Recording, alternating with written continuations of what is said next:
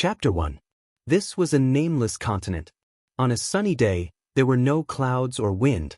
The scorching sun in the sky projected endless rays of light, as if it wanted to roast the entire continent.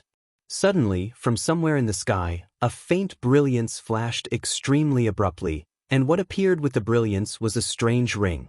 This ring came from nowhere, and no one knew where it was going. It appeared so suddenly, as if it had just passed through the void, through time and space. With an indescribable speed, it shot towards the mountain peak below. That strange humming sound was short and light. Usually, anything that flew in from outer space would leave a trail of thick smoke behind it. It was extremely loud, as if it wanted the entire continent to see it and announce its arrival. Today, this object was different. It only made a sound for a short moment, and then with a long poochy sound, it drilled deep into the rocks of the mountain peak, disappearing without a trace. This time was extremely short, and it did not cause any reaction. Even the birds nearby did not have time to fly up. The birds that were slow to react flew up in shock. They only circled a few times in the air and then fluttered back down. They were minding their own business and did not know that a mysterious object had appeared on this continent. After many years, mulberry fields changed. Things remained the same, but people changed. The mountain peak sank year by year and turned into a mountain slope. Many places also became flat land. Gradually, there were signs of human habitation, and some people even lived around the mountain slope. And this mysterious ring, what exciting story could it bring? No one knew. Until today, a thin and small person stood on the left side of the mountain slope. Zhang Xiaohua was very happy. His face was full of happiness, and he stood on the mountain slope. His eyes stared passionately at the wasteland in front of him, as if this land was a piece of delicious pork belly. In fact, rather than calling it a wasteland, it was better to call it a mountain because this piece of land was in the middle of a mountain slope.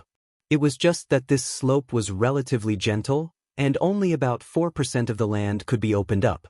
But even this piece of land was the result of Zhang Xiaohua's father painstakingly persuading the clan leader for nearly 2 months. Zhang Xiaohua also knew that there were many barren mountains in the village, and there was very little land that could grow crops. So everyone wanted to find a place to grow food outside of their original land. Most of the other people in the village looked for barren land near the river, and his family did not have the money to bribe the clan leader, so they looked further and looked for places that others did not want. After looking everywhere, their eyes fell on this piece of land. Zhang Xiaohua's village was called Guizhuang House. The area was about 4 miles, and it was surrounded by mountains on 2 sides. This mountain was not high, and it was more appropriate to call it a hill. A large river flowed from the entrance of the village. There was a small bridge over the river that connected to a small road in the neighboring village. There were about 40 families living in the Gua manor. Half of them had the surname Gua. It was a small family. The people with the surname Gua lived in the middle of the village, and the rest of the people naturally lived scattered around the village. The people in the village were very simple, but they were also unscrupulous. Most of the matters in the Guizhuang house were handled by the clan leader of the Gua family. Although they lived in the same village, their surnames were different, and when the clan leader handled matters, it was inevitable that he would be biased towards the clan. The good residential locations in the village, and the good crops outside the village were mostly in the hands of the villagers with the surname Gua. However, they were still fellow villagers. Although there were many small matters, big disputes had never appeared in the small Guizhuang house, and the people in the Guizhuang house felt that they were living a peaceful life. Zhang Xiaohua's mother, Gua Sufei, was a member of the Guizhuang house. It was considered a branch of the Gua family, and it was once glorious. However, in her mother's generation, other than Gua Sufei, there was no other male in the family. Moreover, Zhang Xiaohua's grandfather, Gua Shan, also had a daughter at an old age, and raised her until it was time for her to get married. It was also when the two of them were old, and in order to support the elderly, Zhang Xiaohua's father, Zhang Kai, married into the Guizhuang house. In fact, although it was called marrying into the family, Gua Shan viewed Zhang Kai in a new light. He even allowed Zhang Kai's son to take the surname Zhang, and never once haggled with Zhang Kai. Therefore, Zhang Kai was even more sincere towards the Gua family. It was said that the wealth of a rural family was mostly related to the labor in the family. Guishan did not have a son, and before Guisufei was born, he had always wanted to have a son as his stepfather. However, due to various problems, it did not happen. Thus, the family was supported by Guishan alone, and the family's poverty could be seen from this. Zhang Kai did not disappoint. After he married into the Gui family, he was an expert in farming. In terms of increasing the family's labor, he far surpassed his father-in-law, Guishan. 1 year after the wedding, Guisufei was pregnant and gave birth to a grandson for Guishan. He was named Zhang Xiaolong. When Guishan and his wife saw the birth of their grandson, they were very gratified. Just as the family was looking forward to a bright future, Guishan fell ill from overwork and could not leave his bed.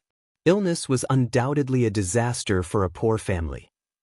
In order to treat his father-in-law's illness, Zhang Kai sold all of his valuables. However, he still could not save Guishan's life, which was like a candle in the wind. When Zhang Xiaolong was 2 years old, he passed away suddenly. What made Guishan rest in peace was that his second grandson or granddaughter was about to be born. For this reason, before his death, Guishan named his children. The boy would be called Zhang Xiaohu, and the girl would be called Zhang Xiaohua. After Guishan passed away, Zhang Kai's mother-in-law's health also deteriorated. Fortunately, Zhang Xiaohu's birth slightly reduced the old woman's grief, and thus, the family's peaceful life was preserved. The life of a farmer was not about working in the fields or going home to eat. Their lifeblood was the land. In the past, Zhang Xiaohu's family was not very prosperous, so the land could be used. As Zhang Xiaolong and Zhang Xiaohu grew up, Zhang Kai had always been worried about the land. At the very beginning, he and his wife, Guisufei, took Zhang Xiaolong and Zhang Xiaohu to the patriarch's house to kowtow and pay their respects. Perhaps because of Guishan's face, the patriarch gave them a small plot of land by the river, which could be considered as solving Zhang Xiaohu's urgent problem. Zhang Xiaohua was born when his eldest brother was 7 years old. At that time, the family already had 2.5 laborers, and the family's poverty situation was slightly alleviated.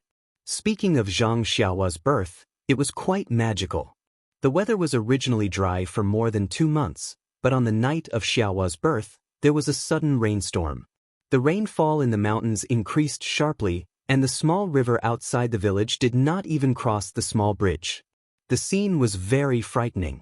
When Guisufei gave birth to Xiaohua, she also saw a sky full of flying flowers. Therefore, Zhang Kai's expectations for Xiaohua were very high. When he was naming her, he even asked the teachers of the neighboring villages for reference. There were many names such as Zhang Jin, Zhang Yu, Zhang Shueyo, and so on. However, after picking and choosing, he was dazzled and did not know which one was better. In the end, when he thought of the sky full of flying flowers and his deceased father, Guisufei went against the objections of others and gave Zhang Xiaohua such a popular name. Although Zhang Xiaohua was a standard boy. At this time, Xiaohua was already 12 years old.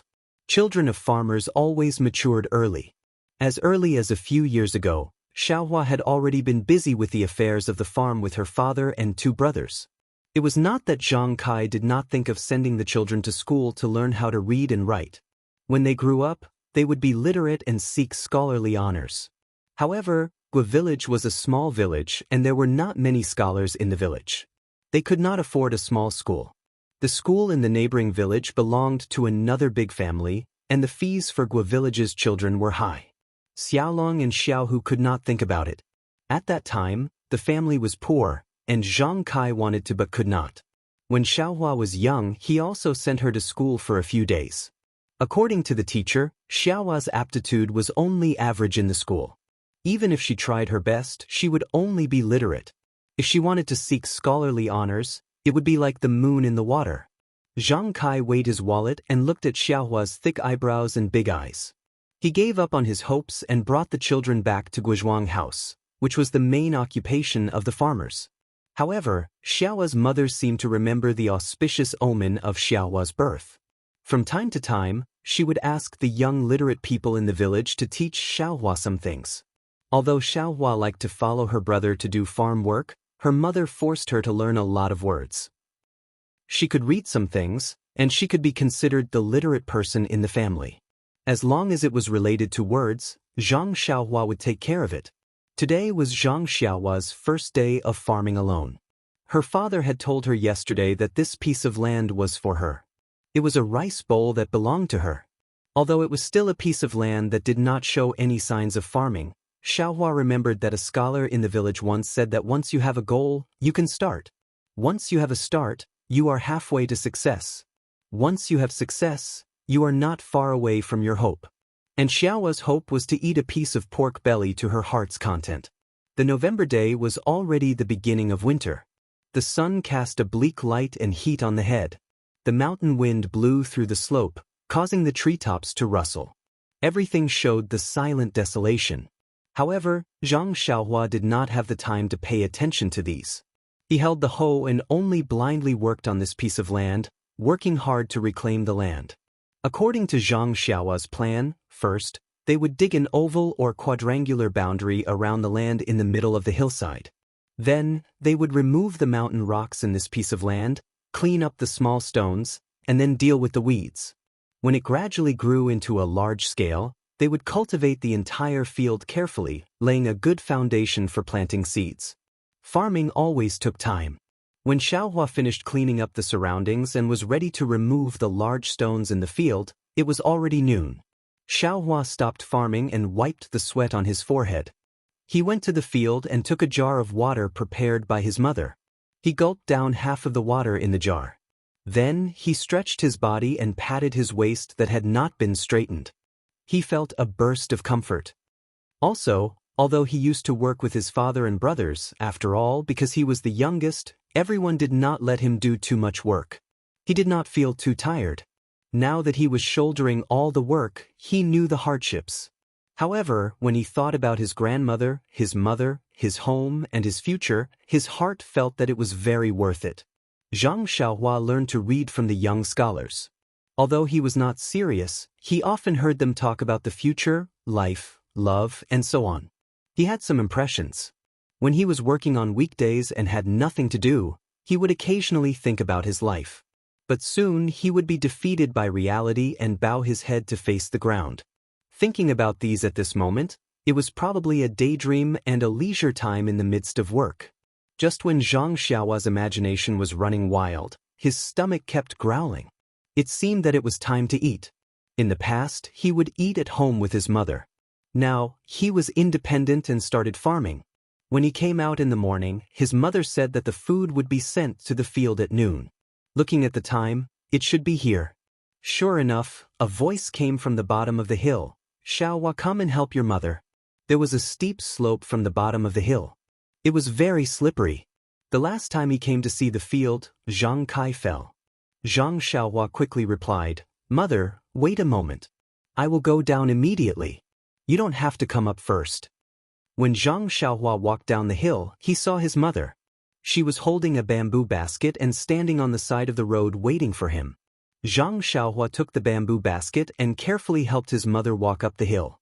He let his mother sit on a stone and then lifted the cloth on the basket. Inside was a bowl of streaky pork and a few pieces of coarse flour steamed buns. Xiaohua sensibly asked his mother if she had eaten. His mother's answer was not unexpected. She had already eaten. Seeing Xiaohua wolfing down the food, Guosufei felt a little distressed. She said to Xiaohua, Eat slowly. Don't choke. Drink some water quickly. Mother, why did you suddenly make streaky pork? Xiaohua asked. Today is your first day working. Your father told me yesterday to make streaky pork as a reward for you. Xiaohua's mother lovingly looked at her youngest son and said, It's been hard on you. Xiaohua, you are only 12 years old this year. Look at the children in the neighboring village who are your age. They are still studying in school. You are working in the field alone. Didn't my eldest brother also work separately from my father when he was 10 years old? What am I doing? Moreover, this land is mine. My second brother shares a piece of land with my eldest brother. I can't be happier. Xiaohua saw that his mother was starting to nag and quickly asked, What about my grandmother? Did she eat streaky pork? Your grandmother is in her 80s. How can she eat this? I made millet porridge for her. Xiaohua's mother said, You only thought of your grandmother now after eating. Your grandmother was thinking about you all morning. Xiaohua scratched his head embarrassedly. It seemed that he really didn't think so much. Speaking of Xiaohua's grandmother, Guosufei's face was clouded over again. As the children grew up, the family's life gradually improved. However, Little Blossom's grandmother's health was getting worse and worse. Although 80 years old was considered a rare longevity for people in the countryside, who wouldn't want their elders to accompany them for a longer period of time. Recently, Xiaohua's grandmother was blind. Guosufei and Zhang Kai discussed getting a doctor to take a look. However, Xiaohua's grandmother strongly disagreed. She said that it was normal for someone so old to be blind. She didn't want to spend any more money on it. The couple couldn't stand the old lady, so they agreed. Now, the old lady worked hard at home every day. She fed the chickens and pigs in the dark. Seeing that Xiaohua had finished eating and drinking, Guosufei said, "Xiaohua, don't work so much in the afternoon. Come home early. Grandmother misses you. I still have to send food to your father and brother." Xiaohua was stunned. "Mother, I finished the streaky pork. What will father and brother eat?" "It doesn't matter. There are other dishes. Remember to work less in the afternoon. Don't catch a cold." Guosufei stroked Xiaohua's head lovingly. She looked at her little son who was so anxious that his face was red. It was as if he was still the little boy who acted spoiled in front of her. When Zhang Xiaohua helped her mother down the slope and looked at her mother's back, she felt very guilty. "Sigh, why did I eat all the streaky pork?" Chapter 2. In the afternoon, the mountain was still cold, and Zhang Xiaohua was still enthusiastic. However, the progress of the reclamation in the afternoon was not as smooth as the morning. There were a lot of rocks on the wasteland, and many of them were buried in the ground. It was not easy to dig up the ground and pry up the big rocks. When the sun set in the west and dusk came, Zhang Xiaohua had only moved a few rocks. His hand was injured first, and the web between his thumb and forefinger was cracked. In the cold wind, he felt a burst of pain. After all, he was still a teenager. Looking back at the wasteland that he had been busy with for the whole day, although he was a little reluctant, Zhang Xiaohua still carried the hoe and water jar and walked back. It was already late, and if he did not leave, his father and brother would come to find him, and his grandmother would also be worried. The wasteland was a distance away from home, or else his mother would not have come to deliver lunch at noon. Walking on the rugged mountain road back home, although Zhang Xiaohua did not have any strength, he was in a good mood. The progress of the reclamation was not fast, and his father had already reminded him. If it could be done in a few days, the villagers would have already reclaimed the hillside. This was only the beginning, and in the future, they still had to carefully cultivate, sow seeds, water, and so on. There were many troublesome things. Suddenly, Xiaohua thought of something. Water.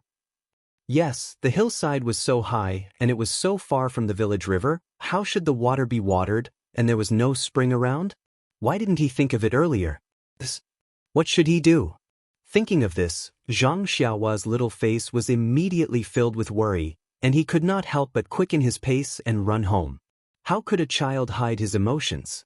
When he walked into the village, the sky was already dark, and there were many children laughing and playing in the village. Seeing Xiaohua carrying a hoe, some familiar villagers stopped Xiaohua and asked him about the reclamation, and Xiaohua answered them one by one. It seemed that reclaiming the wasteland on the hillside was also a matter of concern to the villagers who did not have enough rations. However, Xiaohua was also very absent-minded. Everyone thought that he was tired, so they didn't ask in detail. Only then did Xiaohua rush home. Zhang Xiaohua's house was in the south of the village. From the perspective of feng shui, it was downwind and water. However, the area was not small. With Zhang Kai's efforts, there was actually a small courtyard. The walls of the small courtyard were not high. They were made of yellow mud and could be seen from the outside. From afar, Zhang Xiaohua could see her grandmother's figure leaning on a walking stick. As she was blind, her grandmother did not go out much. Now that she was leaning on the fence door, she must be worried about her youngest grandson. Hearing the approaching footsteps, Grandma smiled. Although she looked at Zhang Xiaohua blankly, she was unusually kind. "Xiaohua, you're back. Are you tired today? Zhang Xiaohua ran a few steps, entered the door, put down the hoe and water jar, and held her grandmother's arm. She quickly replied, I'm not tired, Grandma. It's not like I haven't done farm work before.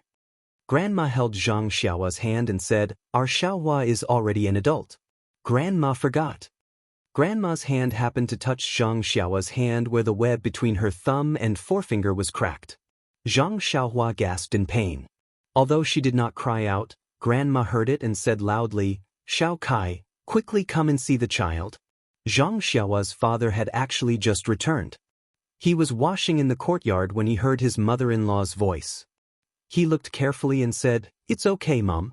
Xiaohua worked too hard and her hand was cracked. It will be fine in a few days. Grandma said, Do you want to go to Old Chin at the village entrance to get some medicine for the child? As they were talking, Guosufei came out of the house with something. She casually said to Zhang Xiaohua's grandmother, No need, Mom. Didn't Xiaohu use it last time? There's still some left. When Xiaohua sleeps tonight, apply some. It should be better tomorrow. Mom, quickly go back to the house. It's cold and the wind is blowing. I'll send food over to you later. Xiaohua, quickly help your grandmother back to the house. Zhang Xiaohua carefully helped her grandmother back to the house. She also put her worries about watering the plants to the back of her mind. After dinner, her parents were weaving baskets under the pea-sized oil lamp. Zhang Xiaohua and her brothers were also helping them. Zhang Kai then asked Zhang Xiaohua about the progress of the land reclamation. Zhang Xiaohua also said one by one. Zhang Kai said, You're really slow by yourself. When Xiaohu helps Xiao Long with the land on the other side of the river, he'll go over to help you. Zhang Xiaolong also said, Don't worry, Xiaohua. When we're done, Dad and I will go over to help. We'll finish before winter. Zhang Xiaohua said, Why am I in a hurry?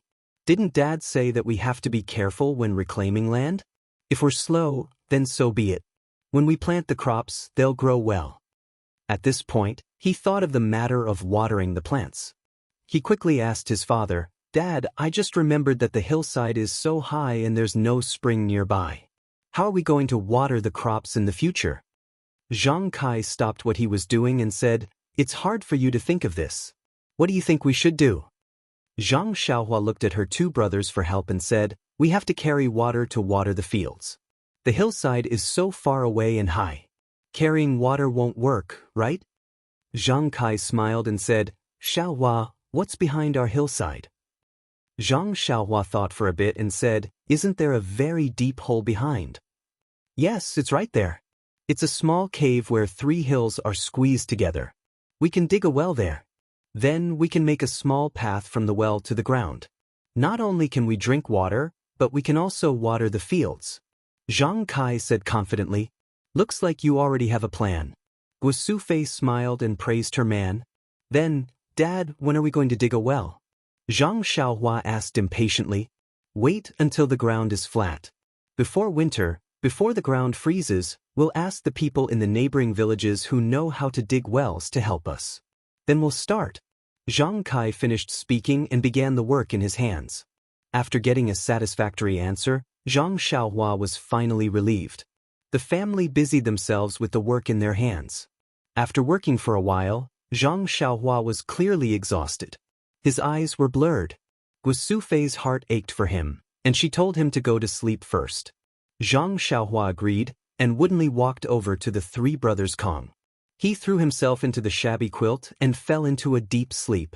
He didn't even notice that his mother was applying medicine to his hand at night. Just like that, a busy day passed in a hurry. In the next few days, Zhang Xiaohua was patient.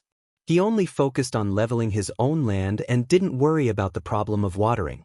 That night, Zhang Xiaohua finished clearing the weeds and smashing the big clumps of dirt. He was ready to call it a day and head home. On the way home, Zhang Xiaohua could not hold it in any longer. He could not help but think to himself. Seeing that his slope had become a flat farmland, all that was left was a fine plow to sow the seeds. When would the well be dug?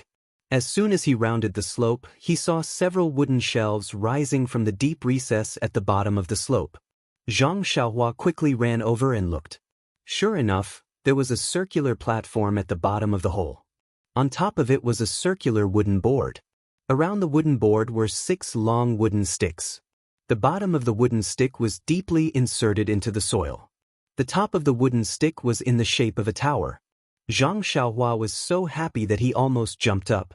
He jogged down the hill and came to the bottom of the wooden shelf. There was no one at the moment. They probably went to rest after setting up the shelf. Zhang Xiaohua patted and touched here and there. It was very strange. How could they dig a deep well with just these few shelves? Just as Zhang Xiaohua was feeling strange, someone called out to him from the top. "Xiaohua, where are you?" It was second brother Xiaohu. Xiaohua quickly replied, "I'm here." "Second brother, come and see. We're ready to dig a well." Zhang Xiaohu also slipped down the hill. He pulled Zhang Xiaohua and said, "Hey, I know. Big brother and I helped get these things here in the afternoon. Big brother said it was a surprise for you, so he didn't tell you. Right now, Mom and Dad are waiting for you to come back. Let's go quickly." The two brothers jogged all the way back home. The dining table was already set up in the small house. Dad and Big brother were sitting at the table, but they didn't see anyone else that they didn't know. Zhang Xiaohua couldn't help but ask, "Dad, where are the people digging the well?" Zhang Kai smiled and said, "They all went back. Our family doesn't have much money. We promised them that they would only take care of lunch and not dinner. Also, our family members also need to help. This way we can give less money." Zhang Xiaohua agreed and went out to help her mother prepare dinner. After dinner, Zhang Kai assigned tasks to everyone in the family. Zhang Xiaohua and his brothers were naturally to help out. Xiaohua's mother was in charge of cooking and delivering food. Zhang Kai had to buy materials and find people to help out, etc. In short, other than Xiaohua's grandmother, the whole family had to help out. Of course, Grandma had to look after the house and feed the chickens. Early the next morning, Zhang Xiaohua woke up early and rushed her two brothers, who were on the Kong bed, to dig the well together. However, Zhang Xiaohua's mother insisted that they eat something before leaving. She said that Zhang Xiaohua's father had already gone. Moreover, they had agreed on the time. If they went early, there wouldn't be anyone. The three of them didn't know how to dig a well, so it would be useless even if they went. Zhang Xiaohua could only be patient and accompany them to eat breakfast. When they came out to the hillside, the sun had already risen. Seeing that there were already a few people working in the cave, Zhang Kai hurriedly called them over to help. They moved some of the stones and soil that they had dug out to the side. Thus, everyone started working in full swing. After being busy for a few days, Zhang Xiaohua found that digging a well was a very simple thing. They just needed to find a place and pull out a frame to dig down.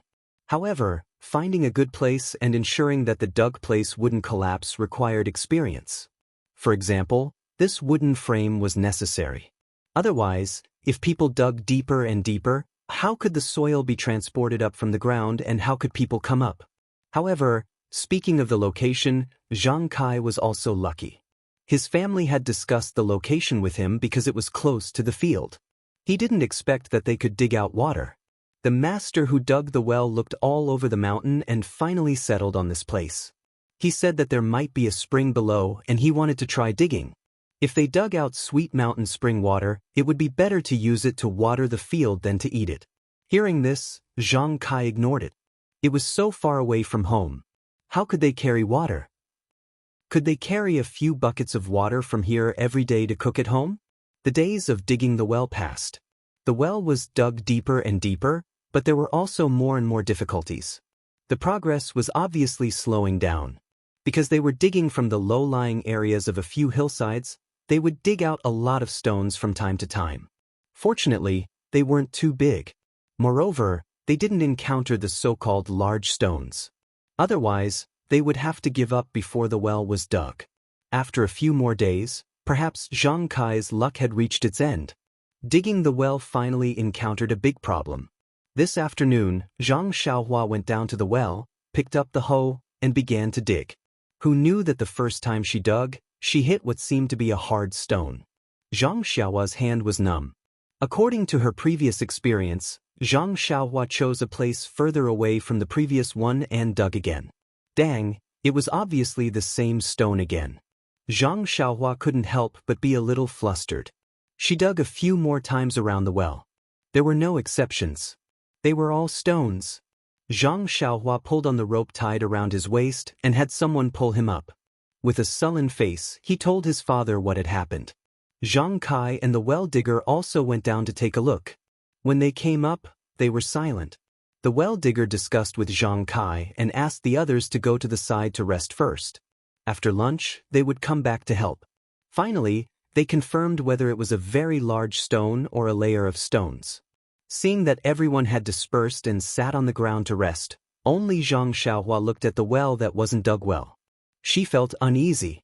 She was really afraid that it was a layer of stones.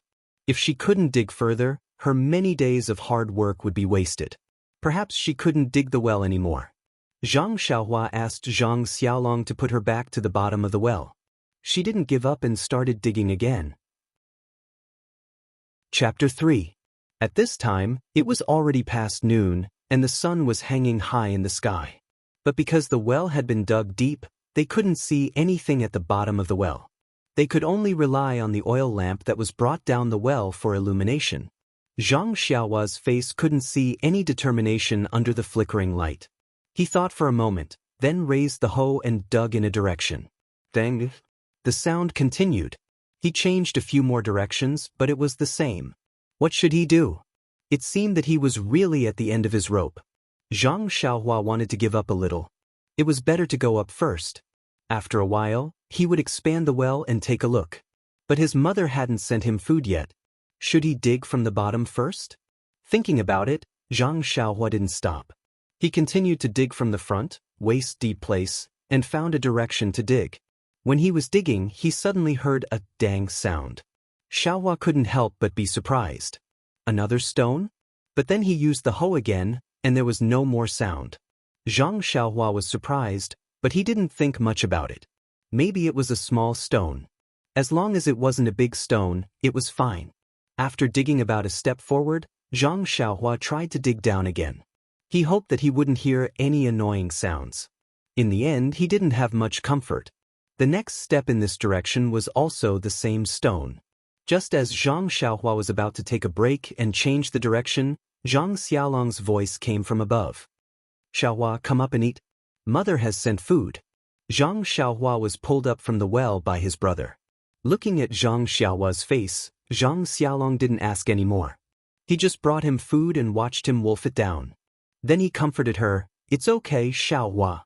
If this place doesn't work, let's go somewhere else. The hillside is so big, there must be a place to dig a well." After eating, Zhang Xiaohua's complexion was clearly much better. She didn't seem to be gloomy anymore. Seeing the people digging the well going into the well, she smiled and said to Zhang Xiaolong, "I know, big brother. I'm going to take a look at the field. I'll come back later." Zhang Xiaolong patted Zhang Xiaohua's shoulder. Without saying anything, he took the empty basket and walked away. Zhang Xiaohua carried her hoe and walked up the hill. She came to the side of the field and put the hoe aside. She sat on the ground and looked at the field that couldn't be watered. She wondered if she should fetch water from the river in the future. When his eyes fell on the hoe, he noticed that there was a piece of mud on the hoe. It was probably brought up when he was digging the well. Zhang Xiaohua used her foot to rub the hoe, but it didn't come off. She picked up the hoe and used her hand to clean the mud.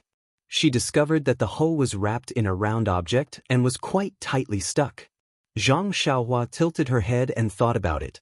She guessed that when she was digging the well, the ch-dang sound was probably the sound of the hoe digging into the ring.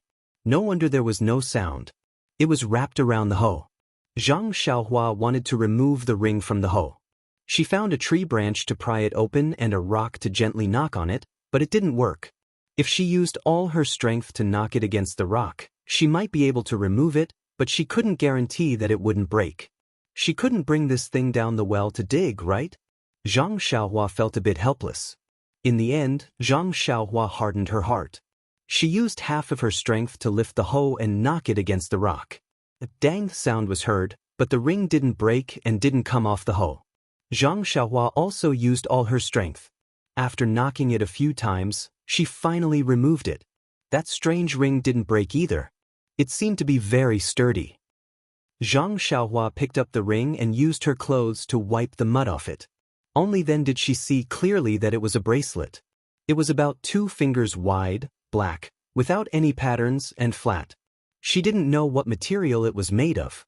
Zhang Xiaohua was about to take a closer look when she heard Zhang Xiaolong's joyful voice from down the hill. "Xiaohua, come quickly. There's hope." When Zhang Xiaohua heard this, she jumped up happily. She didn't have time to look at the bracelet she picked up. She put it in her arms, picked up the hoe, and slipped down the hill. She didn't notice that when she held the bracelet, it was light as a feather. When Zhang Xiaohua ran to the bottom of the hill, she saw the smiles on Zhang Xiaolong and Zhang Xiaohu's faces.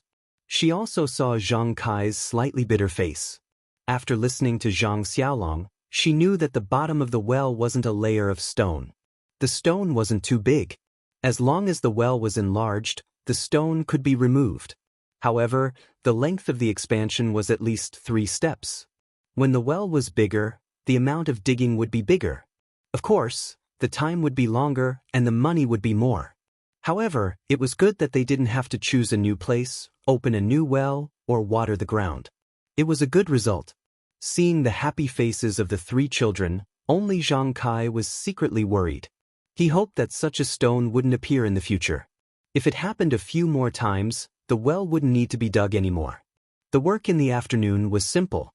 The people digging the well measured the well according to the size of the stone, planned how to expand the well, and dug again. After such a small disturbance, everyone began to work in an orderly manner. When they returned home in the evening after dinner, before going to bed, Zhang Xiaohua didn't think about the bracelet in his arms. It was only when he took off his clothes that the bracelet fell out. However, after a tiring day, he was too sleepy. He didn't think too much about it. He casually stuffed it under his pillow and fell asleep. This night, everything in the Zhang family was the same as before. The oil lamps were extinguished early, and the wind blew the fence door and shook it. The withered grass on the yellow mud wall was also blown up and weakly waved. Only the moonlight from the sky shone through the window onto the shabby table and bedding. Everyone fell asleep. In the quiet night, there was only the sound of snoring. The only difference was Zhang Xiaohua. No, it should be Zhang Xiaohua's dream. His dream was no longer the streaky meat of the past, but full of flickering. It was like a kind of breathing, a radiance that stretched and relaxed, flashing and moving. On the morning of the first day, when the first ray of sunlight shone on Zhang Xiaohua's face, Zhang Xiaohua opened his eyes. He looked around doubtfully, but didn't see anything flickering. Only then did he know that all the flickering was a dream. He shook his head self-deprecatingly and prepared to go back to sleep. However, at this time, he found that listening to his 2 brothers snoring, he seemed to be unable to sleep. He was 100 times more energetic, so he had no choice but to get up and get dressed. When Zhang Xiaohua walked into the courtyard, he saw his mother cooking on the stove in the courtyard, so he went to the well in the corner to draw water to wash his face. Guosufei saw Zhang Xiaohua come out and was very puzzled, saying, "Xiaohua, why are you up so early? You were tired yesterday, so sleep a little more today. There's still a while to work." Zhang Xiaohua said as he drew water, "I'm not sleeping, mother. I'm not sleepy. Moreover, you see, I've already rested. I'm full of energy now. I can break that stone with a shovel." As he said this, he put down the basin and made a gesture of hoeing the ground.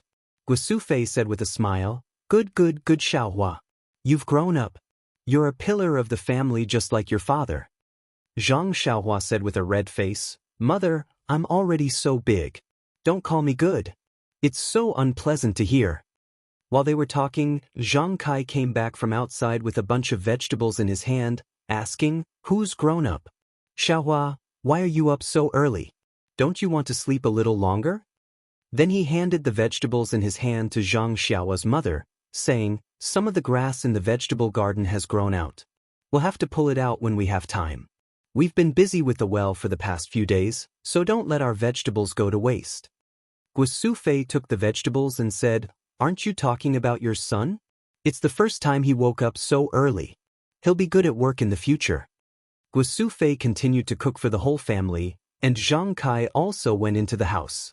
After Zhang Xiaohua finished washing his face, he had nothing to do, so he walked out of the courtyard. Although it was still early and winter was approaching, farmers couldn't stay idle. There were already many people walking around in the village. Some people were driving ducks and geese to the river, while others were gathering grass from the river to feed the chickens and pigs. There were also some people who had already carried hoes and were ready to go to the fields. Zhang Xiaohua walked on the small path in the village and felt that today was different from before. He couldn't tell what was different, but he felt that he was full of energy. There was a feeling of endless energy, or it could be said that every part of his body was full of energy. However, he didn't think too much about it. He just thought that he had slept well last night. When Zhang Xiaohua walked back home, everyone had already started to eat. He also hurriedly finished eating and followed his father and brother to continue digging the well. The next few days were peaceful. The surface of the well expanded, and they dug up the stones from the bottom of the well. The well also became deeper and deeper. When the piece was dug out, it looked quite flat and was cold to the touch. Zhang Xiaohua asked her two brothers to put it under the tree at the head of the field. They were going to use it as a bed to rest in between work during the summer. As for the bracelet, Zhang Xiaohua threw it behind his head and put it under the pillow. He had completely forgotten about it. However, his dream had already been replaced by streaky meat by Twinkle, but he didn't realize it. After a few more days, there was still no water in the well. At this time, Zhang Kai was a little worried. It was going to be winter soon, and the soil layer was about to freeze. Although the bottom of the well wouldn't freeze, it was not as smooth as before when they worked. That night, the family gathered together to do farm work after dinner. Zhang Kai frowned and discussed with Guosufei that if the well didn't water in a few days, they would probably stop working. They would talk about it again when spring came. At this time, Guosufei said, "Father, do you know that Mr. Wu's family in the neighboring village also bought a piece of land on the southern slope?" Zhang Kai said, "I don't know, but I heard that they are digging wells on the southern slope." Guosufei said, "It's that well. It's dug by Mr. Wu's family. Like us, it's also used to water the fields. Today, when I went to the river to pull grass to feed the chickens, I met Guoquan's family at the entrance of the village. Didn't her sister-in-law marry Mr. Wu's brother? Guess what she said to me?"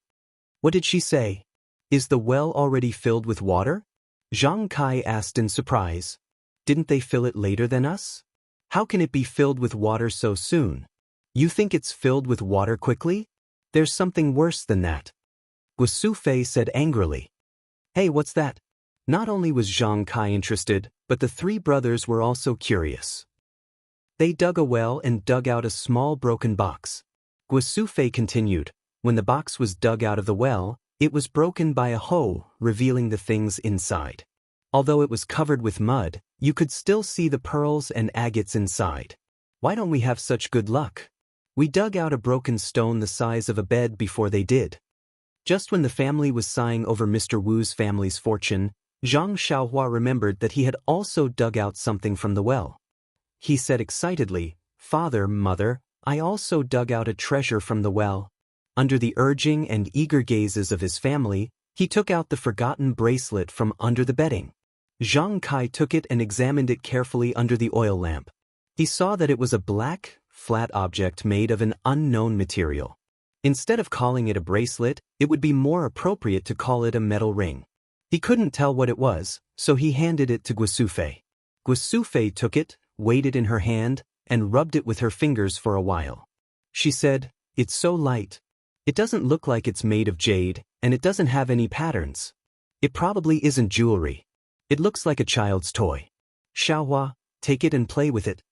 Zhang Xiaohua took it dispiritedly and handed it to his two brothers, as if it was his fault that they didn't dig out the pearls and agates. The two brothers turned the bracelet around in their hands and handed it to Zhang Xiaohua. It seemed that no one was interested in this ugly thing, so Xiaohua could only keep it in her arms. Guosufei continued, "Sai, if it's really a good piece of jewelry, we can consider keeping it and use it as a betrothal gift when we matchmake your eldest brother at the beginning of spring." This time, the emotions of the whole family were ignited again. Zhang Xiaolong would be 20 years old at the beginning of spring. It was time for him to find a girl and settle down. Based on their own impressions, the family began to argue with Zhang Xiaolong one girl after another. When the oil lamp went out, the family still wanted to continue, but for the sake of digging the well and doing farm work the next day, they could only go to bed on the Kong bed. Before going to bed, Zhang Xiaohua took out the bracelet from her arms and was about to put it under the bedding again when she changed her mind. What Mr. Wu dug out from the ground was a treasure. Mine is also a treasure. I have to take good care of it. But where should I put it? He thought about it and put the bracelet on his wrist. What a coincidence. It was actually a good fit on his wrist. When he waved his arm, the bracelet didn't slide up or down.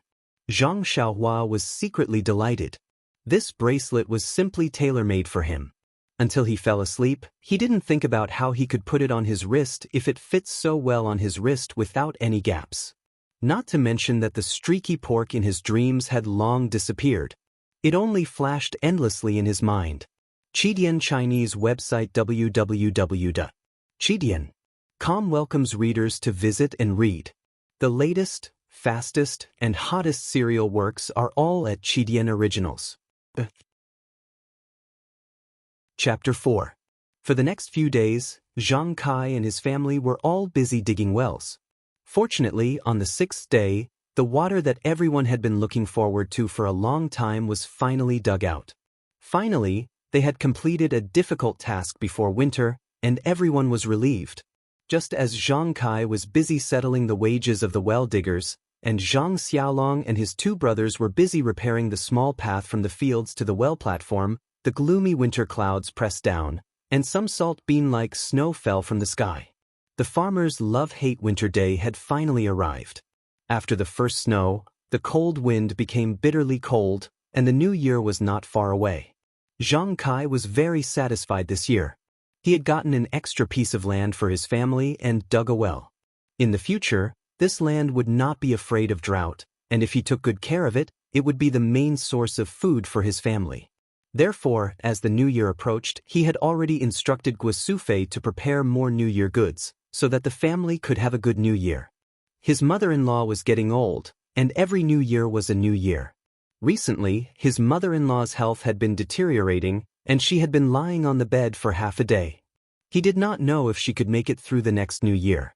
Thinking of his parents and how well his father-in-law treated him, he could not hold back his burning desire, and looked forward to a good new year. It was easy to buy the New Year goods for the farmers. The so-called rich meant that there were many styles, but the quantity was limited.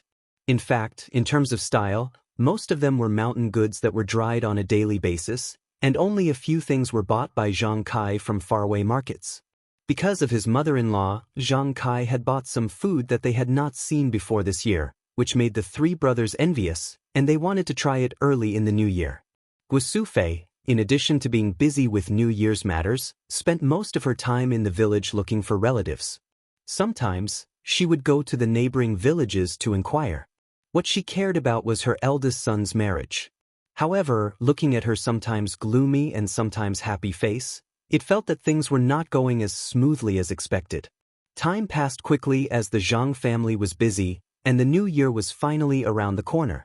On the first day before the new year, just as everyone was sitting around the stove, talking about the next year's harvest, the situation in the field, and Zhang Xiaolong's future wife, suddenly he heard a commotion outside the village. It was a mess outside. Could it be that bandits have come to rob the village? Zhang Kai's mind immediately came up with an idea. However, that shouldn't be the case. The Guozhuang house was very small, and the Guo family was also a small family. Every family was very poor, and the bandits who lived in the nearby mountains never came to this desolate place. There shouldn't be any reason for them to come today. Although he thought so, Zhang Kai didn't dare to be careless. He called the three children, took the hose and other iron tools, and carefully walked out of the house. The Zhang family's wall was half a meter high, so they could see the situation in the village at a glance. In the village, many people were gathering and talking, and some were running. However, they all knew each other. Although everyone looked a little panicked, they could still see a little bit of joy and gloat. Zhang Kai was puzzled. He ordered the three children to return to the house and put the weapons back. He then went out to gather information. Of course, the three of them didn't want to be idle. They also followed him out and mingled with the young people of the same age. There were many people in the village, standing or sitting in twos and threes. They were all talking about the same thing. Zhang Kai walked to a group of old men who were smoking and talking loudly. He saw blacksmith Lu, who he was familiar with. He patted him on the shoulder and said, "Old Lu, what's going on? Why is it so messy?" Blacksmith Lu was smoking silently. When he saw that it was Zhang Kai who asked him a question, he knocked the cigarette that he had just finished smoking on the ground. He filled a new pot with new cigarettes from the tobacco pipe and carefully lit it. He took a deep breath and then said in a dull voice, "Old brother, do you know about One Eye who is 80 miles north of our village? The bandit who occupied Shichui Mountain?" Zhang Kai said, "I know, that's the biggest bandit within 100 miles of our village. How could I not know?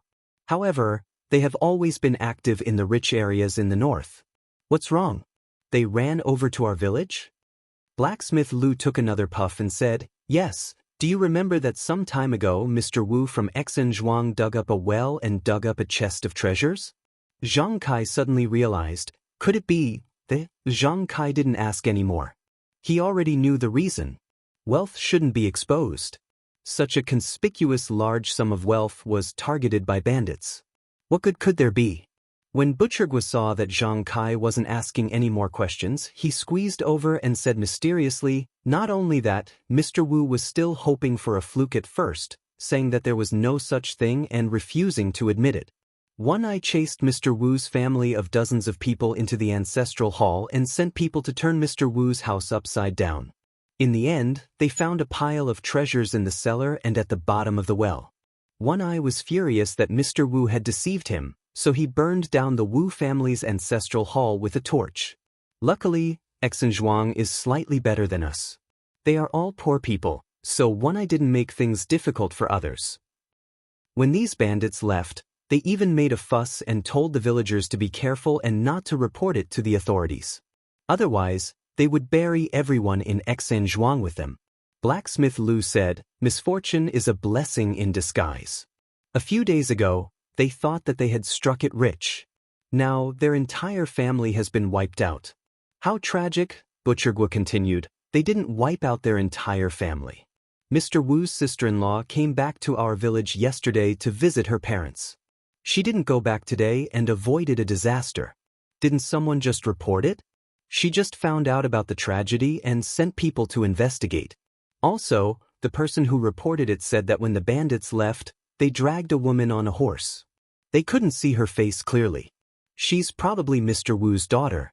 The bandits took a fancy to her and took her up the mountain. Maybe she's the mistress of the village. Zhang Xiaohua and his brothers had been standing behind their father for a long time. When they heard what the villagers said, they felt a chill in their hearts for no reason. Usually, they didn't hear much about the evil deeds of bandits, but it was all just talk. They thought it was just a story. Now, it happened right in front of them. Mr. Wu was also someone that a few people had seen before. When they were young, he had even taught Zhang Xiaohua a few words. Now he was gone. He was burned to a crisp. Although they didn't see it with their own eyes, it still made them feel sad and afraid. Zhang Xiaohua unconsciously rubbed the bracelet on her left wrist. She secretly thought, fortunately, what I dug out wasn't a real treasure. Even if it was, I wouldn't tell anyone to avoid bringing disaster to myself and my family. An ordinary man's wealth is his own ruin. Such a bloody truth was deeply ingrained into the young man's heart. The three brothers told Zhang Kai that they wanted to go to Xinzhuang to see what happened, but Zhang Kai didn't agree. After all, it was almost the new year. If they encountered a bloody disaster, it wouldn't be good for their luck in the coming year. Moreover, the Wu family in Xinzhuang was now scorched earth. The tragic scene made people afraid. It was estimated that the people from the government should have already arrived there. If they went, it might cause a lot of trouble. As they talked, the people in the village also dispersed. After all, other people's days had come to an end, but their own lives still had to be lived. The truth of each person only sweeping the snow in front of their door, even farmers understood. The sky was dark, and the new year was coming. It was better to tidy up their mood and busy themselves with their own affairs. When Zhang Kai and the three children returned home, he saw his mother-in-law and Guo Sufei warming themselves around the fire. He told them about what happened in Xinzhuang. When the two heard, they turned pale with fright. The two of them prayed to the heavens, hoping that the souls of the dead would be reincarnated as soon as possible. They also hoped that their family would never encounter such a disaster. Until the sky was completely dark and the house was lit with oil lamps, Zhang Xiaohua's grandmother was still muttering, "Misfortune is a blessing in disguise, misfortune is a blessing in disguise." It was also the new year, but this year's Guizhuang house was far less lively than before. Under the curtain of the night, only children were playing with lanterns. Only they didn't know the dangers of the world and let their nature run wild. Most of the farmers were like Zhang Kai's family.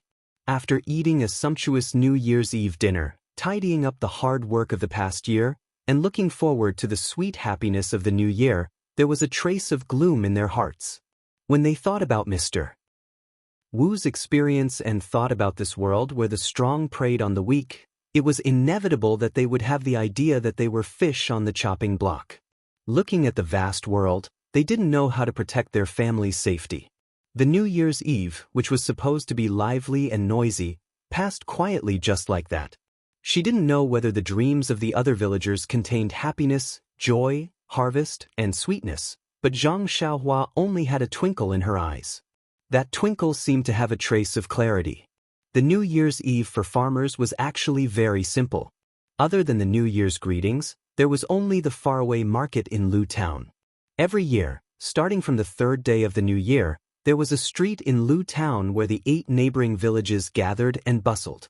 Everyone wore new clothes, brought their families, and brought a slightly full purse around their waists to feel the New Year's atmosphere. In Zhang Kai's family, except for Guisufei, who had to stay at home to take care of Zhang Xiaohua's grandmother, Zhang Kai brought his 3 children to the Lu Town market. Lu Town was south of the Guizhuang house and was about 30 li away from the Guizhuang house. There weren't many streets in Lu Town, so there wasn't much excitement to share on weekdays. It wasn't easy to catch up with the New Year's gathering. Everyone took out the energy they had accumulated for a year and squeezed out a street in Lu Town. This was a street facing north and south. It was relatively wide and seemed to be the main street of Lu Town. There were many shops on both sides of the street. No matter what kind of business they were doing, the business was very good. The doors were wide open and many people came in and out. The shop assistants stood inside and outside the shop, greeting the customers coming and going. Many peddlers picked their own small livelihood and placed it on the street. They kept shouting loudly to attract the people in front of them. Usually, if the shop assistants in the shop saw someone blocking the door, they would definitely greet them and drive them away. But today was an exception. They all came out to find a way to make a living. In order to win the first prize of the new year, they wouldn't be angry and hurt the harmony. They even wished each other good luck when they met. As a result, the street, which was not very spacious, became more crowded. Zhang Xiaohua, who came to the market with her father and brother, didn't even know where to look. Chapter 5. It was not the first time that Zhang Xiaohua had come to Lu Town's market. After all, it was the busiest time of the year. It was also the busiest place within a radius of dozens of miles. Since he could remember, he would come here every year. But in the past, his memory was full of sugar figurines, pastries, and other food. There was no other content, so he had never thought about what was crowded. Or perhaps, shuttling through the crowd was a kind of game that he found fun when he was young. But this time, when he stood at the north entrance of the street, looking at the crowded crowd, looking at the shops and stalls selling all kinds of goods, toys, and food, Zhang Xiaohua only wished that he had more eyes. Zhang Kai and his family followed the crowd from the north entrance of the street to the depths of the street. Every time they passed by a shop, they would squeeze in to take a look, whether it was selling silk, antiques, or even a pharmacy. They would stop for a moment. Zhang Xiaohua and his brothers were not only looking at the things being sold, but also at the crowd around them. In the small mountain village, they rarely saw so many people, especially beautiful and flamboyant girls, which attracted the young man's attention. Unfortunately, the 3 of them looked ordinary and dressed simply. At first glance, it was obvious that they lived in a mountain village. The girls' eyes slipped away from them, far from staring at people like they did. Occasionally, a girl felt their burning gaze and naturally shyly walked away. There were also some girls who looked back at them, which made the 3 of them blush unnaturally. Zhang Xiaohua only looked at things that were more fresh than when he was a child. Zhang Xiaolong and Zhang Xiaohu looked more at the future. Perhaps they wanted to meet a girl they liked and find their own happiness, but most of the girls did not pay much attention to their eyes, so they did not know what the two brothers were thinking. In the middle of the street, there was a big shop with a sign that said Qian Family's Cloth Art. Seeing this, Zhang Kai's eyes lit up. Beckoning the three brothers over, he led the way in. There was a shop assistant standing at the door of the shop. When he saw Zhang Kai walk in, he hurriedly greeted him and said, "Sir, please come in. What would you like to see?" He didn't seem to notice Zhang Kai's uneasiness and the fact that his clothes were not brand new. After Zhang Kai walked into the fabric shop, he didn't go directly to the counter. Instead, he stood next to the door and nervously looked at the many male and female customers running around the shop. He didn't know what to do, and when he heard the shop assistant call out to him, he came back to his senses and awkwardly said, "Get some clothes for the children, and also buy some cloth for the children's mother." While they were talking, Zhang Xiaolong and his two brothers also came in. After all, they rarely entered such a big store. Just now, they were just looking around. Now that they really had to buy things, they didn't know what to say. They were a little timid. The shop assistant, on the other hand, didn't seem offended at all. He continued to smile as he welcomed them and said, "Then please come over here and take a look to see if there are any suitable fabrics." As he spoke, he brought them to a corner of the counter and showed them the fabrics on it. There were very few people at this corner of the counter. There were two groups of people who came first. One group was two young ladies who were looking down at the colors. The other group was a family of three with a child. They had also picked out the fabrics and were being wrapped up by the shop assistant. Aside from this corner of the counter, the rest of the place was filled with colorful satin and other fine fabrics. There were also many people in bright clothes surrounding the counter, commenting and picking. It seemed that the shop assistant also had good training and knew the needs of the customers. Looking at the clothes of Zhang Kai's family, he knew that what they needed was durable, not gaudy surfaces. Although the shop assistant was already very considerate and took Zhang Kai and the others to the right place, Zhang Kai still had a difficult expression on his face. Because in the past, when they came to this kind of cloth shop, it had always been the child's mother who made the decision. What to buy, what to buy, what to buy, what to buy, it didn't need Zhang Kai to worry. This time, because Zhang Kai was at home accompanying the child's grandmother, she let Zhang Kai come to buy cloth. Zhang Kai didn't think too much about it. When he arrived at the shop, he didn't know what to buy. Looking at the shop assistant's somewhat ugly expression, Zhang Xiaolong was quick-witted. He hurriedly walked forward and said to the shop assistant, "Let's take a look first. You should take care of the other customers first." After the shop assistant walked away, Zhang Kai couldn't help but say regretfully, "Look at my brain.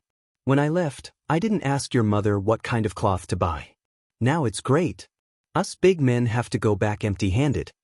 Coincidentally, the taller of the two girls who had just been choosing cloth just happened to walk behind Zhang Xiaolong and pick up a piece of navy blue cloth on the counter. When she heard Zhang Kai's words, she walked back to her companion's side. Her eyes looked at Zhang Xiaolong again, seeming to discuss something. Then she walked over and said to Zhang Kai, "This uncle, I want to discuss something with you." Zhang Kai said in puzzlement, "What's the matter?" Mississippi, the taller girl, said, "Uncle, I was just about to pick out a piece of clothing for my brother, but he didn't come over. I see that his figure is similar to this big brother's. I wonder if I can ask him to help me try it on." "I heard you say that there's no cloth and no one to use as a reference. In return, how about my sister and I also give you a reference?" Zhang Kai was overjoyed at the unexpected good news. He slapped his thigh and said, "Good, good." Thus, Zhang Xiaolong acted as a clothes rack for a while and helped the two girls try on several pieces of clothing before buying something they were satisfied with. And Zhang Kai's wish was even easier to fulfill. The two girls helped them pick out cloth and color, making Zhang Kai and his family very satisfied. Even the shop assistant felt that the two girls had good taste. The only thing that made Zhang Xiaolong dissatisfied was that by the time the shop assistant finished wrapping the cloth and came out, the two girls had already gone far away. He still hadn't inquired about their names. Zhang Xiaolong gloomily took the cloth and followed Zhang Kai forward. Just as he was about to look at the farming tools in the roadside shops, he suddenly heard the sound of gongs and drums. When Zhang Xiaohua heard it, she said excitedly, "Dad, hurry. The big show is about to start. Let's go watch the show first." At the same time that Zhang Xiaohua called out to Zhang Kai, the crowd at the market also heard the sound of the gongs. Everyone rushed over. Zhang Kai also hurriedly called out to Xiaolong and Xiaohu, and quickly walked over with the crowd. Lu Town had a custom for the new year. In the corner of the market, a large stage would be set up. Every day, a troupe would perform on it until the end of the market. For the farmers who had no entertainment, this was the highlight of the new year. It was no wonder that Xiaohua was so happy. When Zhang Kai and his family arrived at the stage, the big show on the stage had already begun. There were already 3 layers of people surrounding the stage. Fortunately, the stage was high enough that the people in front of it didn't block their line of sight. Although there were many people watching the show, they all held their breaths and listened attentively.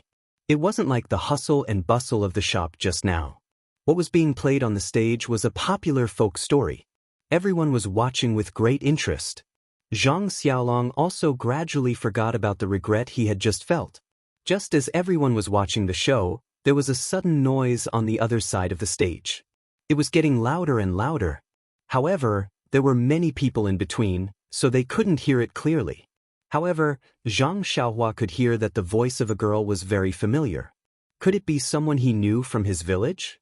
Coincidentally, there was a tree not far away. Zhang Xiaohua quickly climbed up and took a look. He really knew her. He said loudly to Zhang Xiaolong, "Big brother, it's the sister who just picked out clothes for us. She's in trouble." When Zhang Xiaolong heard this, he didn't have time to talk to Zhang Kai. He hurriedly pushed aside the people next to him, squeezed through the crowd, and walked to the other side of the stage. Zhang Kai also hurriedly pulled Zhang Xiaohu and called out to Zhang Xiaohua, who was coming down from the tree, to follow behind. When Zhang Xiaolong used a Herculean effort to squeeze through the crowd and arrived at the other side of the stage, the scene in front of him made his blood boil. The stage was built against a high wall. At this moment, there were 2 lonely little girls hugging each other under the high wall. Their faces were flushed red, and there were 2 small parcels beside them. Some clothes were spilled out from the parcels. They were probably the clothes they had just bought at the cloth store. In front of them stood 2 short, fat men holding folding fans. They were dressed in bright clothes, and they were mumbling and groping the 2 girls, forcing them to move back and forth under the high wall. Around the 2 fat men, there were 7 or 8 tall servants wearing coarse clothes. They separated the crowd of people who were watching the show.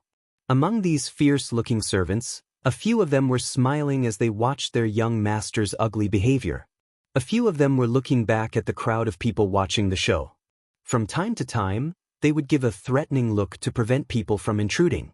Although there were a few people who wanted to stand up and help the 2 bullied village girls, they were all frightened by the evil servants. They could only look over there with unwilling eyes. After Zhang Xiaolong rushed over and saw the situation, he was thinking about how to deal with it. However, he saw the tall village girl looking at him with a pitiful look for help. Although she wasn't looking at him, he couldn't help but want to rush over. At this time, Zhang Xiaolong was pulled back by the people behind him. When he looked back, it was his family. Zhang Kai grabbed his arm. Zhang Xiaolong was anxious and said, "Father," Zhang Kai said in a low voice, "Xiaolong, don't be impulsive. We can't beat them."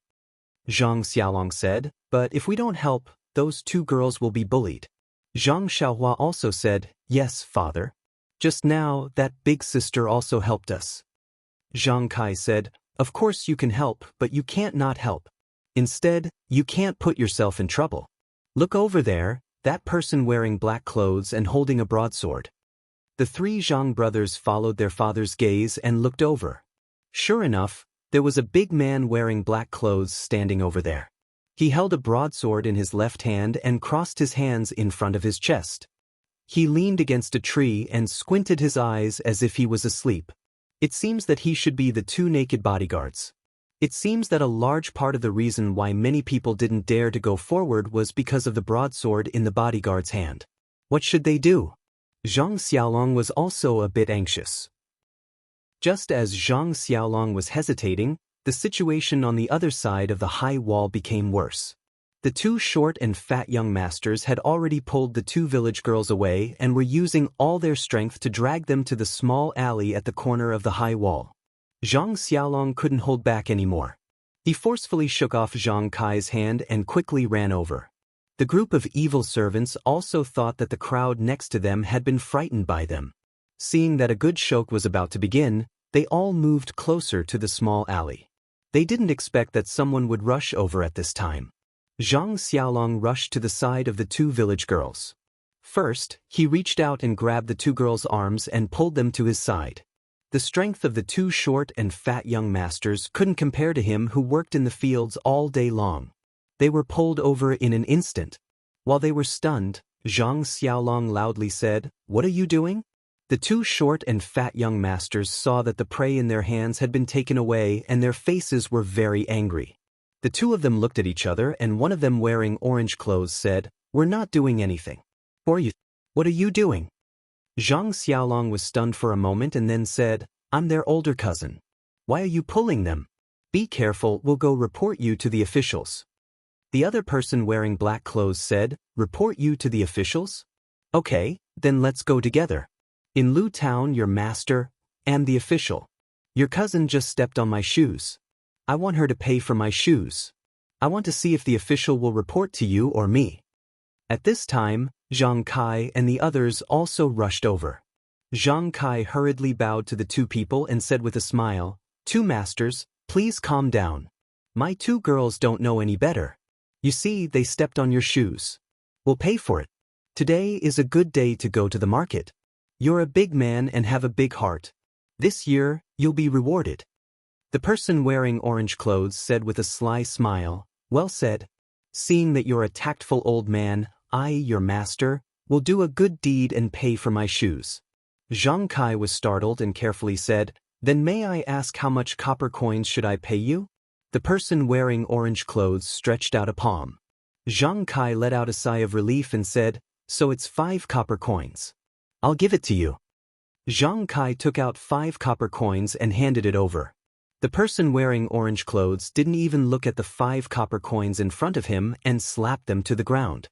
He fiercely said, "You country bumpkin, you think these are your straw sandals? Your master's shoes are only worth 5 copper coins. Listen carefully, 5 taels of silver." Zhang Kai thought this was bad and immediately said with a smile, "Master, you must be joking. My family's annual food rations are only 3 taels of silver. Are your shoes worth that much?" The person wearing black clothes said, "You little old man, are you suspecting that we're lying?" At this time, the village girl behind Zhang Xiaolong had recovered. She poked her head out from behind Zhang Xiaolong and said, "Uncle, they're accusing us. We didn't step on them at all. We just came to watch the show. Before we even got close, they already surrounded us." Zhang Xiaolong also angrily said, "Father, they're obviously trying to blackmail us. Let's hurry up and take this girl to the authorities to sue them." The person wearing black clothes laughed loudly and said, "You bunch of bumpkins, you haven't seen the world. You don't even know your master Zhao and you're still talking about suing the authorities. Little ones, come and tell them what an official is." This Master Zhao waved his hand and the servants who were originally standing to the side watching the show immediately surrounded them. Zhang Kai saw that the situation wasn't good and said to Zhang Xiaohua, "You and these 2 girls find a chance to run away. We'll protect you." After he finished speaking, he took Zhang Xiaolong and Zhang Xiaohu to fight with the servants who surrounded them. Zhang Xiaohua also pulled the 2 girls and ran into the crowd watching the show. Zhang Kai, Zhang Xiaolong, and Zhang Xiaohu, although they were strong laborers from the countryside and had some strength, they were slightly better than the servants in a one-on-one fight. However, a strong man couldn't withstand a large number of people. After a few rounds, they were thrown to the ground by several vicious servants. The servants' fists and feet rained down on them. The 3 of them were injured on their bodies and faces. Zhang Xiaohua and the 2 village girls were clever at first. They avoided several servants and were about to rush into the crowd, but they were unexpectedly blocked in front by the bodyguard. After several turns, they were unable to escape the bodyguard's figure. The bodyguard didn't make a move. He just blocked them and didn't let them go forward. When the servants caught up, he stood to the side and watched as Zhang Xiaohua and the two village girls were blocked by Zhang Kai and the others. When Zhang Xiaohua saw his father and brother being pressed to the ground and beaten, he anxiously rushed forward to save them. However, he was kicked in the chest and fell to the ground on his back. His body was covered in mud. When he was about to struggle to sit up, two more servants came and pressed him against the wall. They slapped him a few times and blood flowed out from the corner of his mouth. These two servants saw that Zhang Xiaohua was still young, so they didn't make a move. They just pressed his body and didn't let him move. No matter how Zhang Xiaohua struggled, he couldn't break free from the two strong men's hands. Seeing his father and brothers being beaten under the vicious servants' fists and feet, his heart ached and tears flowed down in an instant. Chapter 6. When Zhang Xiaohua's helpless tears fell on the dust, the 13-year-old boy's heart was set off monstrous waves. He had no time to think about the evilness of the human heart and the ugliness of the world. He also had no time to blame the weakness of others and bystanders. He only had the hope of strength. He hoped that he could use his strength to protect his family so that they would not be bullied by these dog-like evildoers. The fists and kicks that fell on his family were like a hoe, planting a seed in his heart. It made his immature mind, and his originally weak heart, more and more substantial and firm. Two village girls cried and rushed over, wanting to pull away the servants who were beating Zhang Kai and the others. However, they were blocked by the two young masters and began to move their hands and feet. There were more onlookers than there were people watching the show, but they were all angry but did not dare to speak. The world was silent just like that. There were only the sounds of fists and kicks, the crying of the village girls, and the teasing of the libertine. The sun was already setting in the west. At this time, a gentle and pleasant female voice floated over from the high wall behind Zhang Xiaohua. A group of dogs that bully others because of their master's power. Senior brother, if you don't make a move, these people will be bitten by a group of dogs and be seriously injured.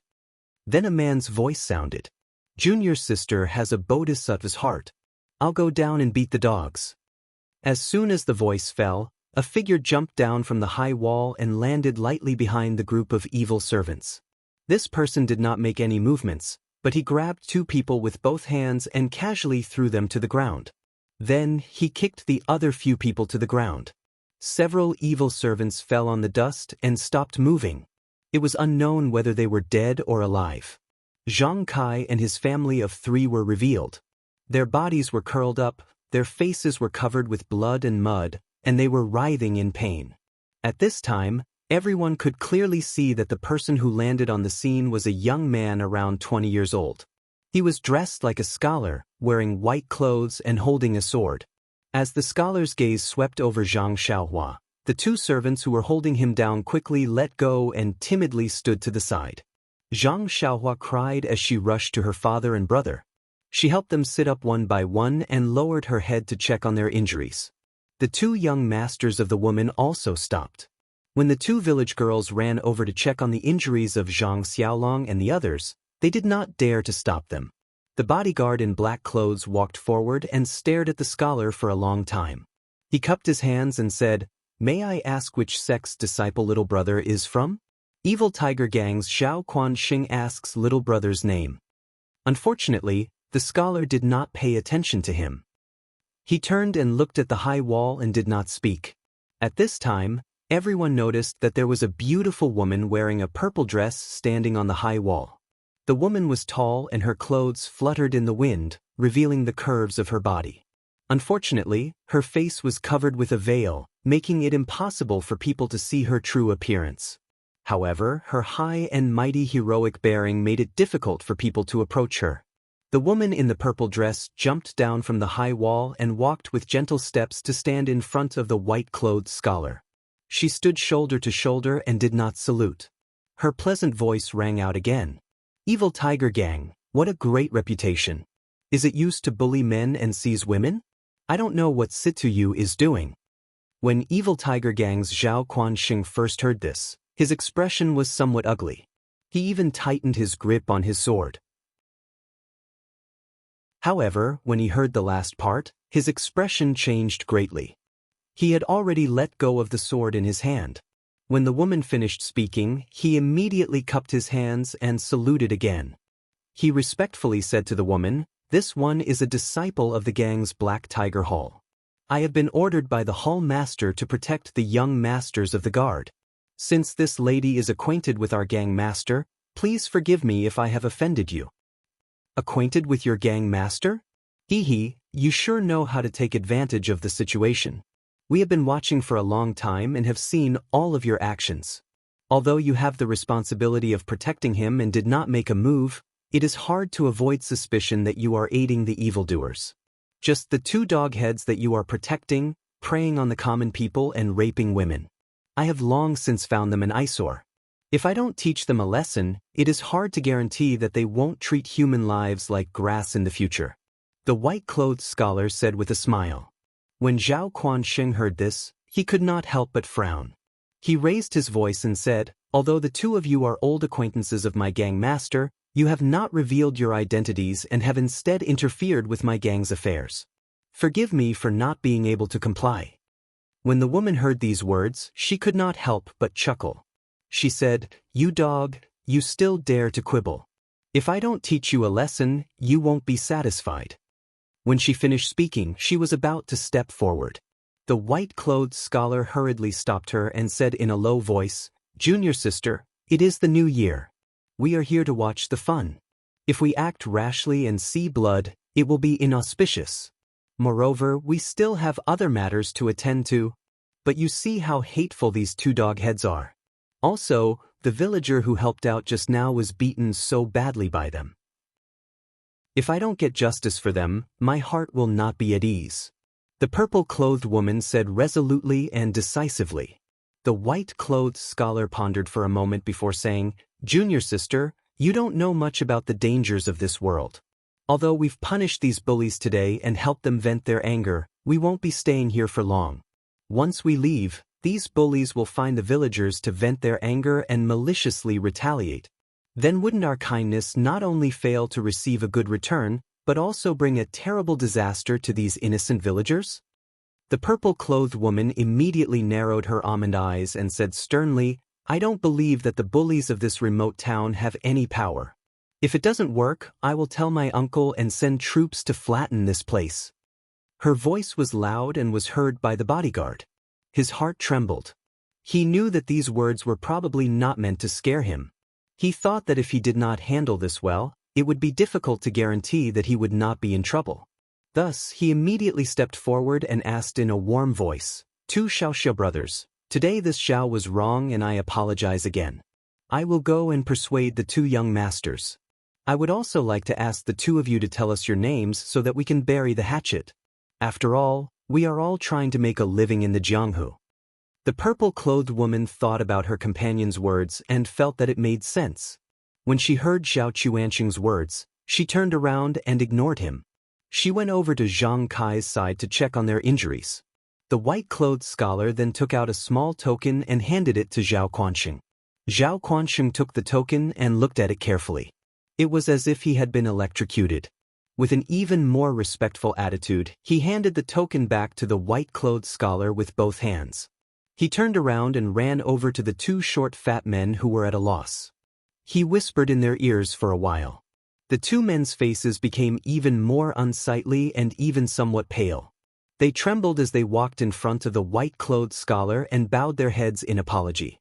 The white-clothed scholar smiled and shook his head. The corner of his mouth slanted towards the purple-clothed woman. The two men could only walk back to the purple-clothed woman's side and continuously bow and beg for forgiveness. The purple-clothed woman also had a look of indifference and showed no signs of relenting. The two short fat men were also clever. Seeing that there was no effect, they immediately turned to Zhang Kai's family and the two village girls to beg for forgiveness. Farmers were naturally not very shrewd. The fat man only said a few words and the village girl and Zhang Kai's faces relaxed. Only Zhang Xiaohua kept a straight face and didn't say anything. There was only coldness on her face. The village girl looked at Zhang Kai and Zhang Kai nodded. Only then did she say to the purple-clothed woman, "This sister, you see, The purple-clothed woman said, "You don't need to look at my face. I'll listen to you." However, the death penalty for these two fat men can be forgiven, but punishment is inevitable. Have them pay 200 taels of silver to treat your injuries. As for you two dog-heads, if you dare to cause trouble for them again and I find out, be careful of your dog lives. When the two fat men heard this, they were overjoyed and immediately agreed. They even said that they wouldn't dare in the future. They took out a few banknotes from their pockets and didn't even count them. They quickly stuffed them into Zhang Kai's hands. Then, they didn't dare to leave. They anxiously looked at the purple-clothed woman and waited for her to say, "Scram." Only then did they dejectedly run back to the black-clothed bodyguard. When the white-robed scholar saw that they had returned, he didn't say anything. He walked over to the servants who had been kicked to the ground by him and gave each of them another kick. Only then did these people stand up and gather around the two fat men. When Zhao Quansheng saw that the matter had come to an end, he didn't dare to say anything else. He cupped his hands in salute to the two people and quickly left with the group of people. After they left, the surrounding people who were watching the show also came over. However, they still looked at the man and woman in awe, not daring to come closer. The white-clothed scholar walked over to Zhang Kai and the others and asked, "Can you still walk?" Zhang Kai replied, "Benefactor, we can walk." The white-clothed scholar said, "Then let's leave here first. Put away the banknotes in your hands. We'll talk when we're outside the town." After saying this, he and the purple-clothed woman left first.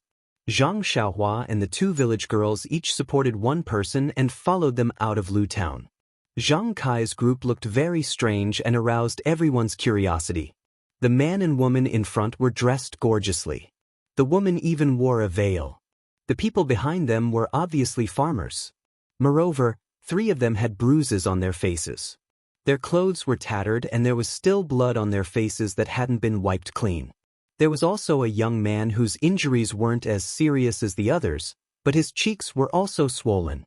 The corner of his mouth was broken and his clothes were also dirty. Although everyone's eyes were staring at their backs, when they saw the swords in the young man and woman's hands, no one dared to stop them and ask questions. No one dared to follow them to see what was going on. There was a small stream half a li east of Lu Town. Zhang Kai and the others stopped here. The man and woman in luxurious clothes walked to a tree by the stream. Zhang Kai and the others walked to the stream and washed the blood and dirt off their faces and bodies. Fortunately, during the conflict just now, the servants didn't use their weapons.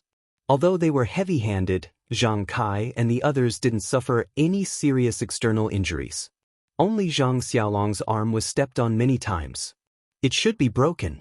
As for whether or not there were internal injuries, they didn't know. After Zhang Kai and his family finished cleaning, they brought the 2 village girls to the tree. Zhang Kai saluted and said, "Benefactor, we haven't asked for your great name. You saved our lives, please accept our respect." After saying this, he was about to kowtow and express his thanks. The white-clothed scholar hurriedly grabbed Zhang Kai's arm and said, "I'm ashamed. Don't call me benefactor. My name is Wenwenhai. You acted bravely for a just cause, disregarding your own life to save others. You should be the role model of our generation. Let me check your injuries first." After saying this, Wenwenhai grabbed Zhang Kai and the others' hands. He frowned and didn't say anything. Chapter 7. After Wenwenhai checked everyone's pulse, he smiled and said, "Everyone's body is fine. There is some blood clot in your body and some external injuries are serious. I have some commonly used medicine here. It is good for treating bruises. When you go back, apply it externally and take it orally. Rest a lot and you will be fine." After he finished speaking, he took out some small bottles and handed them to Zhang Kai. He said, "This brother's arm is broken. I can't do anything about it. Here is some silver. Take it to see a doctor. It shouldn't be a big problem." After he finished speaking, he took out some scattered silver and handed it over. Zhang Kai quickly waved his hand and said, "I don't dare." At this time, Zhang Xiaohu, who had dark circles around his eyes, said, "Take it, father. We have received so much from our benefactor. We don't care about this little bit. It is also a token of our benefactor's appreciation. You should take it." Zhang Kai turned around and blamed his son. He said, "Just now we already took the silver from those people. How can we accept our benefactor's kindness?" After he finished speaking, he took out the banknotes that were just handed to him. After carefully counting, he was shocked. The banknotes were worth 10 taels each. There were actually 40 to 50 banknotes. He guessed that the short fatty was scared and didn't dare to count them. At this time, when Wenhai handed the silver over to Zhang Xiaohu and said, "This little brat has a forthright personality, I like him very much. Take it, that was someone else's compensation for you, this is mine." Zhang Kai saw that Zhang Xiaohu took the silver and didn't blame him. He told Wenhai about the banknotes. After all, it was a large sum of money. Zhang Kai didn't dare to privately deal with it. Moreover, he was afraid that those people would come back and cause trouble. The silver was a small matter, but his family's life was a big matter. When Wenhai looked at the large sum of money and smiled bitterly in his heart. In his mind, he would just let the short fatty pay a dozen or so taels of silver. However, he didn't know that his junior sister's nonsense had brought a lot of trouble to this family. He didn't dare to make a decision on his own, so he walked to the side and discussed it with his junior sister. Zhang Xiaohua accompanied his injured brother, but his heart was not calm at all. His cheeks and mouth were still burning with pain. Being bullied and almost losing his life had not affected him as much as seeing Wenhai descend from the sky and effortlessly deal with those vicious dogs. He had not yet recovered from the shock and hurt. His eyes were fixed on the sword in Wenhai's hand, and the seed in his heart seemed to be quietly sprouting. The two village girls stood behind Zhang Kai, not knowing what they could do to express their gratitude. They originally wanted to thank the purple-clothed woman, but seeing her unapproachable appearance, they didn't dare to approach and could only watch from afar. The result of Wenhai's discussion with his junior sister quickly came out. His junior sister took out a small token from her silk pouch and handed it to him. Wenhai didn't take it and said a few more words, but it seemed that he didn't convince her. He shook his head and reached out to take the token, then turned around and walked in front of Zhang Kai, saying, "Uncle, you should keep this large sum of money for yourself. Even if we take it away, if they chase after you, you won't have any way to return it to them. This is our sex keepsake, given to you by my junior sister. If they come to ask for the silver taels, you can just return the banknotes to them.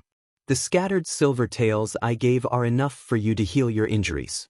But if they have other ideas, you can bring this keepsake to the Lotus Flower Escort Agency's outpost in town and look for their manager.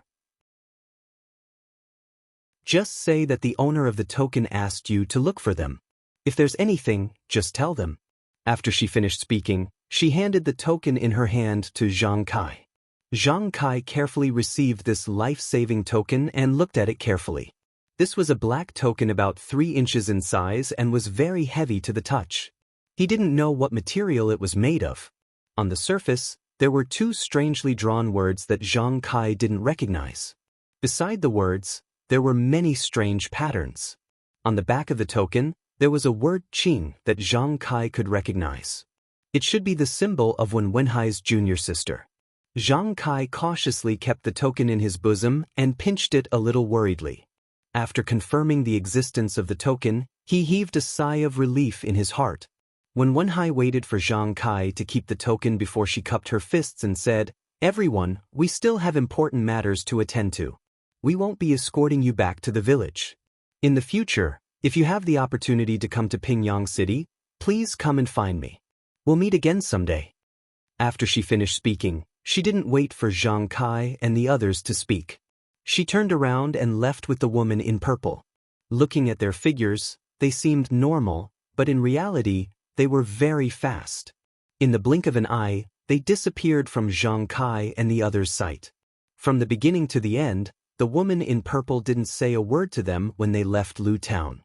She also didn't take off her mask, so Zhang Kai and his family didn't even know her name or what she looked like. They only knew that she spoke very pleasantly. After the 2 people had walked far away, Zhang Kai and the others finally retracted their gazes. Zhang Xiaohua muttered, "Those 2 people ran so fast." Zhang Xiaohu said, "You don't know, right? Xiaohua, This is the legendary Qinggong. Zhang Xiaohua asked, "You've seen it before?" Zhang Xiaohu said, "I haven't seen it before. I guessed it. You didn't see that they didn't run, but they ran faster than running. They were also holding swords. I guess it's Qinggong." Zhang Xiaohua blinked and didn't ask any more questions. The two village girls walked over and bowed to Zhang Kai to express their gratitude. "Thank you, Uncle, for saving our lives. If it wasn't for Uncle..." As the two spoke, tears welled up in their eyes. They were still afraid of what had just happened. Zhang Kai waved his hand and said, "We're all farmers. It's only right that we help each other. Let's not talk too much. Let's leave this place first. After a long time, it's inevitable that people will come over. Which village are you from?" The taller village girl said, "We live in Bali Go. My name is Lu Qian and this is my cousin Lu Yeye." Zhang Kai pondered for a moment and said, "Bali Go is to the west of Lu Town. If we want to go back, we'll have to pass through the town. In this situation, it's better not to go into the town. If we go around the town, it's getting late and we probably won't be able to reach home before dark. Miss, we live in the Guizhuang house. It's to the north of the town. Why don't you stay with us for the night and we'll send you back tomorrow?" Lu Qian looked at the sky and said, "Then we'll have to trouble Uncle." Everyone got up. Taking advantage of the fact that it was still early, they dragged their injured bodies and hurried on their way. They wanted to reach home as soon as possible. 30 li was not a short distance for Zhang Kai and the rest who weren't injured. Moreover, they had to go around the east of Lu Town. Needless to say, the journey was difficult. By the time they reached the Guizhuang house, the sky was already dark.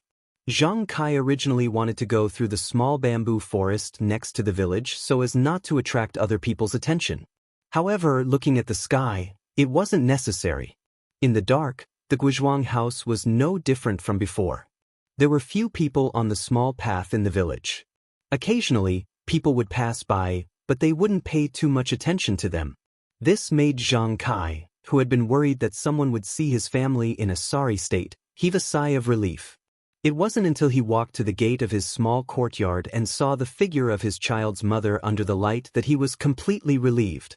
When the group of people pushed open the gate and walked into the house, the scene in front of them shocked Guisufei, who had stood up when she heard the door open. She immediately went forward to support Zhang Kai and said anxiously, "Husband, what's going on?" She helped Zhang Kai to a chair and then hurried over to see the child. "Son, is everything okay?" Finally, she saw that there were two girls she didn't know. She didn't dare to ask and looked at Zhang Kai in confusion. Zhang Kai smiled bitterly and said, "The child's mother, it's nothing serious. I can't explain it clearly in a short time. This child is called Lu Qian and that one is called Lu Yeye. They are from Bali Valley. You and Xiaohua take Xiaolong to Old Qin to have his arm checked first. We'll talk about it when we come back. Oh right, let Xiaolong and Xiaohua wash their faces first. Just say that they fell down from a tree." Guisufei was puzzled. She quickly fetched hot water from outside for the two brothers to wash up. She wanted to get water for Zhang Kai and the others, but she was stopped by Zhang Kai and urged to treat the child's injury first. Lu Qian also wanted to follow, but she was stopped by Zhang Kai. Old Chen was an old veterinarian at the Guizhuang house. He had stayed at the Guizhuang house for a lifetime. His medical skills were not bad. Usually, not only did he treat animals, but many people also came to see him when they had a headache or fever. At this time, Old Chen stayed in his house and asked the child's mother to boil a pot of wine for him. Just as he was about to drink by himself, he heard someone anxiously knocking on his door. The voice was very loud. He guessed that someone in the village was sick. He had to put down the wine cup in his hand and get up to open the door. Old Chen opened the door and saw Guisufei and her children. He smiled and said, "Sister, why are you knocking on the door so late? Did the little guy eat too much and have diarrhea?" Guisufei carefully helped Xiaolong into the door and said awkwardly, "Boy's uncle, Xiaolong and the others were playing on Dongpa tonight. They accidentally fell down from a tree and fractured their arm. They just came back, so I hurried over.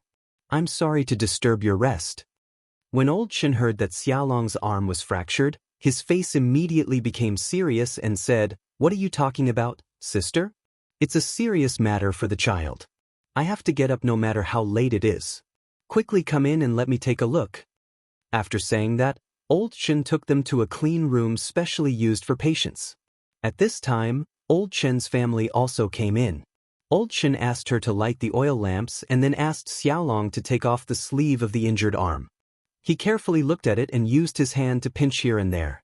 He asked Xiaolong how he felt, and then he was obviously relieved. He said to Guosufei, "Sister, don't worry. It's not a big deal. It's just a fracture. Usually, cows and horses have more serious fractures. I can treat them. Xiang, leave this to me." Old Chen's family said worriedly, "Old man, you just drank. Are you okay?" Old Chen patted his chest. "I've been treating patients for most of my life. This little bit of wine is nothing. Moreover, I haven't started drinking yet. If you don't believe me, you can go take a look at my wine pot." In fact, Guosufei had already smelled the smell of wine on Old Chen. However, he was the only doctor in the village, so she could only rely on him. Now that she heard him say that he could take a look at the wine pot, she knew that he didn't drink too much. Only then did she feel relieved. Old Chen found a few very smooth pieces of wood and took out a porcelain jar from the cabinet. He opened the seal and immediately, a pungent smell of medicine came out from inside. Old Chen first used his hands to carefully help Xiaolong's broken arm align. Then he took out the ointment from the jar and applied it evenly on Xiaolong's arm. He wrapped it with a white cloth and finally fixed it with a wooden board. During the whole process, Xiaolong was in so much pain that he clenched his teeth and sweated profusely.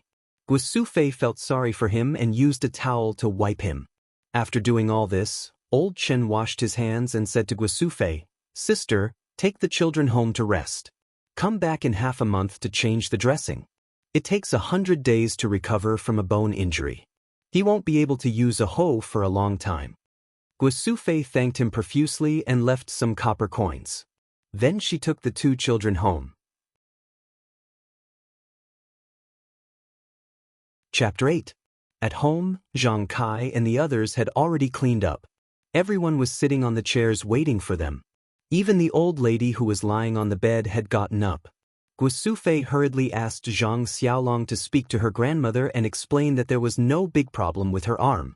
Only then did the old lady relax and return to her room to rest. Zhang Kai saw that Zhang Xiaolong's arm was bandaged and entered the room. Knowing that there was no big problem, his heart relaxed. Only then did he feel that his body was full of pain and was extremely tired. Thus, he hurriedly asked Guosufei to arrange a place for the two girls to stay. This gave Guosufei a difficult problem. There weren't many rooms at home, and the three brothers were still squeezed into one room. Seeing Guosufei's difficult expression, Lu Qianji said, "Auntie, the two of us can just deal with it for one night. Don't be troubled." Guosufei thought about it and vacated her room for the two girls to stay with her. She chased Zhang Kai to the small room where Zhang Xiaolong and the others were staying. Zhang Xiaohua slept with her grandmother. Fortunately, there was a place for them to stay. Seeing that the two girls had entered the room to sleep, Zhang Kai took out the medicine that Wen Wenhai had given him and gave it to the three brothers. He also applied external medicine to Zhang Xiaohu and Zhang Xiaohua before letting the three brothers go to sleep. When the children returned to their room, Guosufei pulled Zhang Kai to ask about the situation. When Zhang Kai finished telling Guosufei everything that had happened during the day, Guosufei was so scared that her face turned ashen. Her body was trembling a little. She cried softly and said, "Father of the children, we almost couldn't see you again. We went to the market during the new year and encountered this." Zhang Kai coaxed her and said, "It's okay. Mother of the children, isn't it all in the past? Hurry up and put away this token and the banknotes. When the sun rises, send the two girls back and give them half." Guosufei said, "There's so much money. We'll never see so much money in our lifetime. Why don't we just return it to them?" Zhang Kai said with a straight face, "We don't know who they are. Moreover, our benefactor is right. If we rashly return it, they might want our lives. The lives of farmers aren't worth anything. At that time, if they come to take it, just give it to them." Guosufei nodded in agreement. After the old couple finished talking, Zhang Kai took the medicine orally and asked Guosufei to apply the ointment for him. He then went to sleep in Zhang Xiao's place. Guosufei waited for Zhang Kai to lie down, then went to check on the 3 Xiaolong brothers. They had also fallen asleep, and only then did she return to her room. The 2 girls in the room were tired after the fright of the day, and fell asleep as soon as their heads touched the pillows. When Guosufei came in, they didn't know. Guosufei looked at the 2 girls' quiet faces and smiled kindly. Then she seemed to have thought of something and became pensive. #160. In the afternoon, after when Wenhai left the ointment for Zhang Kai and the others, he and his junior sister used Qinggong to walk for a while. Seeing that they were about to reach the main road, the 2 of them stopped. When Wenhai said, "Junior sister, we're about to reach the main road. We can't use Qinggong anymore. You see, we were busy saving people in the afternoon and left the horses in town. What should we do next?" His junior sister said softly, "We'll follow senior brother's arrangements." Her voice was still pleasant to hear, but also cold. When Wenhai smiled bitterly and pinched his nose as he said, "Junior martial sister, I see that you're usually indifferent to people and things, and you're always indifferent to everything. Why did you insist on me going to save someone in the afternoon? You even left your token behind. If those farmers used it to do bad things, what should we do? You won't be able to explain it to Master." His junior sister said, "I have to thank senior brother for this afternoon's matter. I'll report to Master about the token. I believe Master will understand." When Wenhai said, "Forget it. Let's go back and tell Master. I should have also taken action in the afternoon's matter. Eliminating the strong and helping the weak is the responsibility of us martial artists. It's because we have a mission. Otherwise, I would have already taken action and wouldn't have let Zhang Kai's family get hurt." His junior sister smiled and said, "I knew senior brother was a kind person and wouldn't leave them alone." When Wenhai said, "You little girl, you've been cold and warm-hearted since you were young. We grew up together, so how could I not know what you're thinking? However, it's still early. According to the waiter at the restaurant yesterday, there's still a long way to go. We can't delay any longer. Let's go get the horses and ride them." His junior sister still said, "I'll follow senior brother's arrangements." When Wenhai thought for a moment and said, "Junior sister, you're wearing a veil. You'll attract a lot of attention. Just wait here. I'll go to the inn in town to find a horse." After he finished speaking, he didn't wait for her to speak and walked towards Lu Town. His junior sister didn't say, "I'll follow senior brother's arrangements." After about the time it took for a stick of incense to burn, they heard the sound of horse hooves coming from the main road. His junior sister raised her head and saw Wen Wenhai riding his horse over. When Wenhai's horse came to her side, the junior sister took the reins he threw to her. She stepped on the stirrups and jumped onto the horse. With a shake of the reins, she shot out like an arrow, leaving behind a trail of dust along the main road. When Wenhai shook his head and smiled. He also shook the reins and patted his horse to chase after her. Back to the evil tiger gang's Zhao Quansheng and the 2 short fat men, as well as a group of servants, dejectedly walked back. Along the way, many people saw them from a distance and quickly avoided them. There were also many people who saw that they weren't as arrogant as they were in the past and were endlessly puzzled. These 2 people were the sons of a wealthy merchant in Lu Town. Normally, they bullied men and women and did many bad things. Today, the 2 families had invited all the important people in Lu Town to a banquet. Among these people were the evil tiger gang members. This was why the 2 of them had the time to sneak out and live freely. At this time, the banquet had already ended. Only the leader of the evil tiger gang and the wealthy merchant were left sitting in the garden. Seeing them leave in such a good mood and return disappointed, they found it strange and called them over to ask. Zhao Quansheng saw that the 2 fat men didn't dare to say anything, so he went over and reported one by one. When Zhao Quansheng said that the 2 of them had taken liberties with 2 village girls, the wealthy merchant glared at the 2 fat men and didn't say anything. When he said that a few farmers had actually come out to fight, the wealthy merchant frowned and said, "Where did these bumpkins come from? How dare they cause trouble?" Zhao Quansheng didn't reply and continued to report. When he said that 2 people from the Jianghu had come out, the wealthy merchant's expression changed. The fat on his face trembled as he looked at the leader of the evil tiger gang. This leader was his relative, so they had always been very close. Only then did the leader frown and didn't say anything. He even picked up his teacup and drank some tea. However, when Zhao Quansheng finished speaking and mentioned the token that the white-clothed scholar had taken out, his hand stopped and he nervously asked, "What is written on it?" Zhao Quansheng still had a frightened expression as he replied, "Misty." Clang! The leader's teacup fell to the ground and shattered into pieces. The wealthy merchant didn't care too much at first, but when he saw that his usually calm relative was scared to this extent, he couldn't help but be shocked. He quickly asked, "Third brother Zhao, what is a misty?" Third brother Zhao didn't reply. He stood up and walked in front of the two fat men. He raised his hand and slapped them. After a few slaps, their faces immediately swelled up and blood flowed out from the corners of their mouths.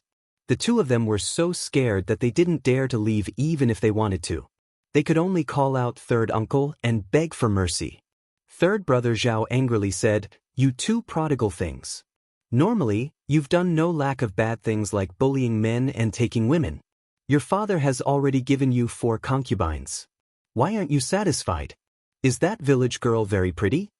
Seeing that the two of them didn't dare to speak, he forced them to say, "Speak, is she pretty?" The two of them said, "She's not very pretty. She just looks delicate and pretty. My heart itches." Third brother Zhao was so angry that he laughed and said, "If she's not pretty, then you should take liberties with her. Your hands are itchy too. I really should chop off your hands. Do you know how much trouble you've caused?" At this time, the wealthy merchant also knew the severity of the situation.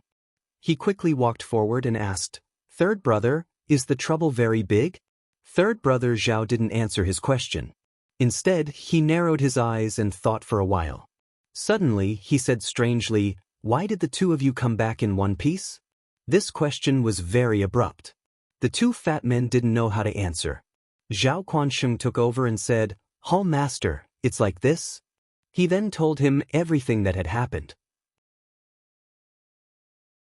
That third brother Zhao sat back down in his chair. He closed his eyes and didn't speak again. It was as if he was thinking about something. One of the fat men who had just been beaten muttered heartlessly, "They said they would give us 200 taels of silver. I didn't really count before I gave them 500 taels of silver in banknotes. When I'm free tomorrow, I'll get someone to find out which bumpkin gave us this money.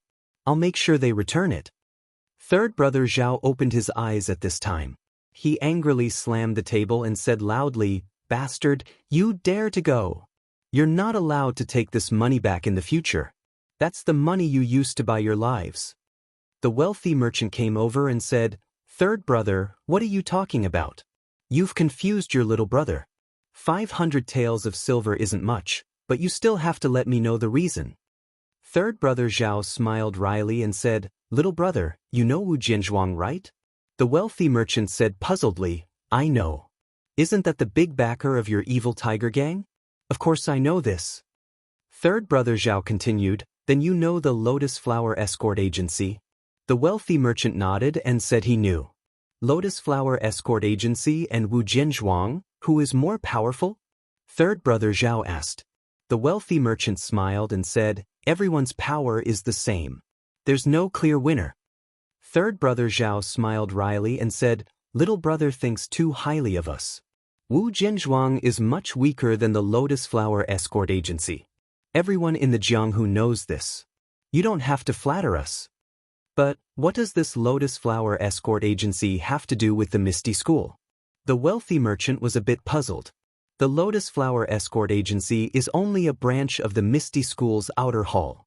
Third brother Zhao's words were like a huge stick that hit everyone's heads. The two short fat men were stunned. They never would have thought that taking liberties with 2 village girls who weren't pretty in this small Lu town would cause such a big problem. Luckily, when Zhao Quansheng asked them to pay the money, although they were extremely unwilling, they still obediently followed his orders. Otherwise, the 2 fat men wouldn't have dared to think any further. Number 160. Chapter 9.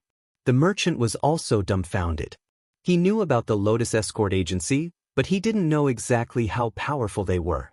However, there was one thing he was extremely clear about, and that was that if the Lotus Escort Agency wanted to wipe out his entire family, it would be as easy as flipping a hand. The merchant sat there thinking about the past and the future, his mind in a complete mess. At this time, Brother Zhao San's voice sounded, "Brother, there's no need to be so pessimistic. Since the two nephews have returned safely and have paid the compensation, and the people involved aren't from the Misty School, there shouldn't be any other big issues. However, brother, remember to stop here. Don't go looking for trouble with those people. If the people from the Misty School find out..." These words were like gospel. When the merchant heard this, he immediately woke up and said, "I know, Brother Zhao. I can't wait to send them another 5,000 taels of silver. Men, send the two young masters back to their courtyard and keep a close eye on them. Tell them not to come out for a month, no, 3 months. Don't lock them in the courtyard yet." Brother Zhao San stopped the merchant's orders. "Don't give them any medicine for their injuries. Just leave them like this, their faces are swollen. It's best to give them a few more beatings so that they can't walk normally. Tomorrow, let them eat and drink in restaurants and other places. Let people spread rumors that the two of them took liberties with a village girl and were taught a lesson by you." The merchant was overjoyed when he heard this and gave a thumbs up. "Brother Zhao, good idea. Men, give these two animals 10 beatings." The two pitiful short fat men didn't understand why being beaten was a good idea. They could only curse this cheap uncle in their hearts as they screamed for mercy. After Brother Zhao San finished these things, he turned to Zhao Quansheng and said, "Quansheng, you handled this matter very well. I'm extremely satisfied. I'll put in a good word for you in front of the gang leader." Zhao Quansheng was overjoyed when he heard this. "Isn't this all thanks to your daily teachings, Hall Master? Quansheng is willing to serve Hall Master wherever you go." The merchant also said, "Quansheng, it's all thanks to you today. I have to thank you properly. Men, bring me 1,000 taels of silver." Zhao Quansheng said, "No need to be polite. We should protect the young masters when we go out." Hall Master Zhao said, "Take it, you deserve it. If it weren't for you, even 10,000 taels of silver wouldn't have been enough." Only then did Zhao Quansheng politely accept the thin banknotes and put them in his pocket.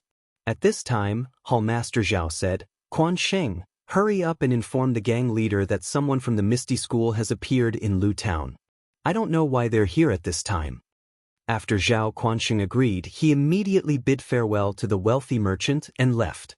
Not long after, he appeared in a remote courtyard and walked into a small hut.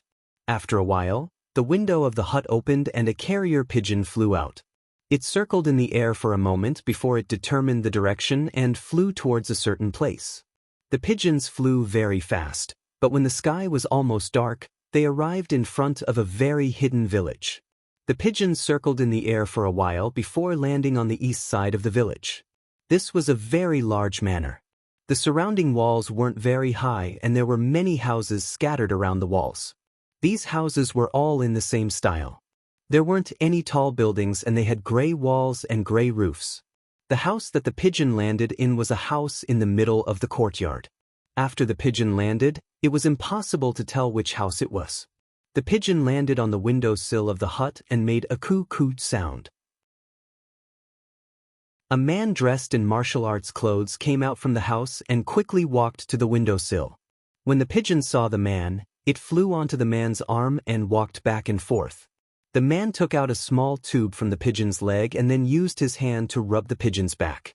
He also took out a handful of food from his pocket and scattered it on the table next to the windowsill. When the pigeon saw this, it spread its wings and flew over, happily pecking at the food. The man took the small tube and quickly left the house. The man walked out of the house and passed through several corridors before arriving in front of a slightly larger house in the middle of the manor.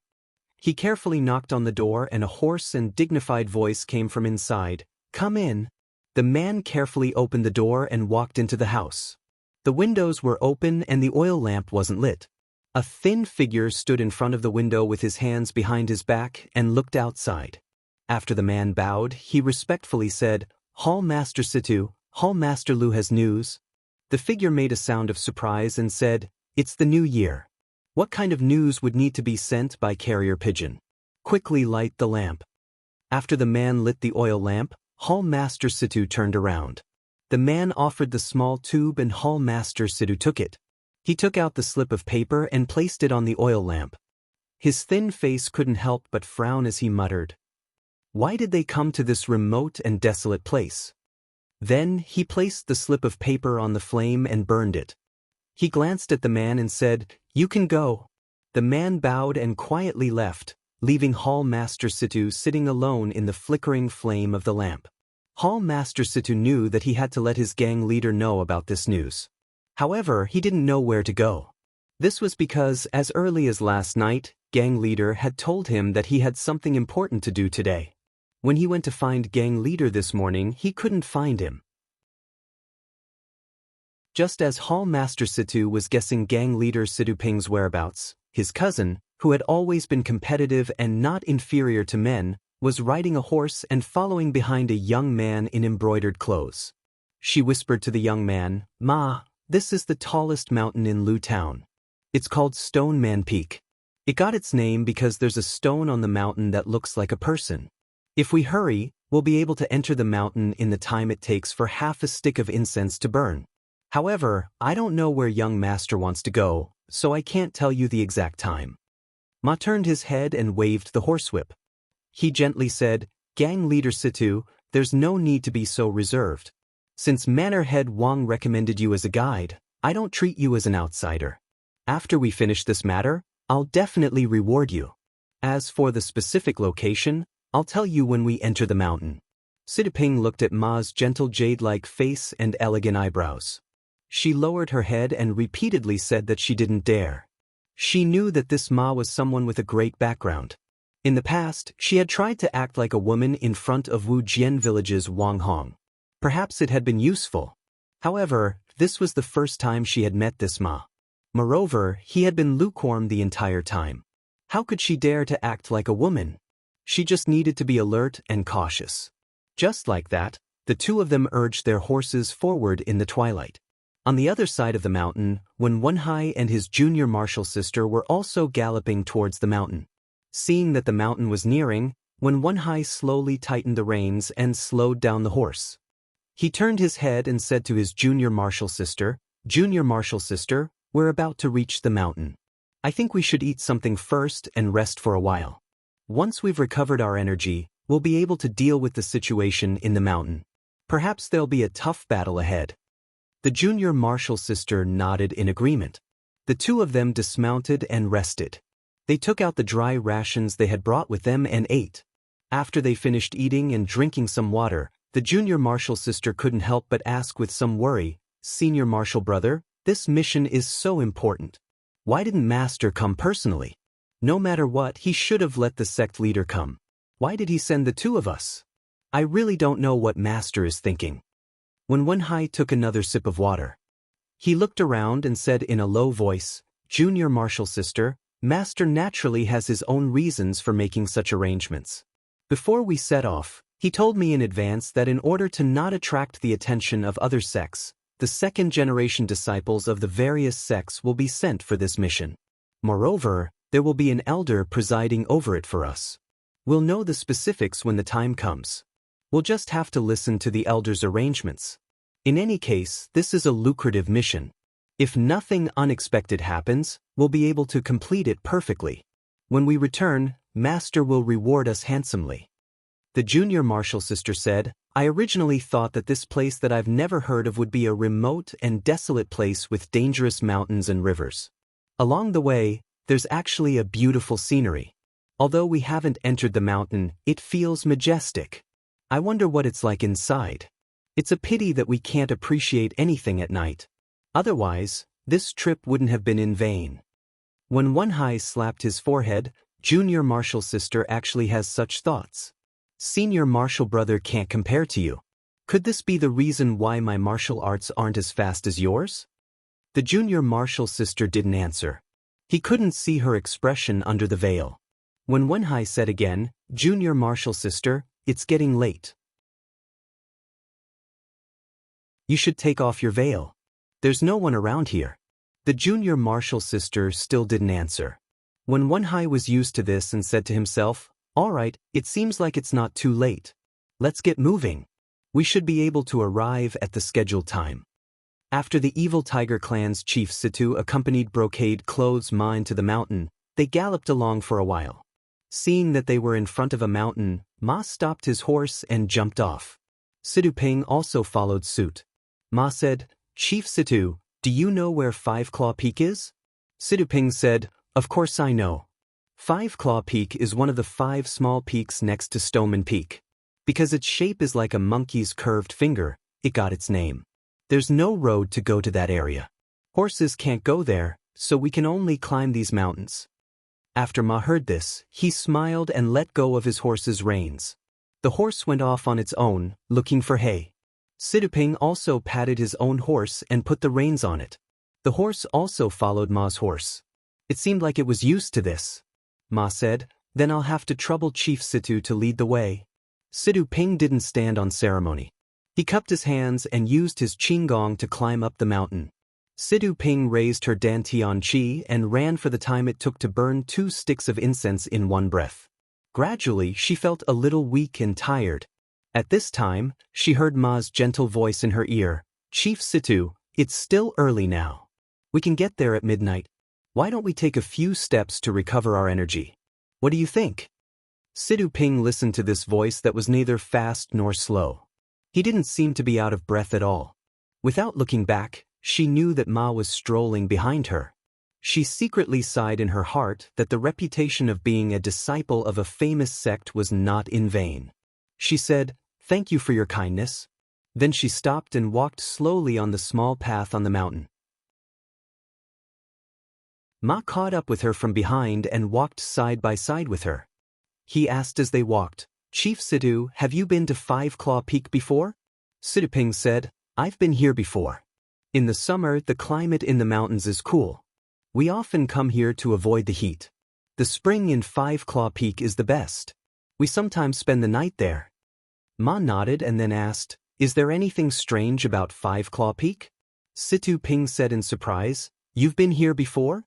How do you know that there's something strange about Five Claw Peak?" Ma said with a smile, "If I've been here before, I wouldn't have troubled Chief Situ to lead the way." Situ Ping said embarrassedly, "I was just surprised. Please don't blame me." Speaking of Five Claw Peak, the scenery was not much different from Stoneman Peak. The spring water was indeed much sweeter than the other peaks. The strange place was the peak on the ring finger. Halfway up the mountain, there was a forest of wild jujubes. The area was frighteningly large. Very few people went there. Not many people who made a living in the mountains near Stoneman Peak could go there. However, according to the people who went there were man-eating beasts in the forest. Someone once went there to pick wild jujubes and never came out again. Therefore, very few people had the courage to go there. Moreover, wild jujubes were not something precious. Over time, people stopped coming there. 2 years ago, I brought my brothers here once. In order to scout the way, we let a wolf dog in. However, it did not come back. We did not dare to go too deep and went back after scouting the periphery. Situ Ping didn't hide anything from young Master Ma regarding the matters of the faction and spoke leisurely. Hearing this, young Master Ma was very satisfied and said, "It's good that Chief Situ knows about that place. In a moment, I'll have to trouble you to bring us there." Situ Ping was stunned. "You? Ma? Is there anyone else?" Ma said with a smile, "Of course there are others. However, we'll go to the first peak of Five Claw Peak first and wait for them there. Chief Situ, if you've rested enough, let's go." Situ Ping said, "Yes, young master. Please follow me."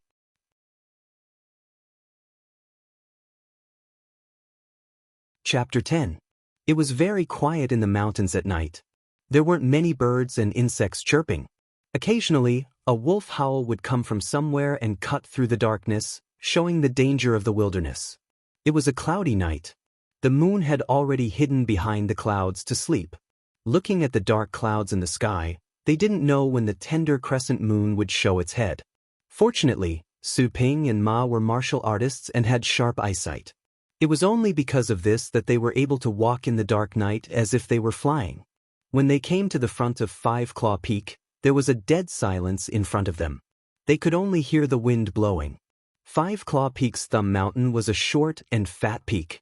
In the dark night, they couldn't see how high it was. On the east side of the peak was a piece of flat land with a radius of 4 to 5 square meters. The terrain was very flat. The ground was full of fallen leaves and withered grass. When they stepped on it, there was a rustling sound. Ma looked around and said to Siduping, "It's here. Let's wait here." Then, passing through the withered grass on the flat land, he walked to the side of a protruding rock that was as big as a crouching cow. He flew up and sat down cross-legged. He didn't speak any more, as if he was meditating. Siduping also followed him to the side of the rock. However, she didn't jump on the rock. Instead, she stood leaning on the rock. Her hand held the sword at her waist. Her eyes looked around, observing this familiar place and this strange night. The wind blew like this. The two of them didn't seem to move. Just like this, the time to drink a cup of tea passed. Suddenly, Ma opened his eyes and looked in the direction of the forest in the north. Siduping felt Ma's movement and also turned to look at the forest. She listened carefully but didn't find anything. Just as she was surprised, she heard someone using qing gong to rush over from the forest in the north. Siduping couldn't help but sigh in her heart, as expected of a disciple of a famous sect. After a while, the people in the night arrived in front of them. It was Wenhai and his junior sister. It seemed that they had abandoned their horses at the foot of the mountain and ran up on foot. Wenhai didn't jump down from the tree in a hurry. He first looked down at the situation in the field. Then he called his junior sister to jump down from the treetop. He didn't greet the people in the field. Instead, he sat cross-legged under the tree and closed his eyes to meditate like Ma. His junior sister didn't stand. She took out a cushion from her backpack and placed it on the ground. She sat on the cushion. Looking at her appearance, she seemed to be resting. Ma also closed his eyes again, as if he didn't see anyone coming. Siduping could only stand there silently. After a while, they opened their eyes at the same time and looked at the path across the mountain. From the end of the path, there was a sound of footsteps. In this quiet wilderness where only the sound of the wind could be heard, these ordinary footsteps seemed a little strange. The footsteps were neither fast nor slow. They came from afar, but they still couldn't see the figure. The four of them were very expectant. They wanted to see who the person walking on the mountain path was. When the person came closer and saw clearly, everyone was even more surprised. It was actually two people walking side by side at the same pace. They had the same figure and the same movements. In the night, they couldn't see if they were wearing the same clothes or if they had the same face. However, looking at the two of them taking half the steps of a normal person, in fact, everyone already knew the answer in their hearts. They all thought at the same time, so, the other family is them. The two of them walked to the side of the field and looked at the two groups of people in the field. They didn't make a sound and didn't enter the field again. They just stood there, straight and motionless. The four people in the field saw that the two of them were standing there motionless. Just like before, they closed their eyes and rested. It seemed that there was still someone who hadn't come. After the time it took to drink a cup of tea, just when everyone was a little anxious, a voice suddenly descended from the sky. The cicadas in winter are mournful. Against the pavilion at night, the shower has just stopped. A figure suddenly appeared in the middle of the field. The 6 people present opened their eyes at the same time. They didn't seem to notice how this person came out, but they all called out at the same time. Yanming Jusher? They only saw that the person who had just arrived had a tall stature. The color of his clothes and headscarf couldn't be seen clearly, but his thin face and a few strands of beard below his chin made him look very familiar to the people of Jianghu. At this time, no one hesitated and stepped forward to say, "Yanming Jusher, this junior greets you." Yanming Jusher used his right hand to stroke his beard and said with a smile, "This old one has come late and made you all wait. You all aren't familiar with each other yet, right? Let's get to know each other first. In a while, we will need everyone to help each other out." The embroidered robed Ma cupped his fists to everyone and said, "This one is Wan Jianfeng Ma Xiangyang. This is the evil tiger gang Siduping." Then, afraid that everyone would misunderstand, he continued, "The evil tiger gang is in this area. She is my subordinate and has come to be our guide." Yanming Jusher said with a smile, Xiaoxia Ma is truly considerate. Then I'll have to trouble Chief Situ.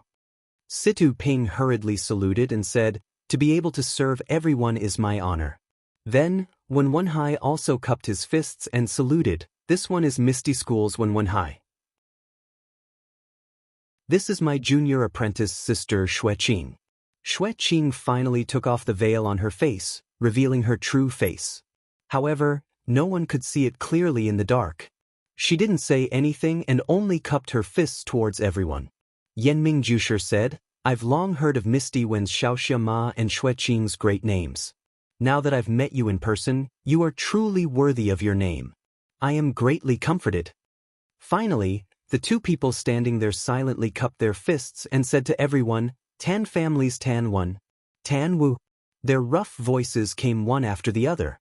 Paired with their tall statures, they were quite imposing. After Yanming Jusher heard everyone introduce themselves, he put away the smile on his face and said, all right, I'll also introduce myself. I am Yanming Villa's Villa Lord Yanming Jusher. From now on, everyone knows each other and knows who the four powers participating in tonight's matter are. Our operation will begin now. When you arrived, your sex elders must have already given you orders. Tonight, listen to everything I say. I've also reached an agreement with your sections. We'll talk about the specifics as we go. Now, take out your tokens. After saying this, Yanming Jusher took out a square-foot piece of leather. Ma Xiangyang, Wen Wenhai, and Tan Wen all took out similar items. Yanming Jusher handed the piece in his hand to Ma Xiangyang and said, put them together. The others also handed the leather to Ma Xiangyang. Yanming Jusher then took out a luminous pearl and handed it to Situ Ping, saying, I'll have to trouble sect leader Situ to take a look at this diagram. Thus, Situ Ping took the luminous pearl. Ma Xiangyang quickly put the four pieces of leather together under the light of the luminous pearl. Under the faint light of the luminous pearl, everyone could see that there was a map drawn on the leather. It was shaped like 5 fingers, and there was even a circle drawn in the middle of the ring finger. Situ Ping carefully looked at the map. He exchanged a glance with Ma Xiangyang and said to everyone, that's right, this map is the 5 clawed peaks. The 5 claws are all the same length. Look, this thumb is longer than the index finger, and the ring finger is the longest. When everyone heard this, they all looked at Yanming Jusher. Yanming Jusher said, that's good. Everyone, take back your things. Ma Xiangyang obeyed and returned the 4 pieces of leather to their rightful owners. Situ Ping also returned the luminous pearl to Yanming Jusher. Yanming Jusher took the luminous pearl and said, Sect leader Situ, do you know where the circle should be? Situ Ping said, that's a forest of jujubes. I've been there before. I once let a wolf dog go in, but it never came out. Yanming Jusher said, that's good. Then I'll have to trouble sect leader Situ to lead the way. Situ Ping said, all right. Then I'll have to ask everyone to follow me. After he finished speaking, he used his qinggong to move forward. Yanming Jusher looked at Ma Xiangyang, Wen Wenhai, and Tan Wen. They nodded in understanding and used their qinggong to follow in that order. Finally, Yanming Jusher looked around carefully. When he didn't find anything out of the ordinary, he got up and followed them like lightning. The only thing left was the lonely crouching ox rock. The wind blew past, blowing up the fallen leaves and withered grass. Soon, all traces of the rock were covered. It seemed that no one had ever come to such a remote place in the middle of the night. The group of 7 used their qinggong and was led by Situ Ping. Like a gust of wind and lightning, they swept through the dark night. In about the time it took for 2 incense sticks to burn, they arrived at the previously mentioned Jujub's forest. At this time, the moon had already set in the west. Thick black clouds still covered the sky. It wouldn't be long before the sky brightened. In the darkness, the Jujub's forest couldn't be seen clearly. It was like a huge monster was entrenched in the middle of the mountain. Situ Ping looked at the place he had been to before and felt a trace of unfamiliarity. So there was such a difference between day and night. He didn't know what secret this mysterious Jujub's forest was hiding. It actually made the 4 sects come all night and cooperate like this. Situ Ping stopped and waited for everyone to arrive. He said to everyone, everyone, this is the Jujub's forest marked by the circle on the map. According to the height, it should be here. Yenming Jusher said, "It should be correct." After he finished speaking, he didn't go forward to look. Instead, he sat down on the ground. Seeing that everyone didn't understand, he smiled and said, "There's still some time before we make our move. Everyone rest for a while. I'll explain it to you. Otherwise, you'll still be confused. I can guarantee that nothing will happen if we go in." Thus, the other 6 people sat on the ground in a semicircle in front of Yenming Jusher. Yenming Jusher organized his thoughts and looked at the juniors sitting around him. He said, "Do you know the one-armed sword god from 300 years ago?" Everyone shook their heads.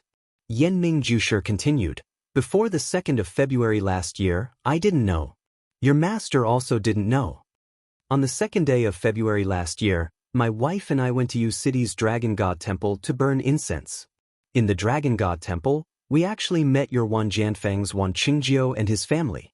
There was also your Misty School's O Peng, and the Tan family's Master Tan Yefeng. The 4 of us had been close friends for a long time, but we had never met. When we finally met, we all left our families and found a place to compare martial arts and drink. We brought our swords and wine to Wutong Mountain next to Yu City.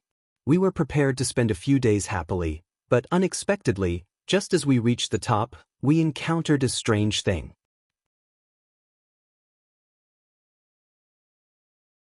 Chapter 11. What strange thing? Xueqing and Siduping asked at the same time. Yenming Jusher continued, "When the 4 of us took the food and wine to the top of the mountain, it was early in the morning and the sun had just risen. When we walked to the only large pine tree at the top of the mountain, we found that someone had already occupied that place. It was an old beggar with white hair and a beard. His face was ruddy and he had the appearance of a transcendent being. He was lying on a stone slab under the tree. When the rising sun shone on his body, he looked like an immortal." Yenming Jusher narrowed his eyes and spoke slowly, as if he was reminiscing about the past. But his clothes were ragged and he looked like a beggar. We thought that he was an elder of the beggar sect, but he didn't carry a cloth bag. When the old beggar saw us walk over, he asked, "Do you know martial arts?" We all nodded and said yes. Then he asked, "Do you have wine and meat?" We nodded and said yes. He then said, "Bring the wine and meat over." At that time, I was the one who was holding the wine and meat. I listened to him and gave him the wine and meat. When the old beggar saw the wine and meat, his eyes lit up. It was no less than the sunlight shining on his body. After the old beggar took our wine and meat, he didn't stand on ceremony and wolf them down. Strangely enough, the 4 of us just watched him eat and drink until he finished all the wine and meat. Then he wiped his mouth and said, "Good wine and good meat, I didn't waste this life." Then he said to me, "You're not bad." Then he said to the other 3, "You're not bad either." Then, the old beggar took out a piece of leather from his bosom and tore it into 4 pieces with his bare hands. He casually tossed 1 piece to each of us. I took my piece and was about to open it when the old beggar took out a small book from his bosom and tossed it to me. After doing this, he lay back down on the stone and closed his eyes, ignoring us. The few of us were completely baffled. We opened the leather in our hands and carefully examined them. They are the ones you are holding now. However, we still couldn't figure it out. Thus, I opened the booklet again. The more I read, the more shocked and excited I became. When everyone saw my surprised expression, they knew that they had encountered something good. After I finished reading, your masters also read it. Only then did we know that we had picked up a treasure. According to the booklet, this piece of leather is a treasure map left behind by a swordsman named Chu De 300 years ago. The place where the treasure was hidden is the Jujube forest in front of us. Chu De obtained this treasure map and found the sword manual and medicine here. After that, he lived here in seclusion and practiced his swordsmanship for more than 10 years before becoming a Jianghu swordsman. After Chu De achieved great success in his martial arts, he did not take the sword manual and medicine with him. He left them here, waiting for a fated person in the future. The booklet also explained how to use the leather and the time to enter the treasure trove. To tell the truth, at that time, the 4 of us were immediately excited and wanted to find this place to take the treasure. However, after looking at the time, we realized that we only had the opportunity to enter on the 15th day of the first month of each year. Only then did we calm down. Yanming Jusher looked at the gradually darkening sky and continued, to tell the truth, when we saw this huge meat pie fall on our heads, we felt dizzy at first. When we woke up, we felt that it was too inconceivable. However, the old beggar was still lying on the stone. We were full of questions and waited for him to wake up. However, we soon discovered that the old beggar was not asleep. He was not breathing at all. The four of us checked and found that he had indeed passed away. Therefore, after we buried him, we discussed the matter of taking the treasure.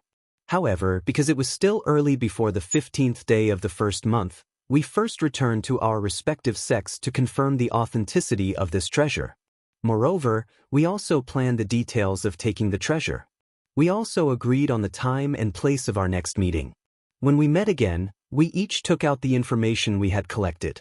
It turned out that 300 years ago, there was a one-armed swordsman in Jianghu. His name was very ordinary, called Chuda. His martial arts were very high and he was an upright person. At that time, there were often rumors about him eliminating evil and bringing peace to the people. However, no one knew his origin. Everyone tried their best to find out about his sect and origin, but it was to no avail. This Chuda never sparred with others because according to him, his sword moves were all killing moves. Once he made a move, there would be blood. He could not be used for sparring. Moreover, he was not famous. Although his martial arts were very high, no one could compare him to the top few in Jianghu. However, according to Taoist master Qing Mao, who was the first in martial arts at that time, he saw Chu Da's swordsmanship and felt that he could not compare to Chu Da's indomitable sword intent. After hearing this, the entire Jianghu was in an uproar and no one dared to provoke Chu Da. However, there were also people who wanted to be famous who pestered Chu Da and requested to spar with him. Chu Da avoided all of them. Until one day, Chu Da encountered the second most powerful swordsman in Jianghu who was massacring a village. In a fit of righteous indignation, he killed the swordsman with his sword. From then on, his ears were quiet and no one came to court death. Yunzhou, where Chu Da lived, was called Pingyang City 300 years ago. There was no one in Jianghu who dared to run amok there. Actually, what we coveted the most was not his martial arts. As for the sword manual, only the people from Wanjianfeng would covet it. Yanming Jusher said to Ma Xiangyang with a smile. We found out that this Chu Da actually lived to be 120 years old. The 6 young people who were listening to the story all cried out in surprise. The people of Jianghu could not be compared to ordinary people. They lived their lives on the edge of the blade. It was inevitable that they would have internal and external injuries. When they were young, it was not a big problem. However, in their later years, they would show their prowess. Unless they practiced profound internal strength, very few people lived to be 80 years old. Therefore, it was a miracle that this Chu Da could live to be 120 years old. At this time, the eyes of the few young people lit up. They were all wondering if they could find life-prolonging medicine in the forest. In fact, most of them had the same attitude towards secret manuals. They could not even finish practicing their own martial arts, so how could they have the time to practice something from another sect? Besides, even if it was a top-notch martial art, didn't it still require time and sweat? Everyone present was not young and their meridians had already formed. If they were to practice it again, it would be half the result with twice the effort. Who would be stupid enough to do such a thing? They might as well get some personal benefits. If they could live for 10 more years, that would be 10 more years of enjoyment. They could also practice martial arts for 10 more years. Wouldn't that be better than any top-notch martial art? Of course, if there were any top-notch sword manuals, they could bring them back to their own sect. It could be considered as contributing to the development of the sect. When the time came, it would be recorded in the sect's ancient records and their names would go down in history. As they thought about it, it was as if they could see each other's saliva.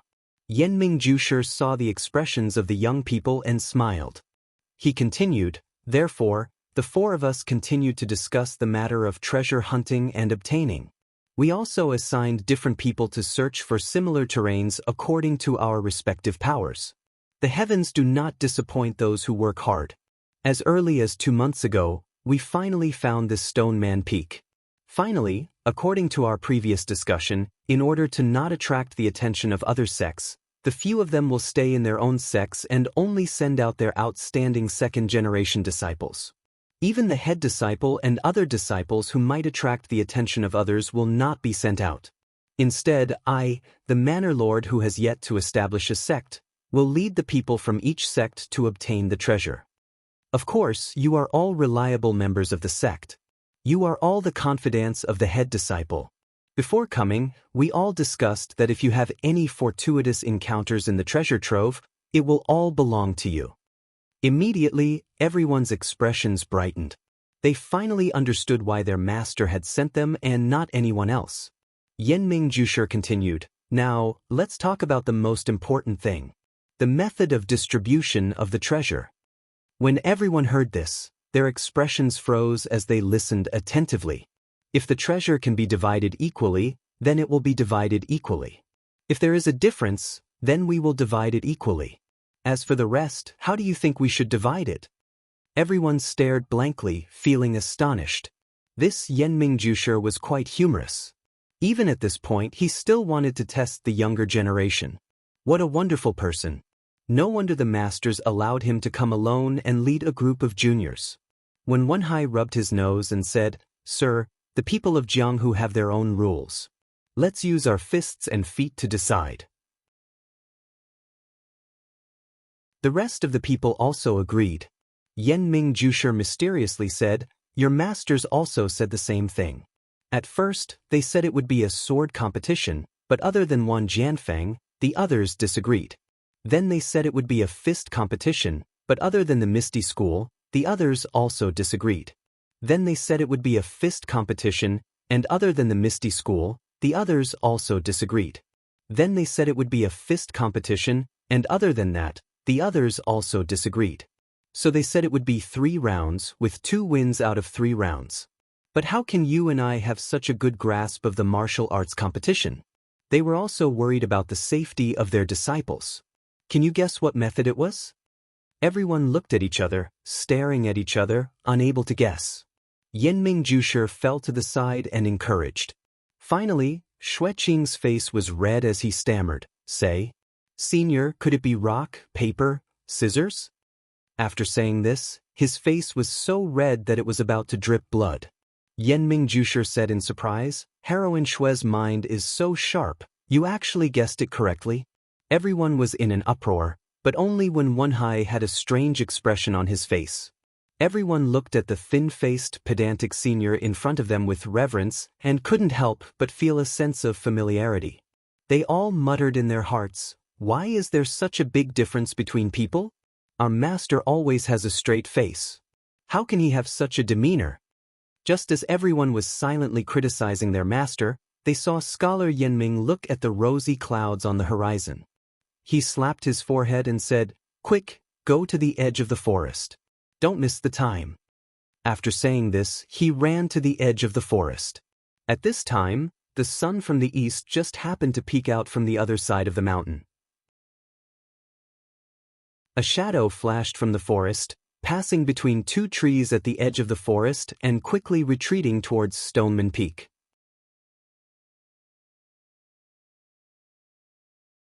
Chapter 12. Zhang Xiaohua opened his eyes at the same time as the first ray of sunlight shone onto the wild jujube forest. Something flickered in his dark eyes for a moment before disappearing. Zhang Xiaohua did not immediately get up like usual. Instead, she lay down on the Kong bed and closed her eyes again. Her swollen cheeks were no longer as painful as last night.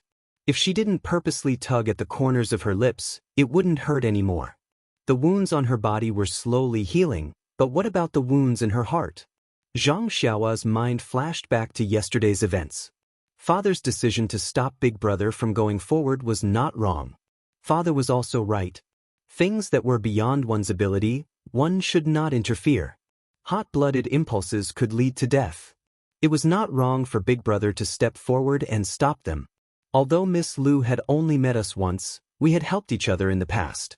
Even if she was a stranger, if he had not intervened when he saw her being dragged away and defiled by ugly people, this matter might have become a thorn in his heart that he would never be able to pull out in his lifetime.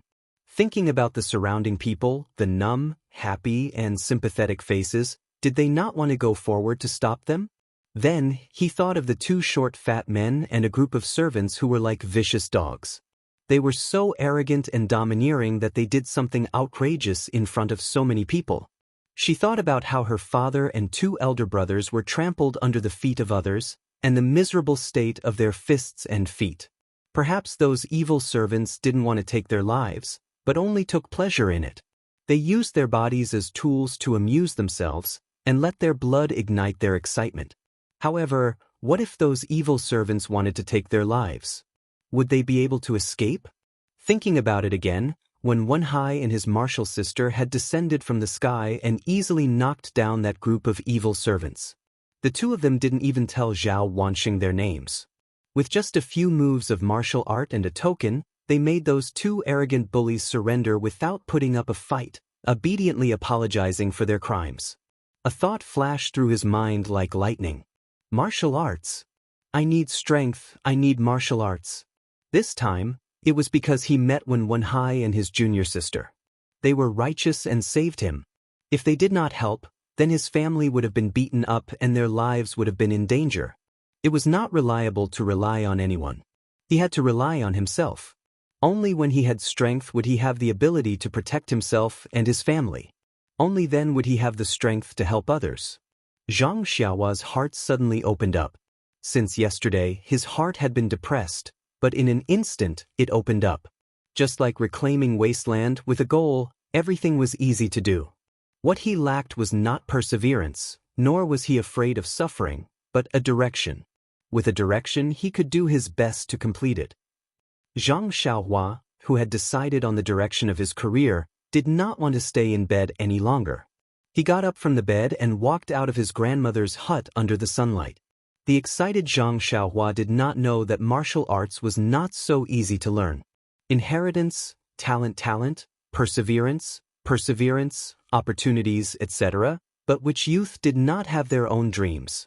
Which young man wasn't in his prime and full of vigor? Whether successful or unsuccessful, how could the impulsiveness of youth be different? It was just that everyone's path was different. Only when one walked, would they know whether it was right or wrong. Our Zhang Xiaohua was the same. Zhang Xiaohua walked out of the hut and saw his grandmother sitting at the door. He approached and said, "Grandma, it's still early. The wind outside is cold. Come in first. When it's almost noon, you can come out to bask in the sun." Hearing her grandson's voice, Grandma said lovingly, "Xiaohua, Grandma wants to breathe more of the outside air. Grandma wants to live one day at a time. I don't want to stay in the hut every day. But you, does your body still hurt? You should sleep more in bed." Zhang Xiaohua said cheerfully, "Grandma, I'm fine. Touch my face, it's not swollen anymore." Zhang Xiaohua took Grandma's rough hand and put it on his face.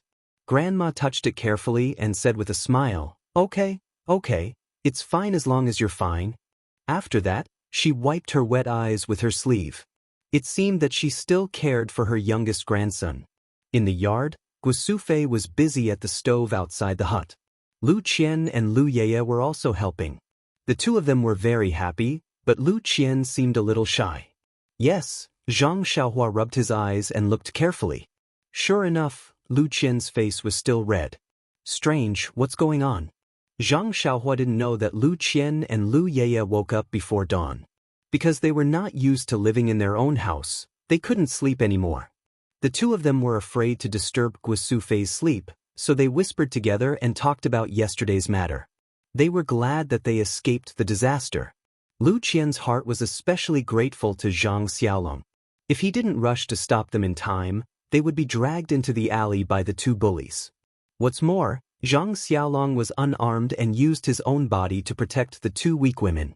Although he was seriously injured, he still had a determined expression on his face, which was deeply engraved in her heart. Not long after, Guosufei also woke up. She listened to the two girls talking and didn't disturb them. Seeing that the sky was about to brighten, she coughed a few times and sat up. The two girls also quickly got up. Last night, Guosufei was worried about her family's injuries, and the light was not good. She didn't look at the two girls carefully. Now, the sky was bright, and her family's injuries were stable. Only then did she have the opportunity to look at the two girls. The two girls were very beautiful, and their figures were good. Although they were different in height, each of them had their own merits. However, if they didn't have some beauty, how could they be molested in the street? Then, Zhang Xiaolong's mother began to ask all sorts of questions about the two girls. Only then did she know that there were only 3 people in Lu Qian's family, her father and brother. Her mother had died of illness a few years ago. Lu Qian's father was a teacher, and her brother was also a weak scholar. The family didn't have much land, and they only relied on teaching to make a living. They were respected in the village. Lu Yeye was Lu Qian's cousin. Her father was a butcher, and he was the brother of Lu Qian's father. They lived in the same village. Lu Yeye's parents were both alive, and she was the only daughter in the family. Yesterday, Lu Qian's family had guests. Her father and brother accompanied the guests, and Lu Yeye's father was busy with his own business. There was no one to accompany the 2 sisters to the market. The 3 women said a lot of intimate words. Guosufei even asked the 2 girls if they were engaged, and both of them said no. Lu Yeye didn't feel anything, but Lu Qian's face was red. Guosufei looked at Lu Qian's shy expression, and her heart was overjoyed. At dawn, Guosufei got up and was busy with breakfast. The 2 girls also came to help. After a while, Lu Qian's blush still hadn't faded, and Zhang Xiaohua saw a clue. Zhang Xiaohua walked to the front of the stove and said, "Good morning, 2 sisters."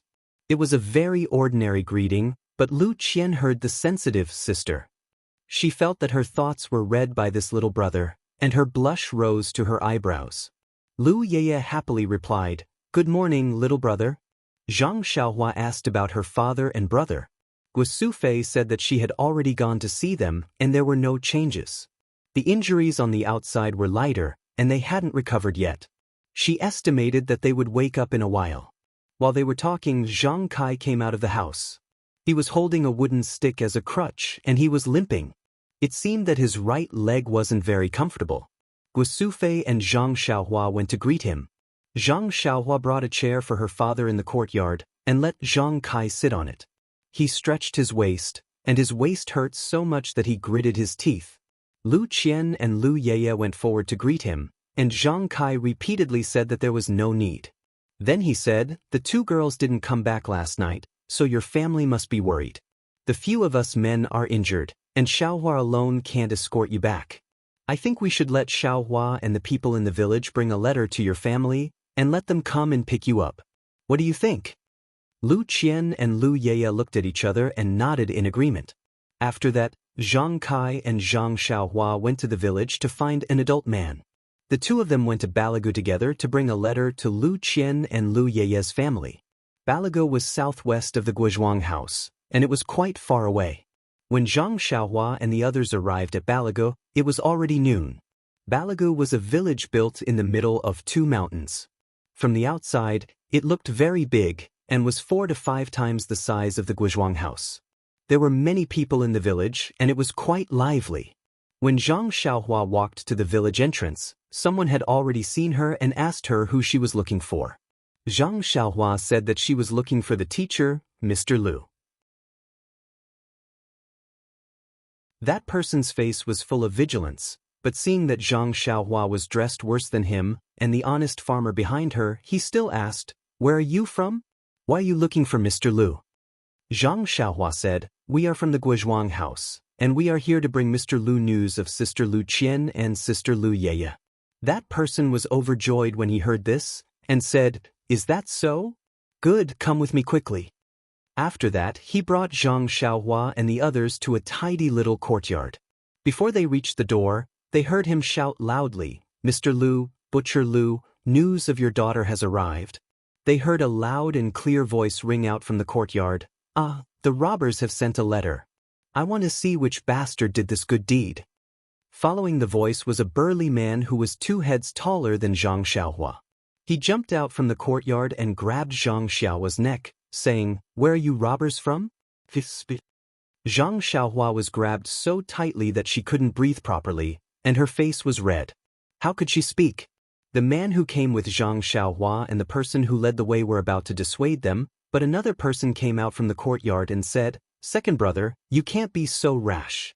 Look at this little guy, his expression, his clothes, does he look like a robber? Even if he is a robber, you should let him speak." That burly man smiled and let go of his hand, saying, "Big brother, aren't I just worried about my daughter's safety? Don't you know how to be anxious?" Zhang Xiaohua took a few deep breaths, and her complexion slowly returned to normal. Looking at the two people, she knew that the person behind was Lu Qian's father, Mr. Lu, and the one who grabbed her just now should be Lu Ye's father, Butcher Lu.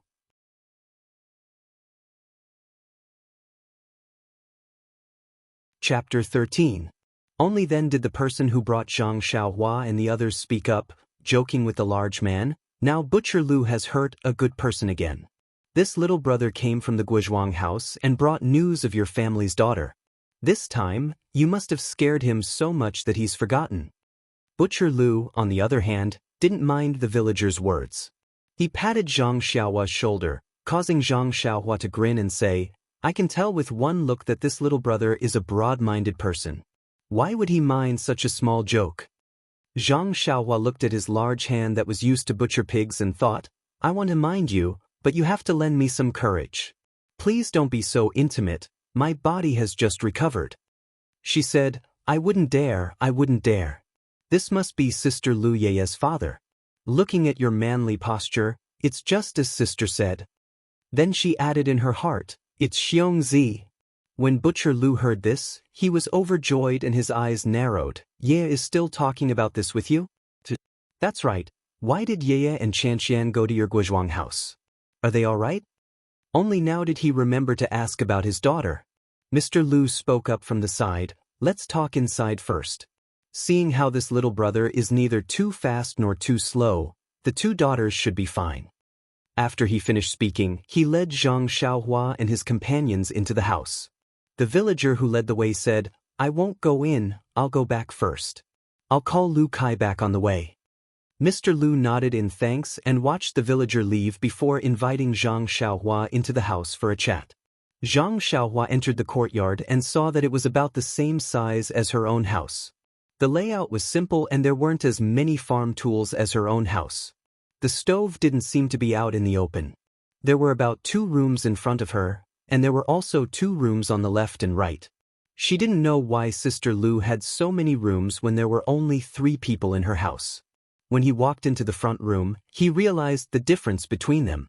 There was a painting in the central room of the Lu family. It was a painting of an old scholar. In front of the painting, there were a few plates with fruits, snacks, and other things on them. It seemed that they were offering something. There was a painting on the left wall. It was snowing and there were a few people enjoying the snow in the pavilion. There were a few calligraphy pieces on the right wall. They looked like dragons flying and phoenixes flying. They should be written very well. It was a pity that Zhang Xiaohua didn't recognize them. There was a square table in front of him. On the table, there was a teapot, a few cups, and a plate of food. There were 2 chairs on the left and right of the table. There was also a small square table and a few chairs on both sides of the wall. On the table, there was a pot with flowers and plants. Looking at the 4 corners of the room, there were also a few plants in the pots. Zhang Xiaohua looked at the house that was completely different from her own house. She sighed in her heart, "Is this the difference between a scholar and a farmer?" Under her mother's management, her house was also quite clean and tidy. There were also paintings on the walls, but they were just some pictures of immortals. Her mother didn't seem to know how to arrange the flowers and plants in the pots. Zhang Xiaohua's heart skipped a beat. She thought, if Sister Lu manages our house, what will it be like? As Zhang Xiaohua thought about it, he stood there. It wasn't that she was lost in her thoughts, but she didn't know where to sit. There were only a few chairs in her house. Usually she would stand. Teacher Lu's house had so many chairs. There must be something special about it. She didn't know how to sit.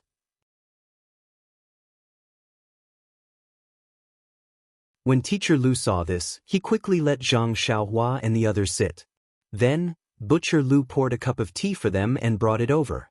Zhang Xiaohua took the teacup and gulped it down in one gulp. Then he smacked his lips. The water tasted really good. Butcher Lu saw that Zhang Xiaohua had finished drinking, so he quickly poured another cup for him. Zhang Xiaohua and Butcher Lu had been walking for the whole morning, so they were already thirsty. Since the water was so good, the two of them drank 4 cups of water in a row before stopping. Butcher Lu's eyes were the same as Teacher Lu's. They were filled with gratitude. Although Butcher Lu was a boorish person who slaughtered pigs, he also knew that they had rushed such a long distance and were so thirsty. It was all to tell his daughter that they were safe. Zhang Xiaohua finished drinking the water. Just as she was about to speak, she heard hurried footsteps from outside the house. Not long after, she saw a scholar who was about the same age and height as her elder brother running in. He must be Lu Qian's brother, Lu Kai. When Lu Kai entered the house, he first greeted Teacher Lu and Butcher Lu respectively. Then, Teacher Lu introduced Zhang Xiaohua and the others to Lu Kai. Lu Kai then greeted them with a bow. Zhang Xiaohua and Butcher Lu didn't know much about these things, so they followed suit and returned the greeting. Lu Kai then asked Teacher Lu, "How is my younger sister?" Zhang Xiaohua looked at the scholar who was obviously much thinner than her elder brother. She thought to herself, scholars really have a lot of etiquette. This brother Lu is really patient. He only asked after seeing such a polite greeting. If it was Butcher Lu, he would have asked directly. Oh right, he must be complaining that brother Lu came at the wrong time. She couldn't help but glance at Butcher Lu, who was also anxiously waiting for Zhang Xiaohua to speak. Sure enough, before Teacher Lu opened his mouth, Butcher Lu said, "You should drink some water first. This little brother hasn't said anything yet and you're already back." Lu Kai sat on the chair opposite Zhang Xiaohua. He wasn't in a hurry to drink the water. He looked at Zhang Xiaohua eagerly, waiting for him to speak. Zhang Xiaohua then introduced herself and told him everything that happened yesterday in detail. However, she was cautious and didn't say the specific amount of money that the two bullies lost. Zhang Xiaohua's eloquence wasn't very good and she spoke haltingly. However, even so, the 4 people in the room listened with fear and trepidation. Teacher Lu, Butcher Lu, and Lu Kai's faces were ashen. Butcher Lu even jumped up from his chair a few times, but he was gently stopped by Teacher Lu. When Zhang Xiaohua finished, Butcher Lu quickly poured 2 cups of water for Zhang Xiaohua. Everyone also drank a cup. It seemed that not only did the talking make the people's mouths dry, the listening people were also nervous. After drinking the water, Teacher Lu walked in front of Zhang Xiaohua and bowed deeply, saying, "This old man would like to thank the virtuous father and son for saving my daughter." Lu Kai and Butcher Lu also quickly followed suit and bowed. Zhang Xiaohua was so scared that she jumped down from her chair. Why did they have to bow again? She hurriedly bowed in a nondescript manner. Zhang Xiaohua comforted them, saying, "Sister Lu and the others are staying in our house. It's quite good. You don't have to worry." In fact, everyone knew that their loved ones were fine. However, they didn't see their loved ones get out of danger with their own eyes. After all, they felt uneasy.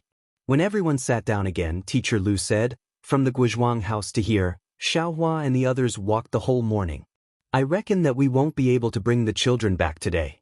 How about this, second brother? You go back first and let sister-in-law prepare lunch. Let Xiaohua and the others eat first. After lunch, let Lu Kai and Xiaohua go to the Guizhuang house. Tomorrow, we'll go together to bring the children back. What do you think?"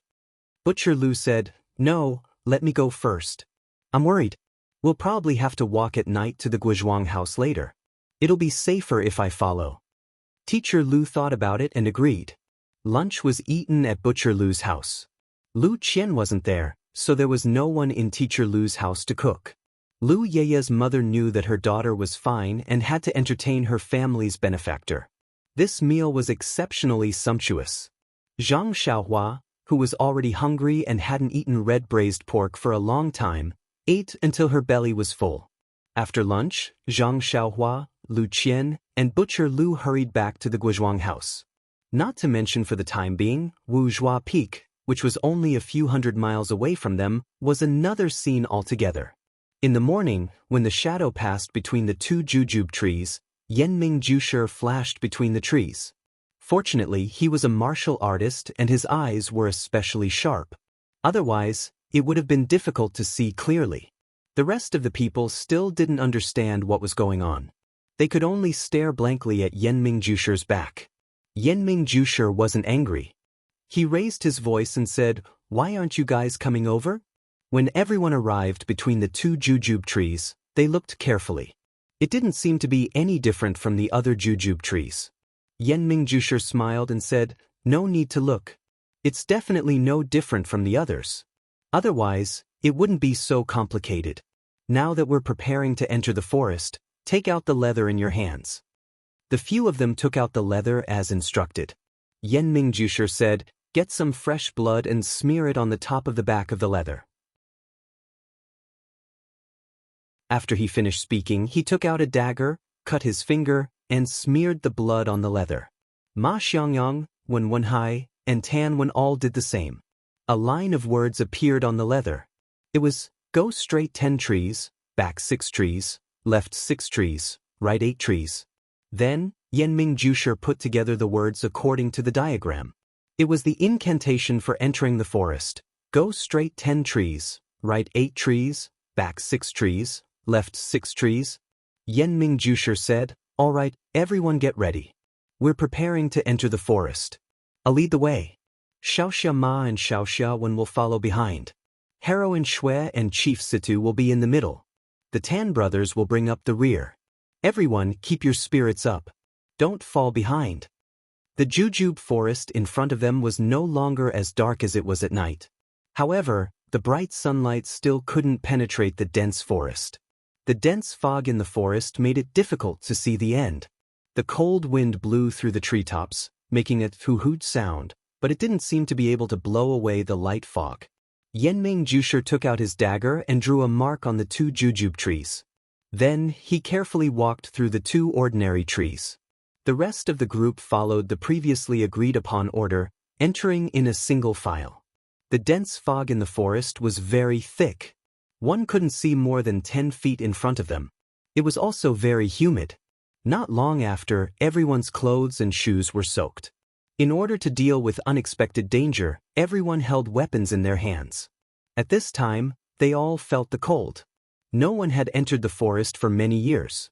The ground was covered with a thick layer of fallen leaves and rotting jujubes. Walking on it was very difficult. The jujube tree's branches and leaves were very dense, intertwining with each other. Sometimes they even blocked the path. However, no one dared to rashly cut down the branches for fear of causing an accident. Just as everyone was moving forward in an orderly manner, they suddenly heard Situ Ping's exclamation, "Look over there."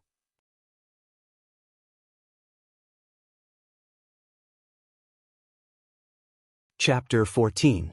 When everyone followed Situ Ping's horrified gaze, sure enough, there was a white skeleton leaning against a jujube tree about 4 or 5 feet away. The black eye sockets of the skeleton were staring in their direction. Everyone's hair immediately stood on end, and their hands holding their weapons tightened. Situ Ping was a member of the Jianghu. She had seen a lot of bloody scenes, and had done a lot of things like murder and arson. How could she be scared by this little skeleton? However, this jujube forest's fierce reputation, this endless fog, and this cold weather.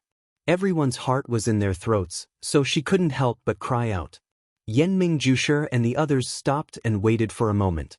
They didn't see any movement from the skeleton, so everyone started walking again. Situ Ping was a bit embarrassed, but the others didn't blame her. In this kind of unknown environment, anyone would lose control of their emotions. Everyone was worried. As the group went deeper, the number of bones they encountered gradually increased. They even appeared many times along the path. No one dared to avoid them and directly cross them. There were many human skeletons, but there were even more of all kinds of animal skeletons.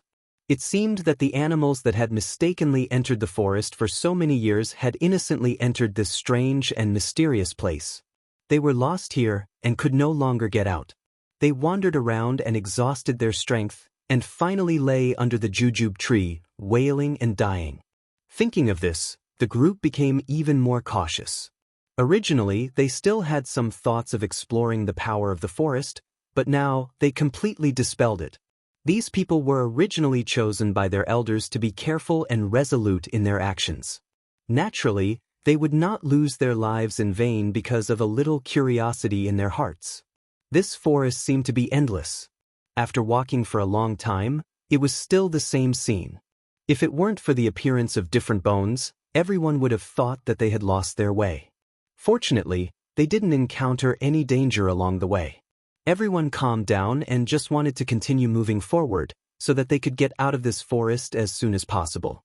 After walking in silence for a long time, Siduping, as a local tyrant, began to have some thoughts. Perhaps this was what it meant to be moved after a long period of silence. He didn't know what the others were thinking, but Siduping's thoughts were indeed moved. The Evil Tiger Gang was originally based in Lu Town, and this Stoneman Peak was also within the Evil Tiger Gang's sphere of influence. In the past, although he knew that the Five Claw Peak was a dangerous place, he didn't know the method to enter, and had been guarding this place for nothing. Now that he knew the method, wouldn't this place be his backyard in the future? However, the other four factions were much bigger than her. How were they going to deal with this secret area? Or would she be abandoned after she lost her use? Her life would be in danger.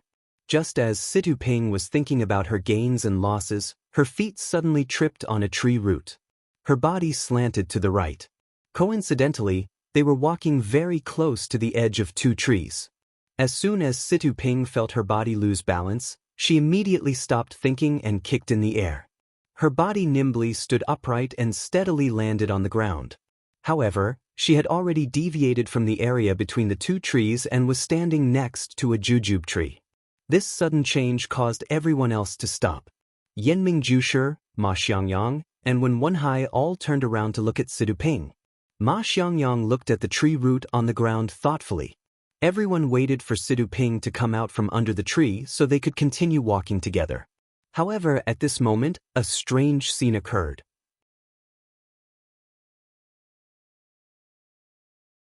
Siduping turned around and looked around, her gaze sweeping past everyone as if she didn't see them. Siduping's face revealed a panicked expression as she looked around again. She raised her foot to walk, but then stopped, not daring to make any strange movements. Siduping's mouth moved as if she was calling out to everyone, but no one could hear her. Seeing this, Yanming Jusher hurriedly used telepathy to speak to Siduping. "Can you hear me? If you hear me, nod your head." At this moment, Siduping's face was filled with ecstasy. She kept nodding her head like a chick eating rice. Yanming Jusher said again, "Turn left and listen to my instructions. Stop when I tell you to." Siduping nodded again. Following Yanming Jusher's instructions, she faced everyone and then walked towards them. It was strange. Siduping only took 4 or 5 steps before she reached the place where everyone was standing. Siduping's eyes immediately lit up as she saw everyone. Yanming Jusher didn't ask why Siduping had fallen. Instead, he asked, "What did you see just now?" Siduping said with lingering fear, "When I stood up, I was still surrounded by jujube trees just like here. There was no difference, but I couldn't see any of you. No one responded when I shouted. If you hadn't spoken to me, I would have looked around again." Yanming Jusher frowned in thought. Ma Xiangyang smiled and said to Siduping, "Chief Situ, you must be careful where you walk. If you're not careful, you'll lose your life. Lu Town's great foundation will belong to someone else. Take care." Siduping bowed his head and said, "Ma, I understand. I'll be careful." Everyone became even more careful on the following road. They knew that this jungle wasn't as peaceful as it seemed on the surface. If something went wrong, they would be trapped and lose their lives here. Siduping didn't know, but everyone else did. Shouting was useless. They could only use telepathy. This profound martial art wasn't something that everyone knew. Instead of placing their hopes on others, it was better to be careful. After walking for the time it took for 4 or 5 incense sticks to burn, the number of bones on the road gradually decreased. The fog also thinned. They were about to reach the edge of the jungle. Sure enough, not long after, they saw light in the distance. Yanming Jusher led everyone in a roundabout way according to the mnemonic chant. They were even more careful. Nothing unexpected happened. The group of people followed the mnemonic chant and walked through the last trees safely out of the jungle. What greeted them was a world that left them dumbfounded. In front of them was a secret land that was as warm as spring. The area of this land wasn't very large. In the middle of the land was a large lake. White fog rose from the lake. Beside the lake was a small house made of stone. Around the house were several fields with plants. They couldn't see clearly from far away. Under the leadership of Yenming Jusher, everyone stepped into this place that no one had set foot in for hundreds of years. Yenming Jusher said to everyone, "According to the booklet, there is no danger in entering the secret land. Everyone can walk without worry. But for safety, I suggest that everyone move together. Follow me." Then he walked to the lake. When everyone walked to the lake, a burst of hot air hit their faces. They saw the lake water bubbling. Yenming Jusher squatted down and found a branch to put in the water. Seeing that there was nothing unusual, he thought about how to know the temperature of the lake water. Tan Wu came forward and took out an egg from his arms. He said embarrassedly, "I like to drink raw eggs. There are a few left over from yesterday. Now is the time to test the temperature of the water." Then he found a cloth bag and put it in the lake water. Not long after, he took out the egg. Sure enough, it was cooked. This time, everyone's idea of entering the water to explore was dispelled. It seemed that the temperature of this world was different from the outside. It should be related to the lake water. Everyone walked along the lake and walked to the only stone house. Presumably, the treasure that everyone was looking forward to should be inside. After walking half a circle around the lake, they did not see any animals and did not encounter any danger. Everyone's heart was relieved. It seemed that the master's will was not a lie.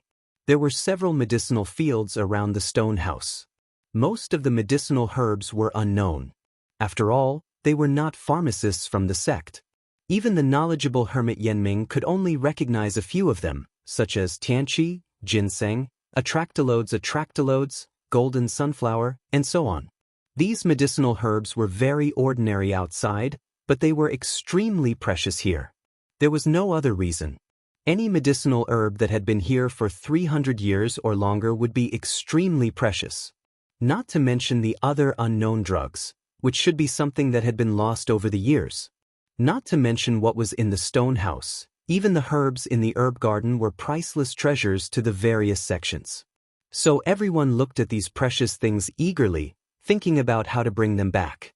Yenming Jusher frowned and said to everyone, "I didn't think that there would be such precious medicinal herbs here.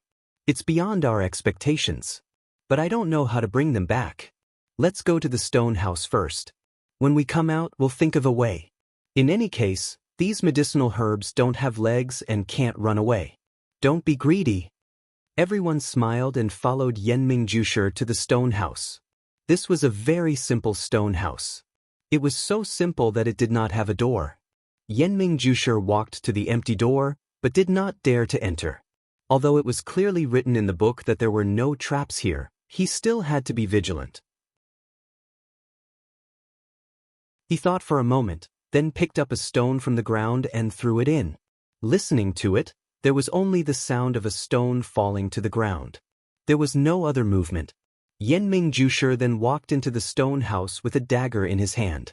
The others also followed. The stone house looked small from the outside, but when everyone went inside, they discovered that the area was quite large. It was like a hall, not a room like everyone had imagined. And the hall was not covered in a thick layer of dust because no one had come here for a long time. On the contrary, because there was no door, the ventilation was good, and there was no smell of dust in the room.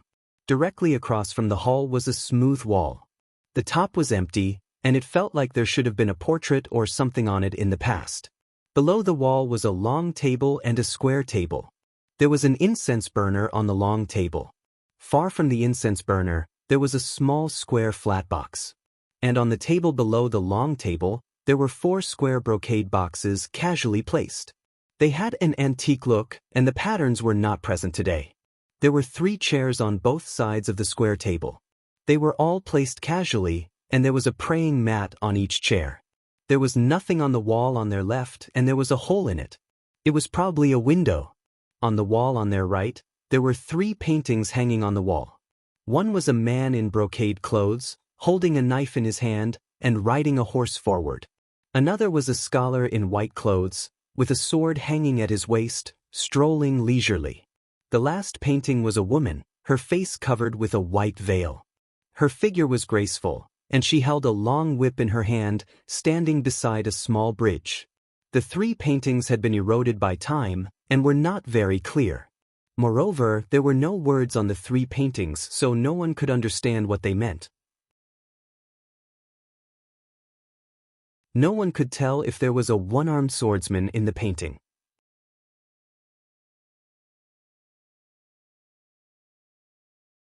Chapter 15. After looking around the hall, everyone focused their eyes on the 4 brocade boxes on the table and the flat box on the long table. Everyone knew in their hearts that inside was the key point of this mission, the treasure of this secret plane. However, everyone was still muttering in their hearts. Coincidentally, there were 4 forces this time, and there were 4 brocade boxes on the table. If there were 3 forces that had just been lost in the dense forest, would there be 1 less brocade box on the table? These were just people's thoughts. These boxes had been here for more than 300 years. How could they suddenly disappear and suddenly appear? Yanming Jushi was still cautious. He walked to the front of the square table and did not rush to take the box. Instead, he carefully looked around. He knocked on the chair with the dagger first, and even knocked the futon to the ground. Then he used the dagger to put the brocade boxes in place, but he did not find any movement. Finally, he was still not at ease. He walked to the right side of the wall, opened the 3 paintings and looked at them separately. He did not find any mechanism. Then he walked to the front of the table and said to everyone, "It seems that there should be no mechanism here. What do you think?" The rest of the people had been following Layman Yanming ever since they entered the secret place. When they arrived at the hall, they didn't dare to move. There had been a saying about tactical deployments in Jianghu since ancient times, but in their era, tactical deployments had long become legends. Occasionally, there would be a few tactical deployments, but they were just verbal deployments. They had never heard of any tactical deployments that could trap someone with just a few bamboo slips and a few stones, let alone a big tactical deployments made by the whole wild Jujube forest sect. This was obviously a big move made hundreds of years ago. Everyone's mind had long been shocked. They had already listened to their master's instructions and followed Layman Yanming's lead. At this time, when he asked for a suggestion, how could they have any objection? They all nodded and agreed. Yanming Jushi was very satisfied with their attitude. He said with a smile, "Jianghu is an unpredictable place. It's good to be more careful. You should also look around and see if there are other mechanisms in the hall. It's also your opportunity. If you get something, it's your benefit." Everyone looked at each other for a few moments before dispersing in all directions to check out the various corners of the hall. Everyone muttered in their hearts. Could it be that Yanming Jushi was planning something? Change the brocade box? However, the hall was only so big. Everyone could see clearly what he was doing, so they weren't afraid that he would do anything. Perhaps Senior really has the heart to take care of this Junior. In any case, it's not a big deal to look around. Sure enough, it didn't take long for everyone to finish searching, but they didn't find anything. It seemed that the treasures in the hall were these few boxes. When Yanming Jushi saw that everyone had returned, he cleared his throat and said, "According to the previous agreement, each of our 4 factions can choose a brocade box. Although clan leader Situ is from the evil tiger gang, you should belong to Xiaoxia Ma's faction and not be considered an independent faction. Does clan leader Situ have any objections?" Situ Ping said calmly, "I have no objections." That's right. How could she dare to have any objections? Her life was saved by someone else. Yanming Jushi continued, "Then next, we'll follow the order of the leather hides. Follow the map from left to right and from top to bottom to pick the boxes. What we get will be up to fate."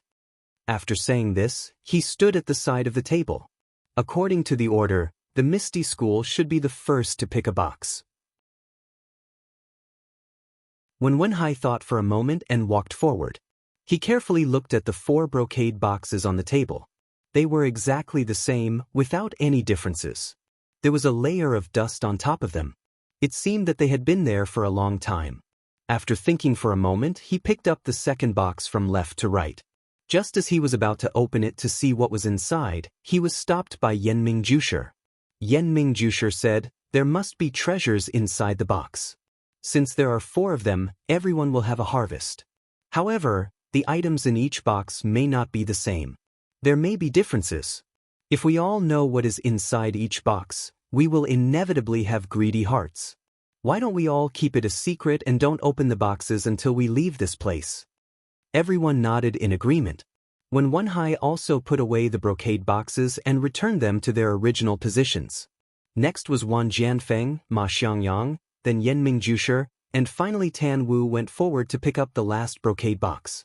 No one looked at it and put it away. After the distribution, everyone's eyes turned to the long table. There was a flat box in the distance. Yenming Jusher walked to the end of the long table and picked up the box. It was hard to the touch and seemed to be quite heavy. Looking at it carefully, it seemed to be carved out of a piece of stone. It seemed to be used to store treasures. However, for some reason, it was not placed on the table, but on the other end of the long table. Yenming Jusher walked to the table and passed the box around for everyone to see. Afterwards, he placed it on the table and quietly looked at everyone. He said, "There is only this box left in this room. There is no way to divide it equally. How about we do as we said before and use rock, paper, scissors to decide who gets it?" Everyone looked at each other and felt a burst of absurdity. The people of Jianghu actually wanted to use a child's game to decide such an important matter. However, if they did not use this gentle method, who would hold back when facing such a coveted treasure? It was hard to say who would benefit in the end. Everyone could only acquiesce. At this time, Ma Xiangyang said, "Senior, I have a suggestion." Yenming Jusher said with an unsurprised expression, "Xiaoxia Ma, feel free to speak." Ma Xiangyang said, "I have no objections to rock, paper, scissors. However, I have a small request. That is, I hope that no matter who gets this box, they will open it and let us see what is inside. What does everyone think?" Yenming Jusher pondered for a moment and nodded in agreement. Everyone else also had the same thought.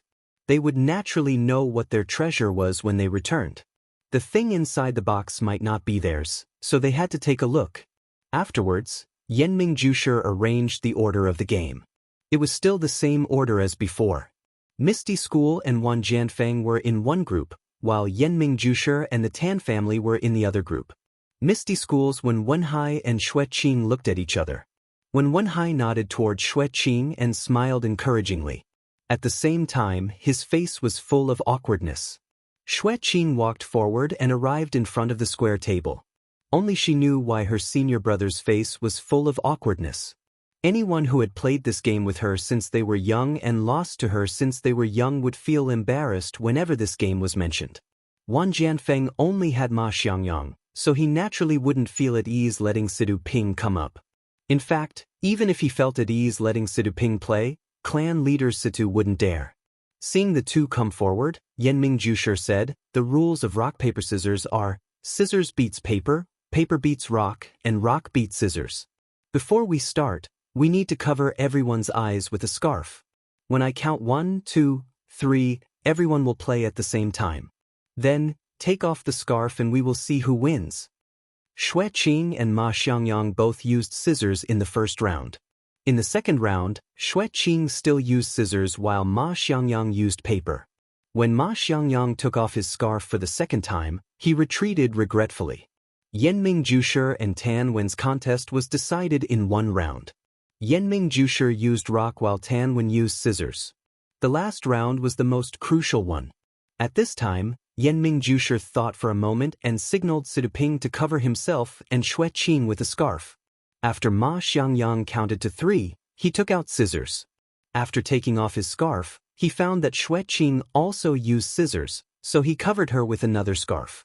After thinking for a moment, he took out scissors again after counting to 3. In the end, he found that his opponent was still scissors and couldn't help but be stunned. In fact, Yenming Jusher had his own selfish reasons for proposing this game. Since young, he was proficient in all kinds of miscellaneous skills, such as rock, paper, scissors, gambling, and so on. He won more than he lost, but because he dabbled too much in martial arts, he couldn't reach the peak. At this crucial moment, he found that his opponent was also an expert. His heart trembled and he paid more attention to this game. However, in the third round, Yanming Jusher used paper, while Xueqing and Xueqing still used scissors. There were no changes. When Yanming Jusher pulled off his scarf, he couldn't help but sigh in his heart. He was trapped in a cocoon of his own making. If he had known earlier, it would have been better to compete in martial arts. Not to mention Xueqing's face full of excitement, when Wenhai took the box and was about to open it when Yanming Jusher stopped him. Wait, put it on the table and use your sword to pry it open from a distance to prevent any traps. When Wenhai put it on the table and used the tip of his sword to pry the box a few times, but he couldn't find the position of the lid. This time, he picked up the box again and looked at it carefully. Only then did he realize that the box was actually sealed. Then he tried to pry it open, but it didn't open. The other people also didn't open it. Yanming Jusher also picked up his dagger and tried to pry the box open, but it didn't work. In the end, he completely ignored Wenhai's gaze and actually used his dagger to cut the box open, but it didn't leave any marks on the box. He finally understood why this box was thrown far away at the end of the long table. He casually returned it to Wenhai. Wenhai also carefully put the box in his arms. Seeing that there was nothing left in the hall, everyone's thoughts had already flown to the medicinal garden. Yanming Jusher brought everyone to the medicinal garden and said to everyone, "Everyone didn't prepare enough, and I don't know if we can take more herbs. I suggest that we first take some mature herbs that can be preserved. There will be 4 sets, 1 for each sect. As for the seeds and other transplants, we'll discuss it again. What do you all think?" Everyone had no objections, and then led by Yanming Jusher, they collected one by one. All the mature herbs were collected in 4 sets and packed into 4 packages, 1 for each sect. In the end, Scholar Yanming said to everyone, "Since no one has any luck, we can only comfort ourselves here in the herb garden. What we brought just now was for our respective sections. Next, each of us is only allowed to pick 3 mature herbs for ourselves." After that, Yanming Jusher took everyone to walk around each medicinal field again and collected the herbs according to their own requirements. In fact, everyone knew about the same herbs. Most of them were hundreds of years old: ginseng, Polygonum multiflorum, tianqi, shanjing, and other things. After finishing this, the light in the secret plane was already a little dim. It was estimated that it should be early noon outside. Everyone only then remembered the matter of going out. It took a long time to come in, so if they went out, wouldn't it be late at night? Yanming Jusher smiled and comforted everyone. "Go out, just find a place to go. As long as you go straight, you can go out. However, looking at the sky, it's time to go, let's leave." After that, everyone picked up their packages and followed Yanming Jusher to find 2 jujube trees in the middle of the jujube forest and went straight away. Everyone didn't know that when they just walked into the jujube forest, a snake-like monster's head poked out of the high-temperature lake. It looked at the place where they were going for a moment and then retracted into the water, leaving only the ripples on the lake.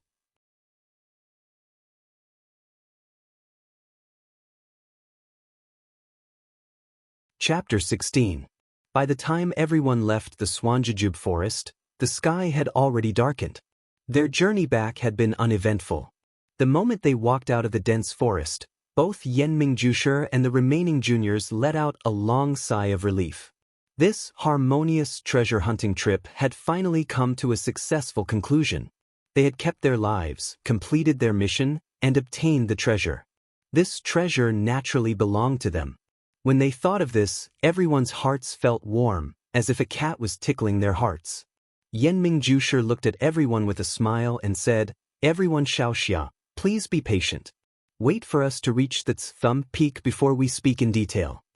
Then he led everyone back to the Thumb Peak. Everyone sat in a circle in front of the crouching ox rock.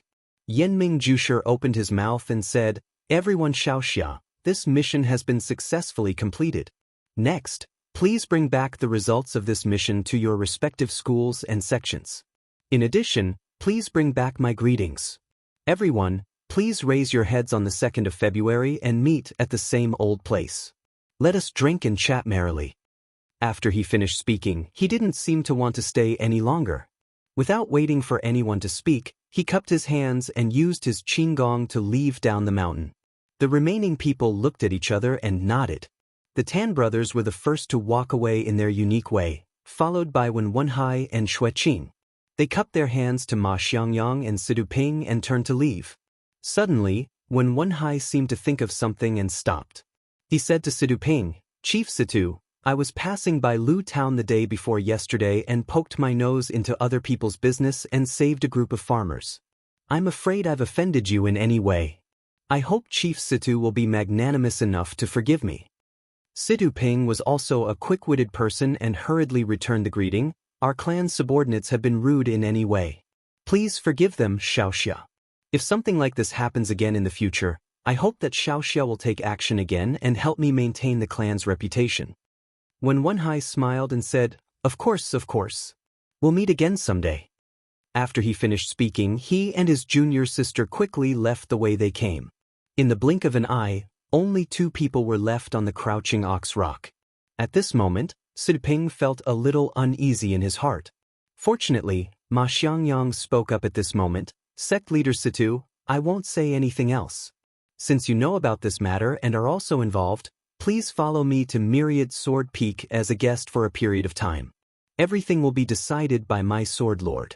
How about it?" Situ Ping nodded. "I'll follow Xiaoxia's instructions." Then he followed Ma Xiangyang back the way they came. For a moment, the area around the crouching ox rock was deserted.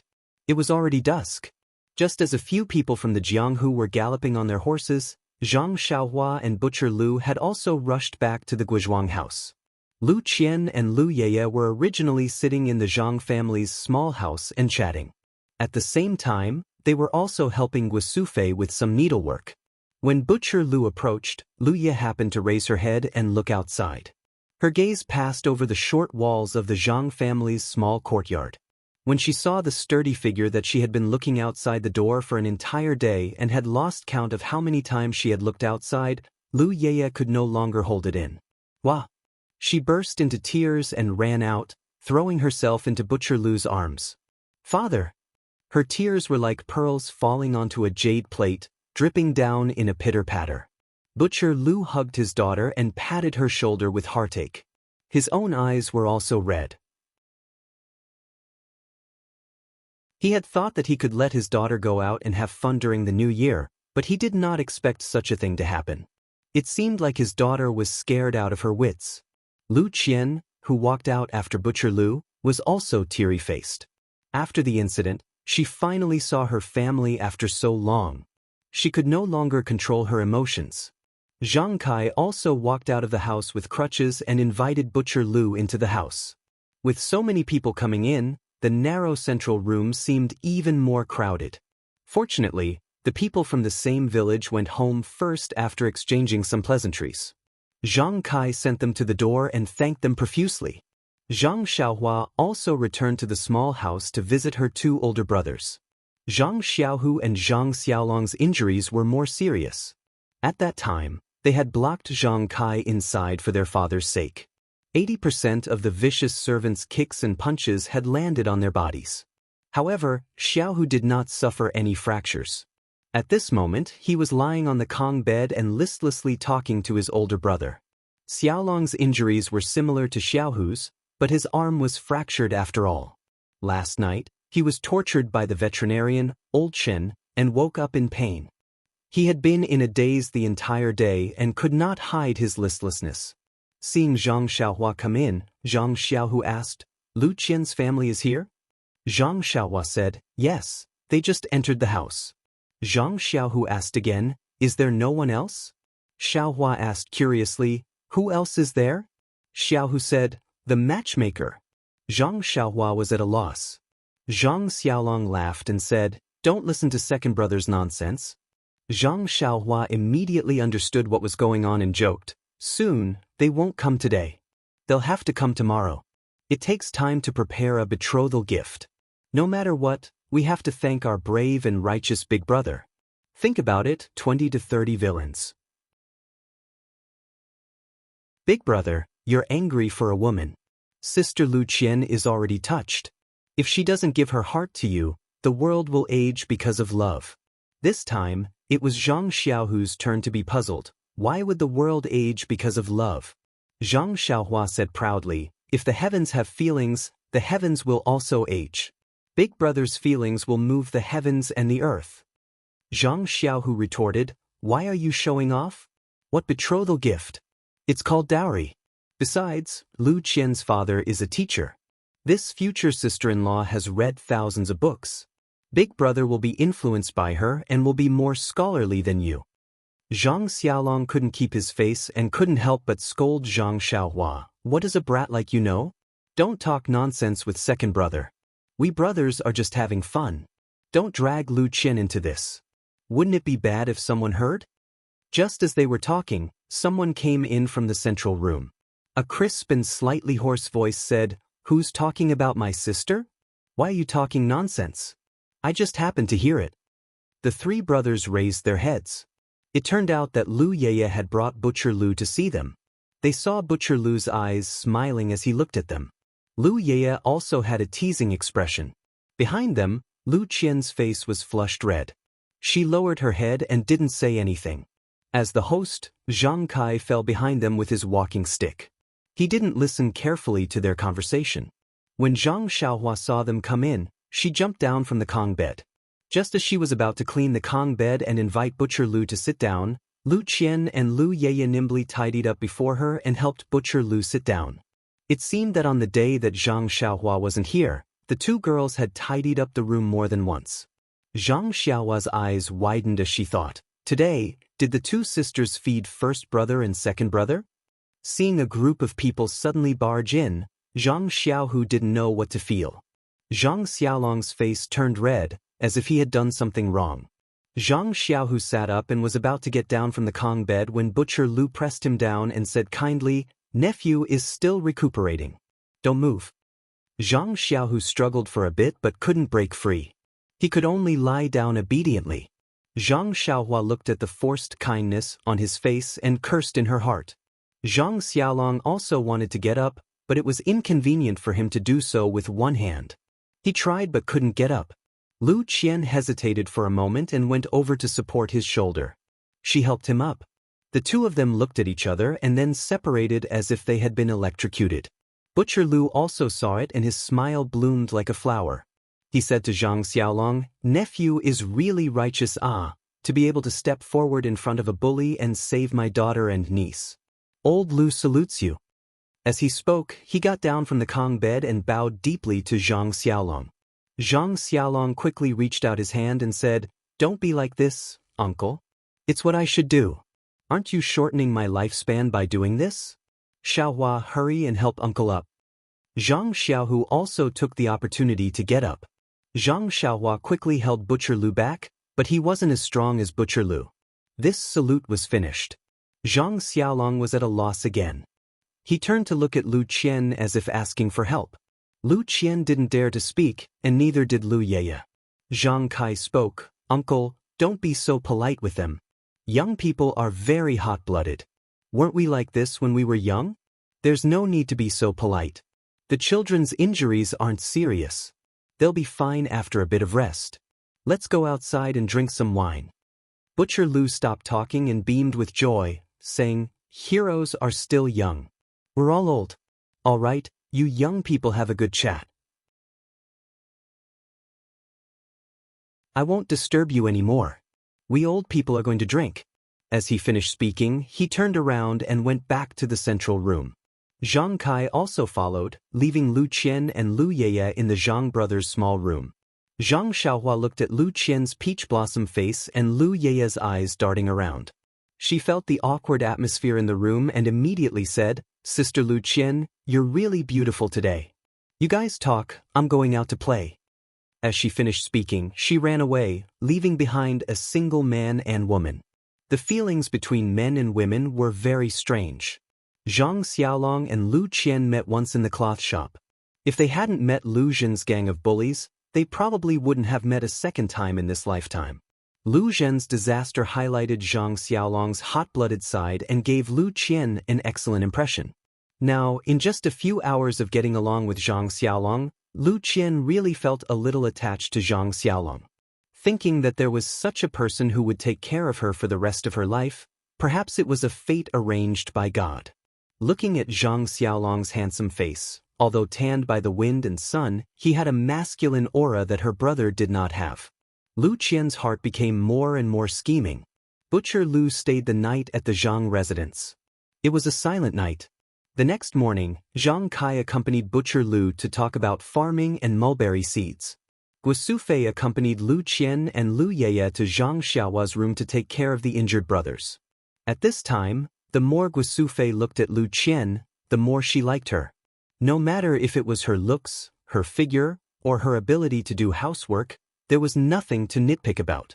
This girl actually had a lot of housekeeping skills that she didn't know. Early in the morning, Lu Qian helped her get a few pots of plants and place them in the central room. She also placed a few pots of flowers in Xiaolong's room. The entire room immediately became brighter and more pleasing to the eye. She really was a good daughter-in-law candidate.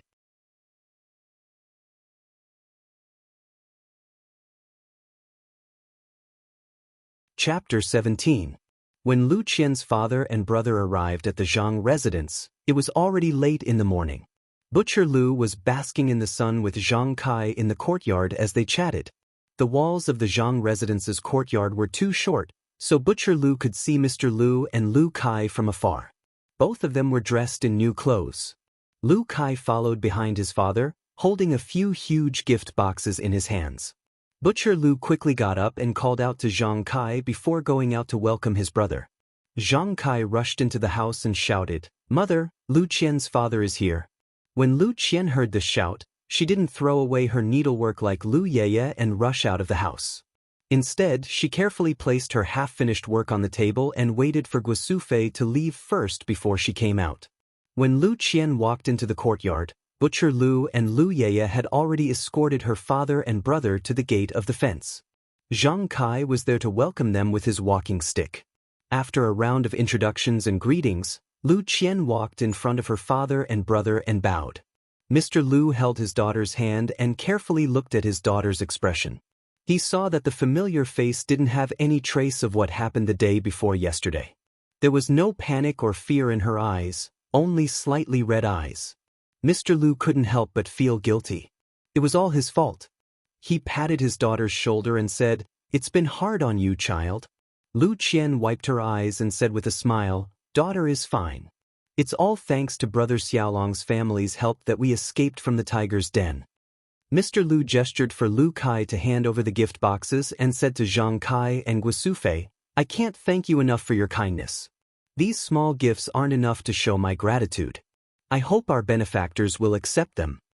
Zhang Kai hurriedly pushed the gift boxes back and said politely, "We just happened to be there and didn't do much. In the end, it was someone else who helped us." Mr. Lu insisted on handing it over, saying, "It's all thanks to you guys. If it weren't for your help, my family's child would have met with a calamity long ago.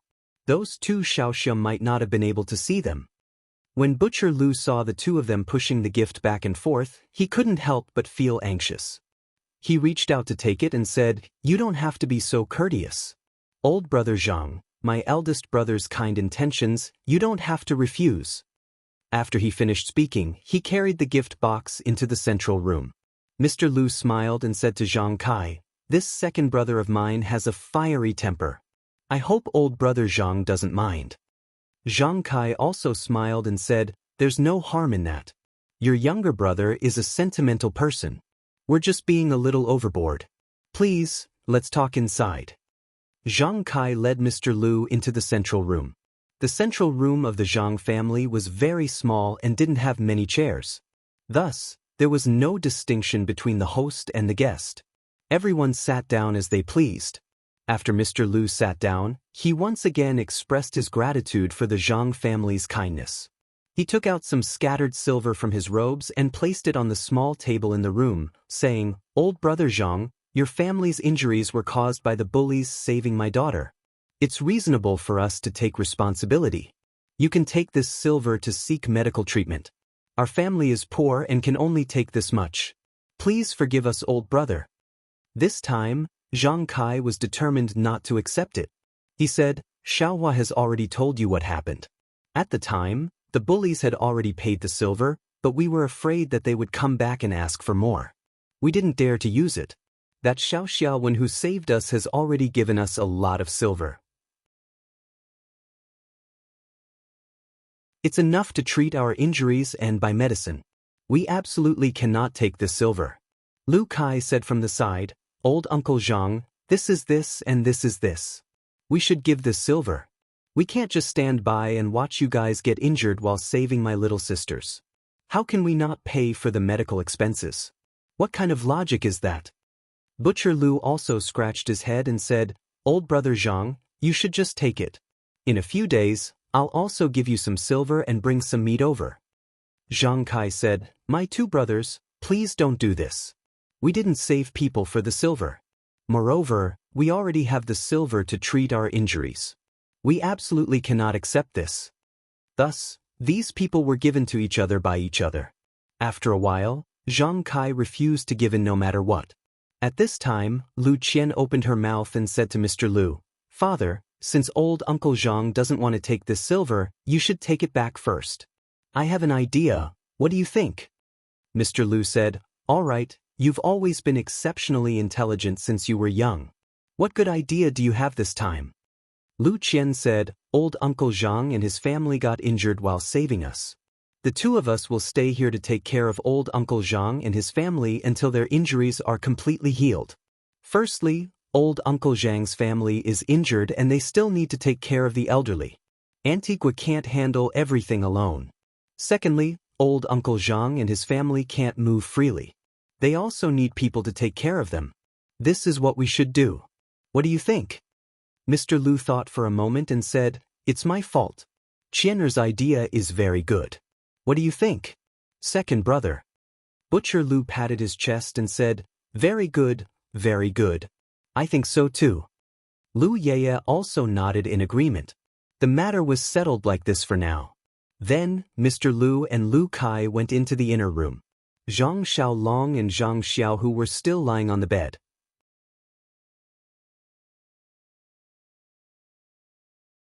When they heard Butcher Lu's shout, the two of them wanted to get up. However, they were stopped by Guosufei and the others.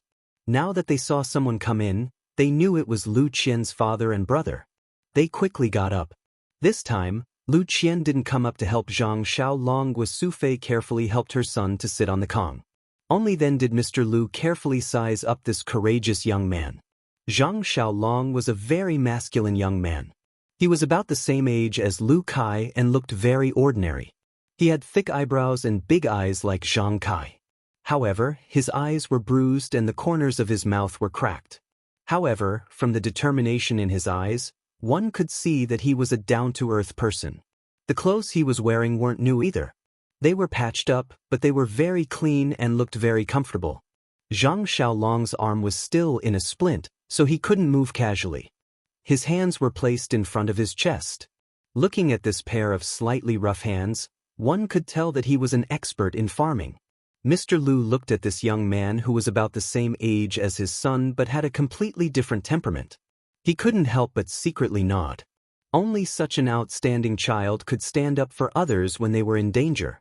Zhang Xiaolong saw Mr. Lu staring at him and couldn't help but feel anxious. He didn't know what to do. Mr. Lu looked at him for a while before speaking. He thanked him for saving his daughter and hoped that he would recover well. Then, he spoke for a while before leaving the small room. As he walked, he said to Zhang Kai, Brother Zhang, you have a good son. You are blessed. Zhang Kai smiled from ear to ear. He didn't forget to be humble even while leaning on his walking stick. Same to you. Your son is also very, very good. Seeing that it was almost noon, Zhang Kai ordered Guosufei to arrange wine and food to entertain Mr. Lu and his group. The Zhang family's financial situation was much worse than Mr. Lu's, so the food they ate was also very ordinary. Zhang Kai expressed his apologies. Mr. Lu and Butcher Lu were both forthright people, so they didn't mind when they chatted. They toasted and ate quite a bit. Only Zhang Xiaohua was the happiest. She had meat to eat for 2 consecutive days. She couldn't wait for these days to come a few more times. After the meal, Mr. Lu and his group chatted with Zhang Kai for a while. Taking advantage of the fact that it was still early, they hurried back to Bali Gully with the 2 girls. The Zhang family only had 1 family of injured people lying in bed. Fortunately, it was winter now. Usually at this time of the year, they would stay at home to keep warm. They didn't need to plow the fields or weed the fields. However, this afternoon, everyone felt that something was missing.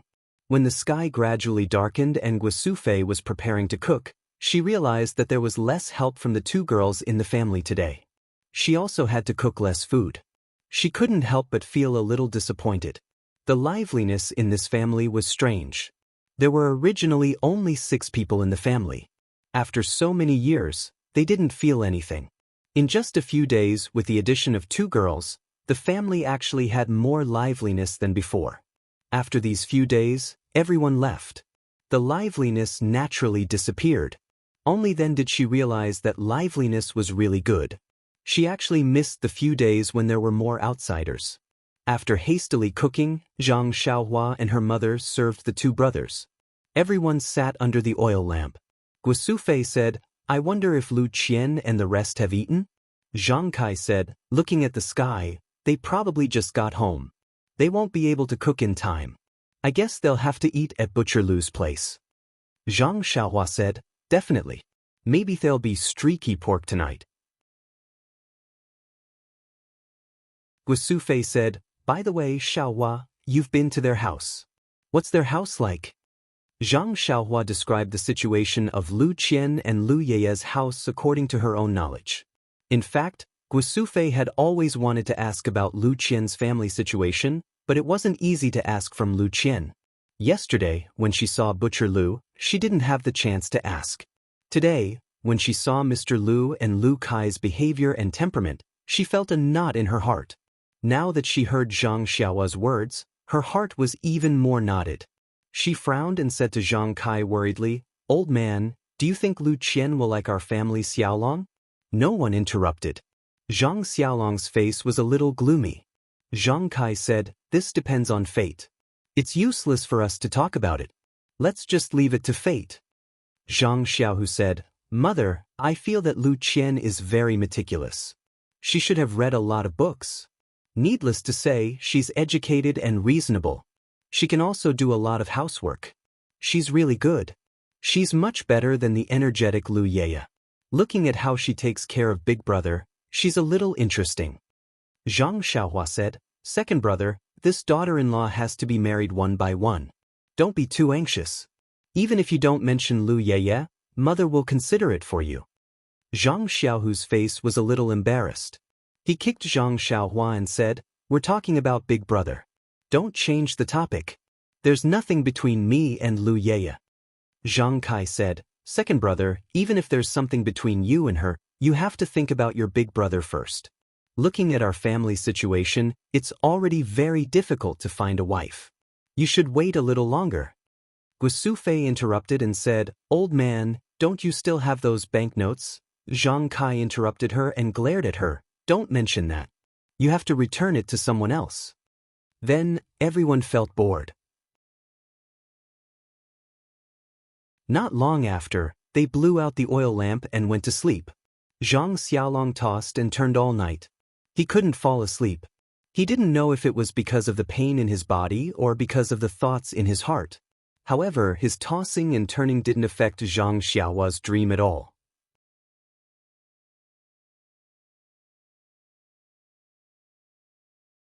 Chapter 18. When Wenhai was very tired, the whip in his hand mechanically whipped the horses but, hoping that it would run faster. Beside him, Xueqing's face was covered with a veil, so her expression couldn't be seen. She was also urging the horse she was riding. When Wenhai occasionally looked back at Xueqing and encouraged her, "Junior sister, hold on a little longer, we'll soon reach our territory, we can rest then." Xueqing replied, "I know, senior brother, let's go quickly." When the 2 came down from Stoneman Peak, they didn't pay too much attention to it at first. The mission was already completed, so all they had to do was bring the things back to the school. They were even immersed in the joy of getting the medicine. But when they got on the horses and saw the two best horses in the school, the two realized why their master wanted them to ride such handsome horses. At the same time, when Wenhai also remembered his master's inconspicuous words, "Hurry back." At the same time, they also realized the danger they were in. Not to mention whether the other three factions had other intentions. Even if a normal Jianghu sect got wind of the news or discovered the things they were carrying, those were priceless treasures in the eyes of Jianghu people. An ordinary man's wealth is his own ruin, and the two of them would have a hard time keeping their lives. The two couldn't help but feel a chill in their hearts. They looked at each other and got on their horses, not stopping for even a moment. They whipped their whips and galloped away. Just like that, the two of them galloped on their horses for a day and a night without rest. Fortunately, they were martial artists, so their bodies were well trained. A normal person would have long since broken their body. It was near noon, and the two of them were hurrying along. In the distance, they saw a tea shop on the side of the road. These tea shops were mostly simple tents or thatched roofs set up on the side of the road. They were open on all sides and provided simple tea and food for passers-by to rest. When they were about to reach the tea shop, Xueqing couldn't help but say to Wenhai, "Senior brother, why don't we rest for a bit? We'll reach our Misty School's territory in the time it takes to eat a meal, so it should be safe here." Wenhai was also a bit tempted, so he slowed down and gradually approached the tea shop. However, when Wenhai changed his mind and said to Xueqing with a smile, "Junior sister, it's only the time it takes to eat a meal, we'll be there soon. We've been on the road for so long, we don't have to worry about this little bit of distance. Let's hurry for a bit and rest when we reach our territory." Xueqing said, "All right, senior brother. We won't do things that will waste all our efforts.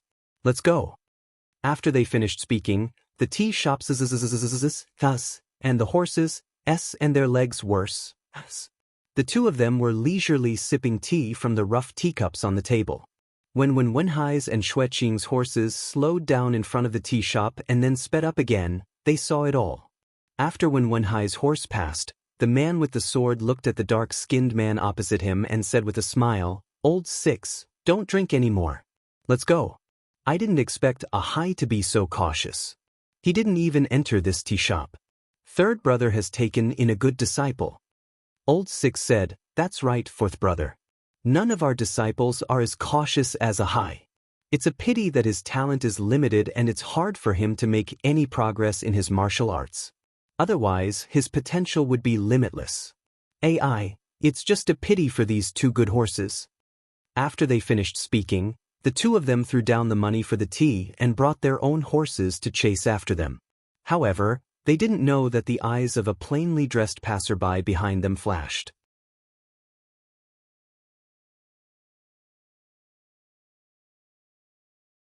He muttered in his heart, "What's going on? 2 of the 6 Misty Tigers are actually here to receive them?" After the two of them left with their horses, he also paid the bill and quietly followed behind. On the other hand, when Wenhai spurred his horse forward, in the time it took to finish a meal, he saw that there were more and more people. The number of stalls on the main road had also increased. Pingyang City could be seen in the distance. Suddenly, he heard the horse below him whining. Its 4 legs gave way and it fell to the ground. When Wenhai felt his body sinking, he immediately patted the horse's back and used his body to jump off the horse. Seeing this, Xueqing quickly pulled the reins and slowly stopped his horse. He saw that the horse was lying on the ground, foaming at the mouth. Its eyes were also slowly closing. It had died of exhaustion. Xueqing also hurriedly looked at his horse. His horse was not in a better state. Its 4 legs were trembling non-stop. There was also some white foam coming out of the horse's mouth. It looked like it could not be ridden anymore. When Wenhai stood by the side of the road and looked at the horse lying on the ground, he also looked at the surrounding passers-by who were running away in panic. He thought for a while and took out a whistling arrow. He aimed it at the sky and shot it up. The whistling arrow flew into the air and let out a sharp sound. In the empty sky, it traveled very far. The sound of the whistling arrow had just passed when they heard someone calling from behind, "Ah, hi, when Wenhai and Xueqing turned back and looked. They couldn't help but be delighted. It was the two burly men who were resting in the tea shop earlier. When the two of them rode their horses to the front, when Wenhai and Xueqing went forward and bowed, fourth Uncle Master and sixth Uncle Master. The two of them swung their stirrups and dismounted. They chuckled and said, "Martial nephews, there is no need to be so polite. We are here on the orders of the sect leader to welcome them. Wait a moment and they will be here." When Wenhai and Xueqing nodded in agreement. They then stood beside the two Uncle Masters and waited quietly. At this moment, the tense strings in their hearts were completely relaxed. Sure enough, not long after, a group of people galloped from afar. The first was a scholar with a square headscarf on his head. He was about 40 years old with a white face and no beard. He wore white clothes and looked very young, as if he was reading. Following closely behind him was a beautiful woman with a mature aura. Both of them were dressed very simply. Both of them were riding white horses. Behind them were about 10 people dressed in martial attire. Each of them was equipped with a saber and a sword. Their eyes were shining. Some of them even had high protruding temples. At first glance, one could tell that they were masters of the martial arts world. These people urged their horses while looking around, vigilantly looking around. When the two of them arrived, they dismounted from their horses. When Wenhai and Xueqing went forward and bowed, "Greetings to Master." This scholar was actually the head of the Misty School, Peng. He was so unremarkable. The two of them then bowed to the beautiful woman, "Greetings to Master's wife." The beautiful woman looked at them with a smile and didn't say anything. Peng then said, "Alright, Hai Qing, you have worked hard. No need to be so polite. You know that Master's wife rarely pays attention to the matters of the sect. Today can be considered an outing." The two people behind when Wenhai also went forward and bowed, "Greetings to senior brother sect leader and sister-in-law." Peng reached out and helped them up, "You have worked hard as well." The fourth brother stood up and said, "It wasn't hard. We were just tasting tea. Your disciple didn't even enter the tea shop. He is very cautious." When Wenhai then understood, he hurriedly said, "Disciple didn't know that Martial Uncle was here. Otherwise, I would have left with Martial Uncle." He then said to his master, "Disciple didn't let you down and escaped unscathed with junior sister. But this horse," Peng laughed out loud and said, "No matter. No matter how handsome the horse is, it can't be more important than you. As long as you come back safely, it is better than anything else." He then said to the people behind him, "Leave a horse for Qing and then deal with this place." After he finished speaking, he led Wenhai, Xueqing and the other 3 people back on their horses. He only left 2 people behind to deal with the dead horse. He didn't even mention a word about the things on Wenhai's body. The passerby who followed them here witnessed the entire process and was even more surprised. He didn't think much and just mounted his horse and galloped in another direction. He must be rushing back to the sect to report this matter.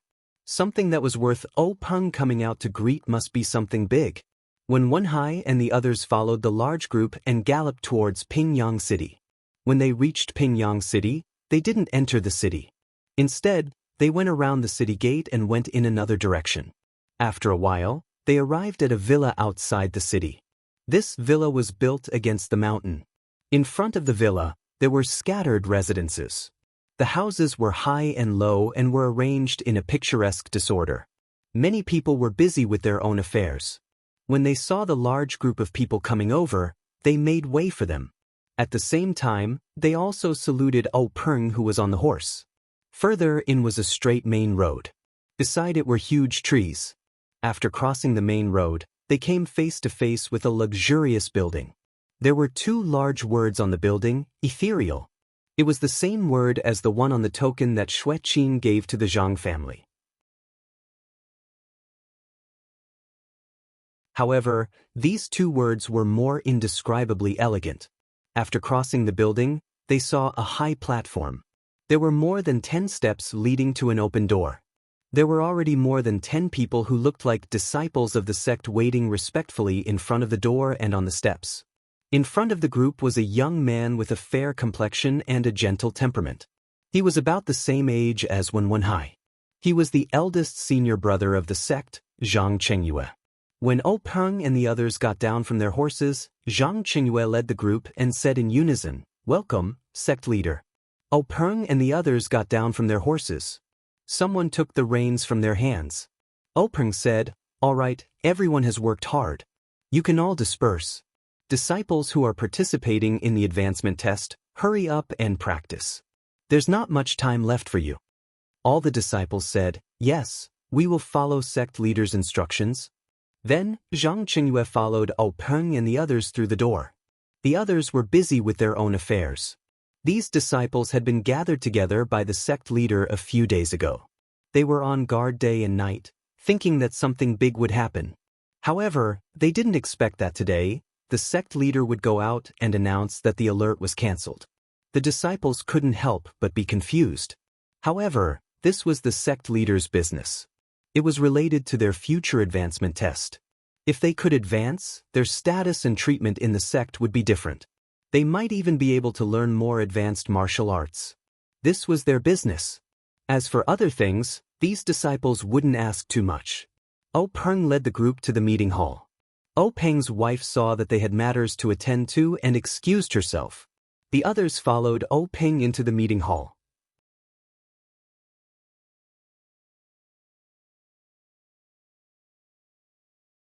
Chapter 19.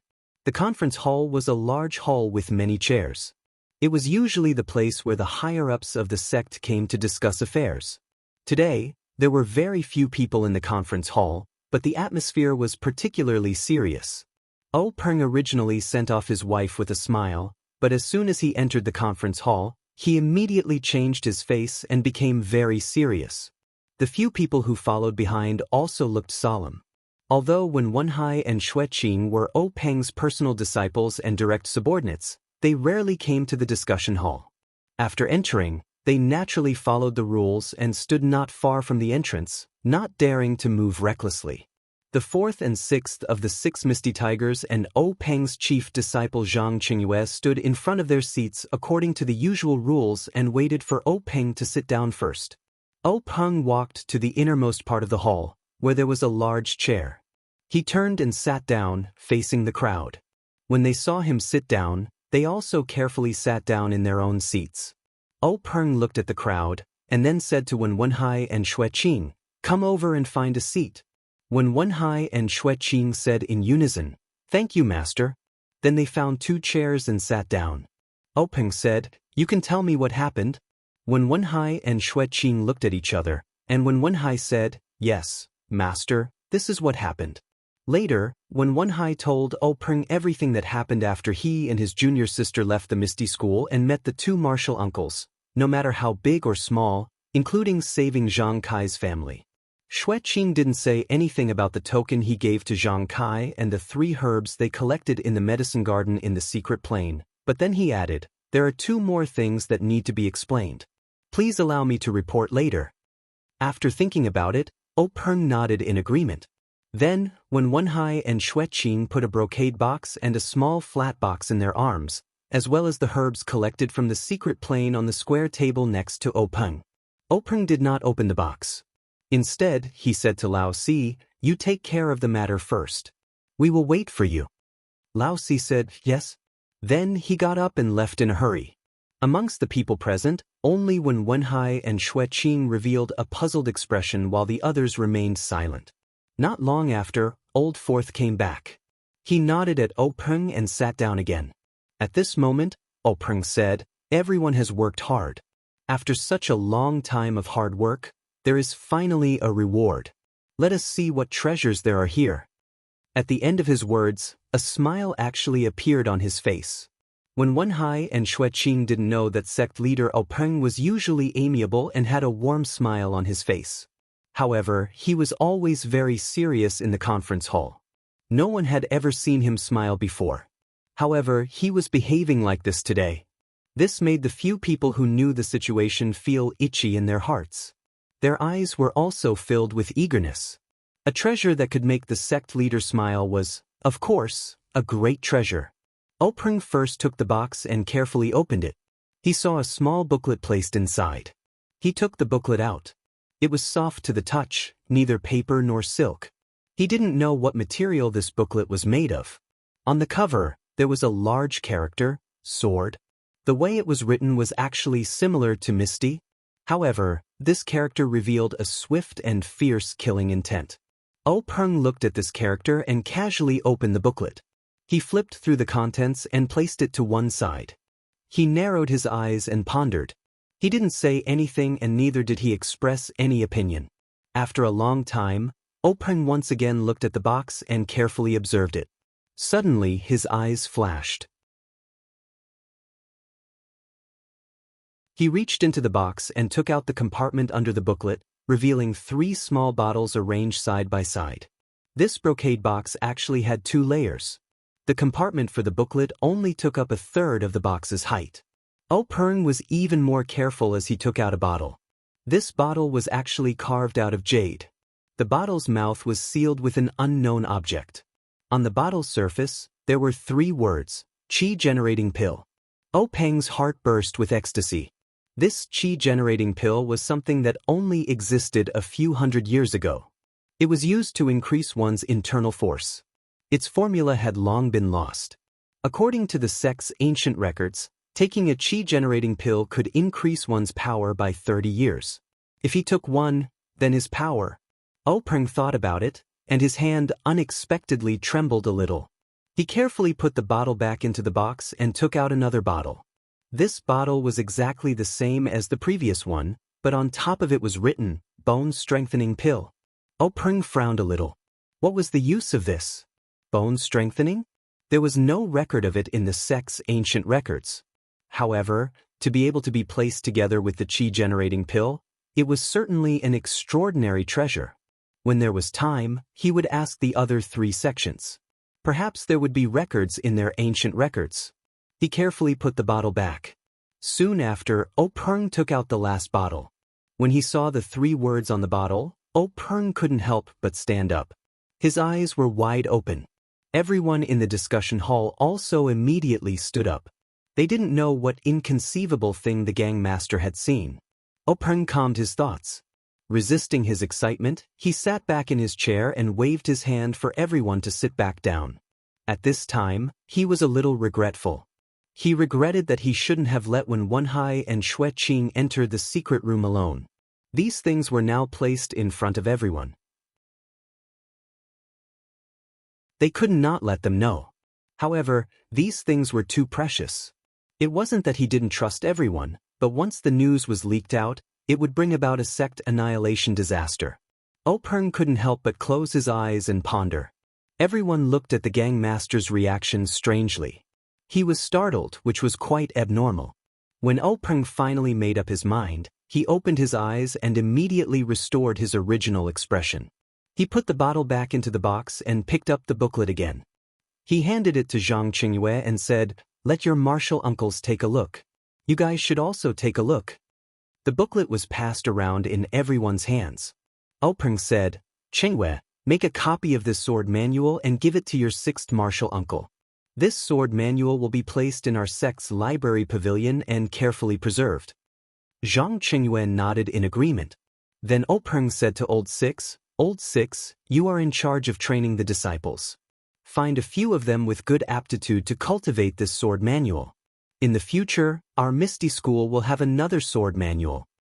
Old Six said, "Yes, gang master. I will definitely do my best to bring this sword manual to greater heights." Peng nodded without saying anything. Then Peng said to everyone, "What happened today, you must keep it a secret. It will be our Misty School's top secret. Especially what I will tell you later. I will inform Boss, Old 2, and Old 5. Everyone left and stood up, bowing in agreement. Then Peng told everyone the names of the pills in the first 2 bottles. Everyone's eyes were filled with envy. It was really good stuff. Only, they didn't know how many pills were in the bottles. Would they be able to get one? Finally, Peng said, "There is another bottle. There is also a pill in it. It is the legendary life-prolonging pill. Only, I don't know if it is true." As soon as his voice fell, everyone's expression was indescribably strange. It must be said that the life-prolonging pill was different from the qi-generating pill. Everyone in Jianghu knew that it was a legendary panacea that could increase one's power. Everyone was eager to get one. It was also not like the bone-strengthening pill. Even the Misty School, which had a long history, didn't know what it was. That life-prolonging pills was not only known by Jianghu people, but also by ordinary people. It was a legend within legends. It was said that the life-prolonging pills could increase one's life by 10 years. But such a miraculous thing had been said for thousands of years, yet it had never appeared. In fact, smart people didn't even need to think to know how long a person's life was. No one knew if this life-prolonging pills could extend one's life by 10 years. If you took it, who knew if it really extended your life? Moreover, who would give such a miraculous medicine to someone who was about to die? Over time, everyone treated it as a joke. They treated it as leftover material compiled by storytellers. It was precisely this kind of senseless joke material that had suddenly appeared in the Misty School's conference hall's hall. Together with the qi-generating pill, this kind of Jianghu panacea, the same packaging. No matter who saw it, they also didn't know whether to laugh or cry. Was it real? Was it fake? However, everyone knew that regardless of whether it was real or fake, if it was known by the other famous sects, there would be no one who wouldn't covet it. This Misty School would never have a day of peace in the future. Extermination? That wasn't impossible. No wonder the faction leader was so serious. It seemed that this matter would end here. However, would the other three sects obtain the same thing? Everyone, including O Peng, began to question this. Following that, O Peng once again opened the package containing the medicinal ingredients. Once again he was stunned. Hundreds of years old ginseng, 7 fields, shanjing, Chinese knotweed. He couldn't name many of them. He looked at this package and his heart was really afraid. He had calculated everything, but he didn't expect that he would be able to obtain so many precious things this time. If he had known earlier, he wouldn't have acted so reserved and mysterious. He would have directly acted himself. He also had to listen to Yenming Jusher's instructions and play rock, paper, scissors. This time, he reckoned that old fellow didn't lack any benefits. Fortunately, a Hai and Qing had returned safely. These things also didn't have any mistakes. Otherwise, it would be too late to regret. It was no wonder that O Peng had so many thoughts. What he had seen just now were all legends. Perhaps it was just a rumor. Who knew if it was true or false? Moreover, the quantity was limited after all. But now, what was in front of him was the real thing. He could touch it with his hands. A few hundred years old ginseng, at a critical moment, it was a life. Coupled with other medicines, it would be even more effective. When he heard Hai and others talk about it, he didn't care. He thought that Yenming Jusher was exaggerating. Now, it seems that he should pay more attention to it. Moreover, there were still a lot of these medicines in the secret plane. He had to discuss it with several forces. Later, in the eyes of others, O Peng excitedly asked Zhang Qingyue to quickly inform the hall master and elders of the pharmacy hall to come to the conference hall.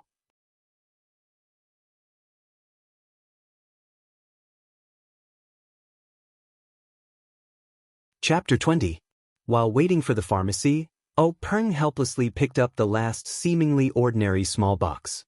His heart was filled with anticipation. In the short time it took to drink a cup of tea, he had seen a treasure that he had never seen before. He wondered what kind of treasure was in this box. Could it be something more magical than the life-prolonging pill? The box was cool to the touch and felt very heavy. O Peng placed it in front of his eyes and carefully observed it. The whole box was one piece. He didn't know what material it was made of. There seemed to be no trace of a lid. He didn't know where to open it. O Peng tried the 4 sides, pulling it up and pressing it down, but it didn't work. He couldn't bite it with his teeth, right? O Peng secretly laughed at himself. He put the box back on the table and then called everyone to come forward. Everyone looked around for a long time. Old 4 and Old 6 also came forward and tried several methods, but they didn't work. Zhang Qingyue frowned and said, "Master, do we need to use a key or something like that?" Old 6 rolled his eyes and said, "Martial nephew, if you want to use a key, There should be a keyhole. This box doesn't have a lock, and there's no secret lock or something like that. How do we use it? Zhang Qingyue blushed a little and stood there without refuting. When Wenhai and Xueqing had seen this box before in the secret plane. When Wenhai had also tried to open it.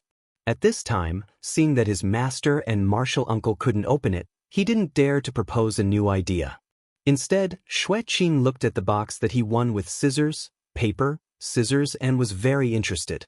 He even shook it in his ear to hear if there was any sound inside. Unfortunately, it didn't work. Just when everyone was at their wits' end, the pharmacy hall's hall master Bai Dong and Elder He Yunpu arrived at the meeting hall.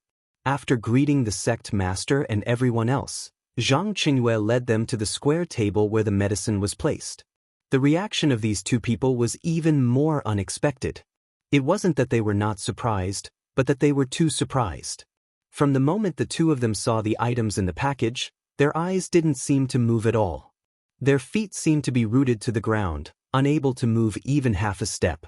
Their fingers pointed at the medicinal herbs, their arms were trembling, and the saliva in their mouths was flowing, almost dripping to the ground. After the time it took to drink half a cup of tea, the two of them finally came back to their senses. They didn't pay attention to the laughing expressions of the people who were admiring their embarrassing state, and said to themselves, "This is a 600-year-old ginseng, this is a 600-year-old field 7, this is a 400-year-old field spirit, this is 700 years old golden thread grass?" That's right, it was exactly the same as what was recorded in the Codex of Herbs. What about this? Am I seeing things? 1,000-year-old dragon-slaying grass? How could this be? However, the roots are mostly cord-like and curved. The stems are erect and grow alone or in clumps. There are vertical fine lines, hairless or white fine hairs at the tip. There are many branches on the upper part. The leaves are dark green on the top and lighter on the bottom. The leaves at the base have a stalk and are oval-shaped. The edges are blunt or serrated. 100 years have silver teeth, and 1,000 years have gold teeth. This gold teeth. Heavens, I'm not dreaming, am I? Hallmaster Bai said as he slapped his own face with all his strength. Then he sucked in his own mouth from the pain. The other He Yunpu, Elder He, also muttered the names of medicinal herbs that no one understood. His face was also filled with disbelief. In the end, he picked up a medicinal herb that was the size of a palm and said, "What is this? A cactus?"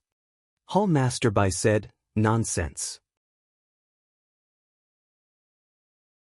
According to the Codex of Herbs, cactus have thorns. Did it prick your hand?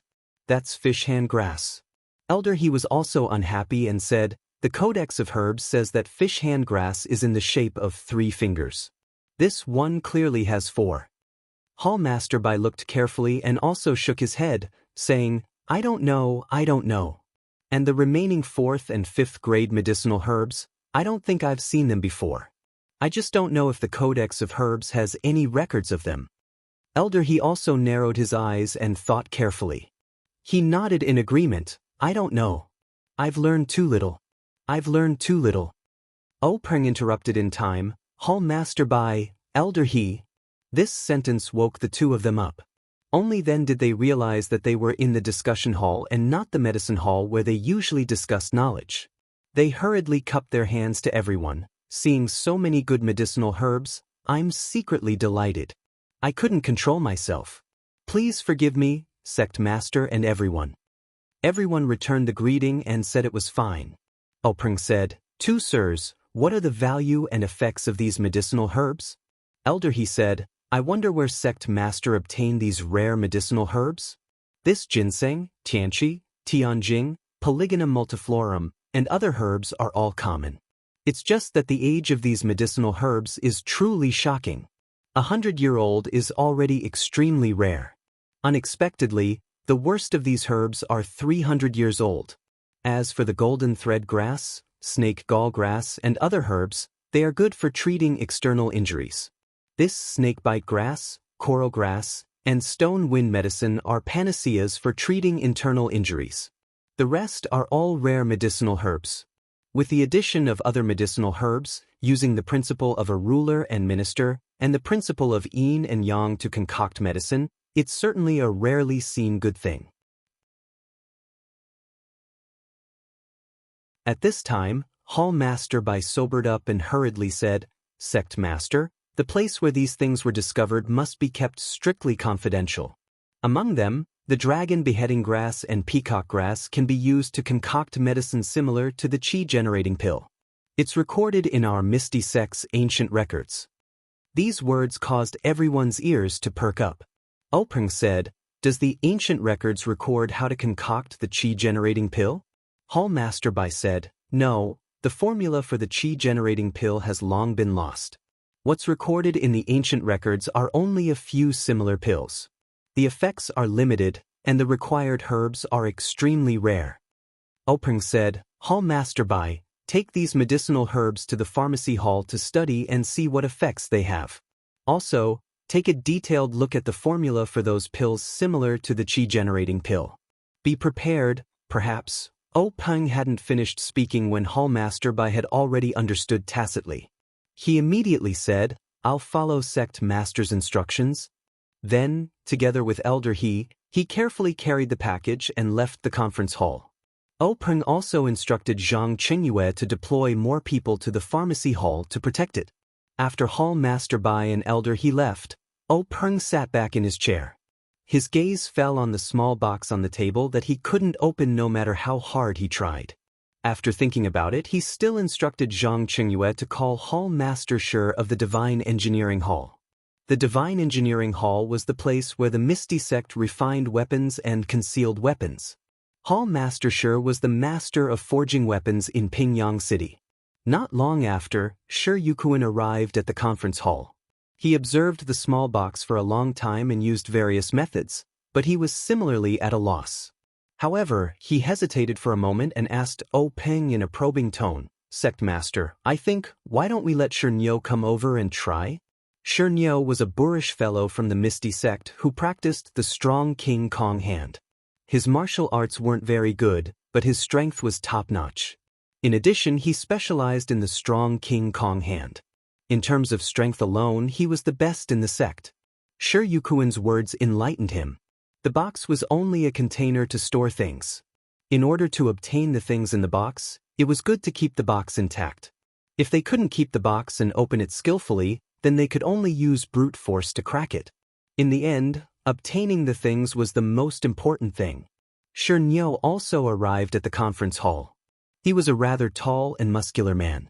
Standing, he was taller than everyone in the conference hall by a head.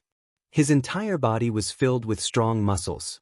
Looking at his honest and simple smiling face, Openg didn't say much. He just passed the small box to him and gave him an order, "Open it." Shi Niu received the box and didn't say much. He used his 2 hands to pry the box open. The box didn't move at all. Then, Shi Niu placed the box on the ground and took a deep breath. His 2 arms suddenly became much thicker, and his 2 fingers became thicker. Then, Shi Niu shouted loudly. His eyes were fixed on the box, and he used his 2 hands to slap the box.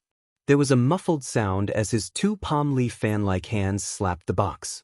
The box didn't shatter as everyone expected. Instead, Shi Niu slapped it flat into the conference hall's stone floor. Shi Niu took out the box that was slapped into the stone floor. Looking at the perfectly intact box, he scratched his head and looked at the sect master with an innocent expression. He was very depressed. He thought to himself, "What is this thing?" After sending Shi Niu away, Openg was also depressed. How should he deal with this box? Suddenly, his eyes lit up. He pulled out the sword hanging from his waist, but then he put it back in.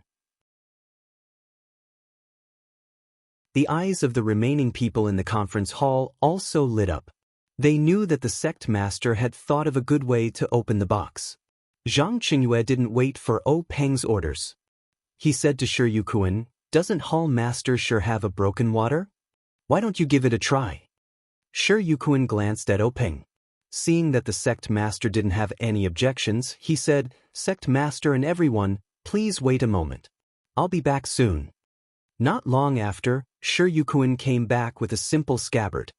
He said to Openg, Sect Master, let me try it first. Peng nodded in agreement. Shi Yukuan pulled out the sword from the scabbard. This sword wasn't as shiny as other swords. Instead, it had a dark surface. Occasionally, light would reflect off the surface of the sword. It was a bit dazzling, like black lightning. Shi Yukuan raised the sword and tried to cut at the corner of the box. The box didn't react. Then, he took a deep breath and raised the broken water again. He slashed at the corner of the box with all his strength. However, there wasn't the cracking sound that everyone expected. There wasn't even any sound. It was as if the sword had cut through cotton. The box was still there, undamaged. Peng glanced at Shi Yukuan, who was about to slash again, and said, "Give me the sword." Peng took the sword from Shi Yukuan and placed the box on the ground in the small groove that the stone cow had created. Then he circulated his qi in his dantian. The color on his face kept changing. It wasn't until the sixth time that he stopped. Old 4 and Old 6 looked at him with envious eyes. They thought to themselves, Sect Master Senior Brother's ethereal divine art is so profound. He's already cultivated it to the 6th level. Peng raised his broken water and injected his Zhen Qi into the blade. The entire blade was no longer as dark as it used to be. Under the infusion of the ethereal divine exercise, there were even some changes in color. Then, Peng shouted and chopped towards the box.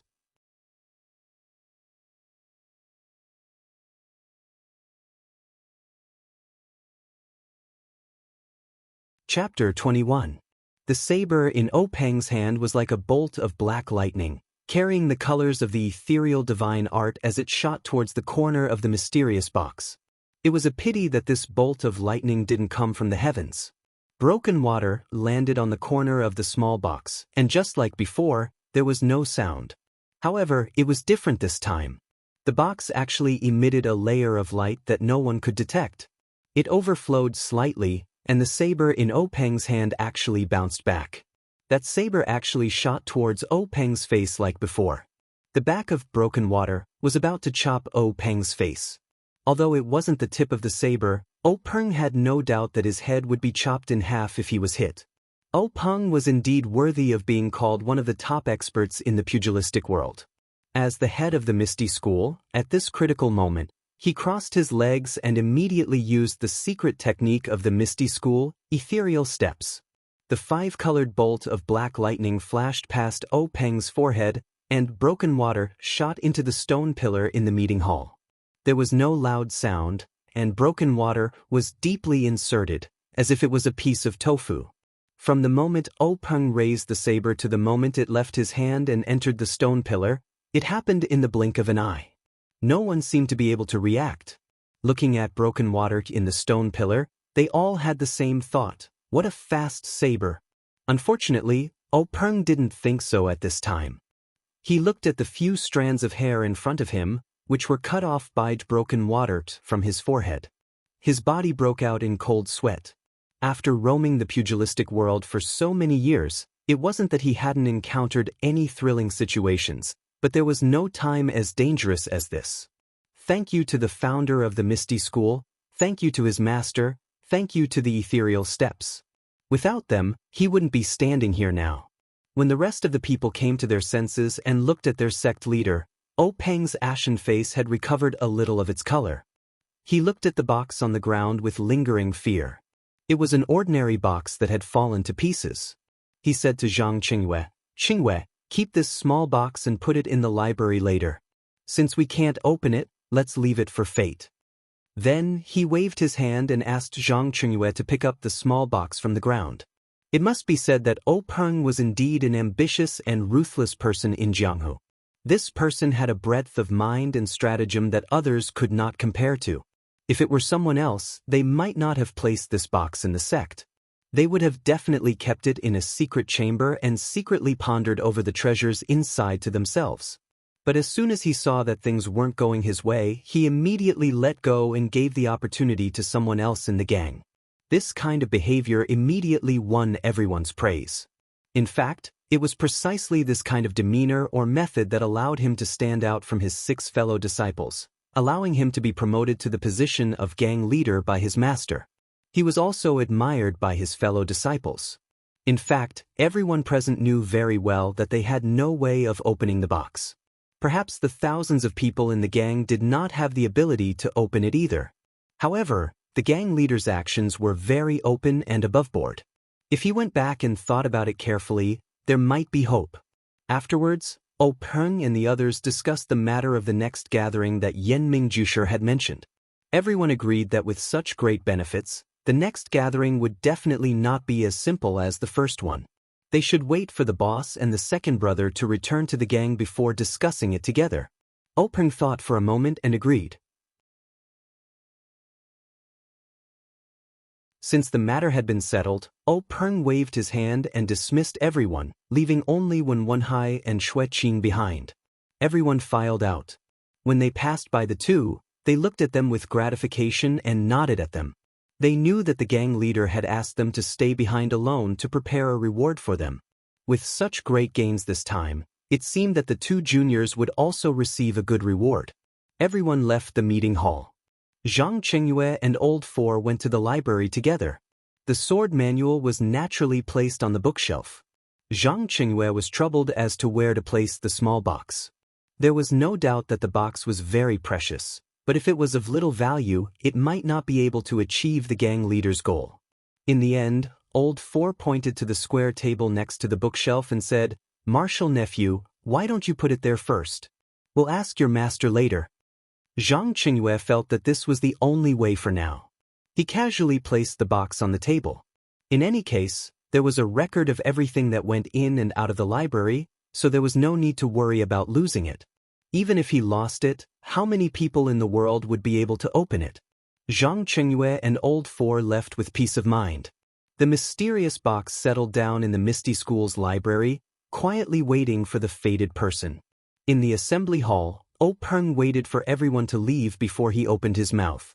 At this time, his face had already changed into his usual warm smile. "Ahai, Qing, you've done really well this time. What reward do you want?" When Wenhai stepped forward and said, "Master, there are still two things that I haven't reported.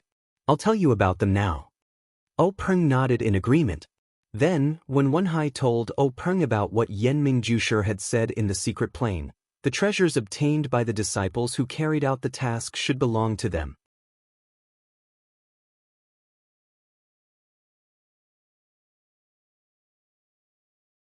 After listening, Peng's expression did not change. He asked with a smile, "What treasures did you get?" When Wenhai and Xueqing came forward and put the 3 herbs they got from the secret plane in front of Peng. "We didn't find any pills or weapons. Yanming Jusher let us each pick 3 herbs from the herb garden for ourselves." Peng said with a smile, "This Yanming Jusher is a wonderful person. He wanted to get more treasures and actually came up with this method to give a lot of benefits to our disciples. How can we object?" When Wenhai and Xueqing were stunned when they heard this. They hurriedly asked, "Was there no such agreement? Then this herb?" Peng said, "It doesn't matter.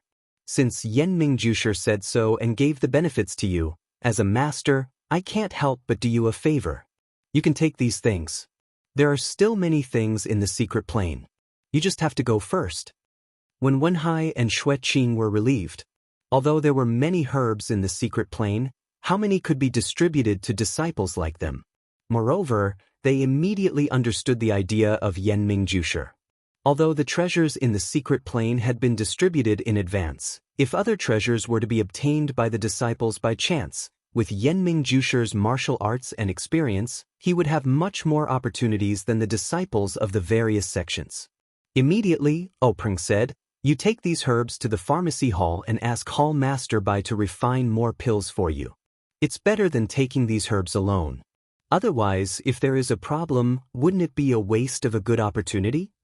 When Wenhai and Xueqing nodded in agreement, Peng took pity on these 2 disciples and said, "You brought back such a big harvest to the sect this time. It's impossible not to reward you. What reward do you want?" When Wenhai and Xueqing looked at each other. In fact, they had never thought that this task would be so dangerous and so fruitful. They just treated it as a very ordinary task and didn't think of any reward in advance. Not to mention them, this task was unexpected. Openg didn't expect it, so he couldn't think of a good reward for the time being. This was why he asked his disciples twice. Xueqing said, "Master, we didn't think too much about it. It was all thanks to Master's strategy that we were able to complete this mission well. Moreover, we also gained a lot of benefits, so we don't need any rewards from the sect."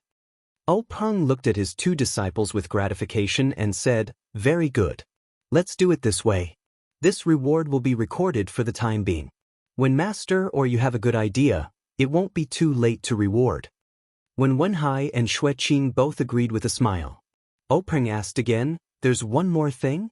Xueqing went forward and knelt down and said, "Master, it's like this." Then he told him about how he left the sect's token to Zhang Kai's family. Openg said, "You two did very well. Fighting with a sword in the Jianghu, you naturally have to get rid of violence and protect the good. For you to be so considerate of ordinary people, Master should praise you. Zhang Kai's family was able to stand out in a time of crisis. It's enough to show that they are virtuous. You don't have to worry about the token being used for other purposes. I agree with Qing Er's way of doing things. It's related to your childhood. How could Master punish you? Get up, Qing." Only then did Xueqing get up. Then Openg said, "Ahai, Qing, you two are tired. Go back and have a good rest. Prepare for the advancement test in a few days. If you have any problems with cultivation, ask Master in time." When Wenhai and Xueqing bowed and left. When they walked to the door of the meeting hall, Openg suddenly called out to them and asked, "Sidu Ping of the Evil Tiger Gang also entered the secret plane. Did she also take 3 kinds of herbs like you two?" When Wenhai and Xueqing looked at each other and replied, "Yes, but we left first. I don't know how they dealt with it." Openg nodded and didn't say anything. His face was full of contemplation. Sidu Ping of the Evil Tiger Gang wasn't in a good mood like when Wenhai and Xueqing.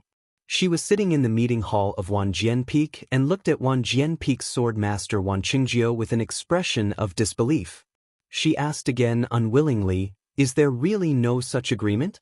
Wan Jianpeak's Wan Qingjiu was a short and strong man with a dark face. He said with a fake smile, "Leader Situ, do I have to lie to you about this kind of thing? Xiangyang, give all the herbs you picked from the secret plane to your martial Uncle Cheng. Give them to him to refine into medicine like before." Ma Xiangyang lowered his eyebrows and said obediently, "Yes, Master." Then, Wan Qingjiu said, "Leader Situ, the herbs you picked will also be given to my Wan Jianpeak to refine. After the medicine is refined, I will give you the priority of giving you the corresponding pills." Sidu Ping didn't want to hand over the herbs at this time, but the situation was better than her. She thought for a while, gritted her teeth, and gave her herbs to Ma Xiangyang. She was really not interested in Wan Qingjiu's promise.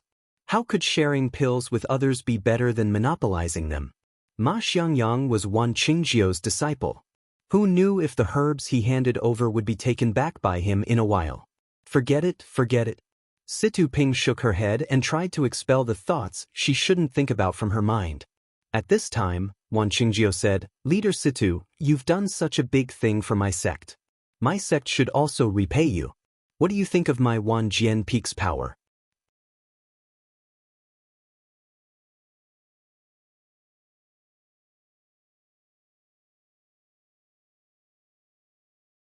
Chapter 22. Situ Ping replied, "Compared to a small gang like our Evil Tiger Gang, the difference is like night and day." Wan Qingjiu said, "Then how about I have my sect's elder Yun Feng take you in as a disciple? We'll be a family, and the Evil Tiger Gang and Wan Jianpeak will be harmonious. Wouldn't that be wonderful?" Situ Ping's face was filled with joy, but her heart was filled with bitterness. If she had this kind of opportunity in the past, she would naturally be overjoyed and agree without hesitation.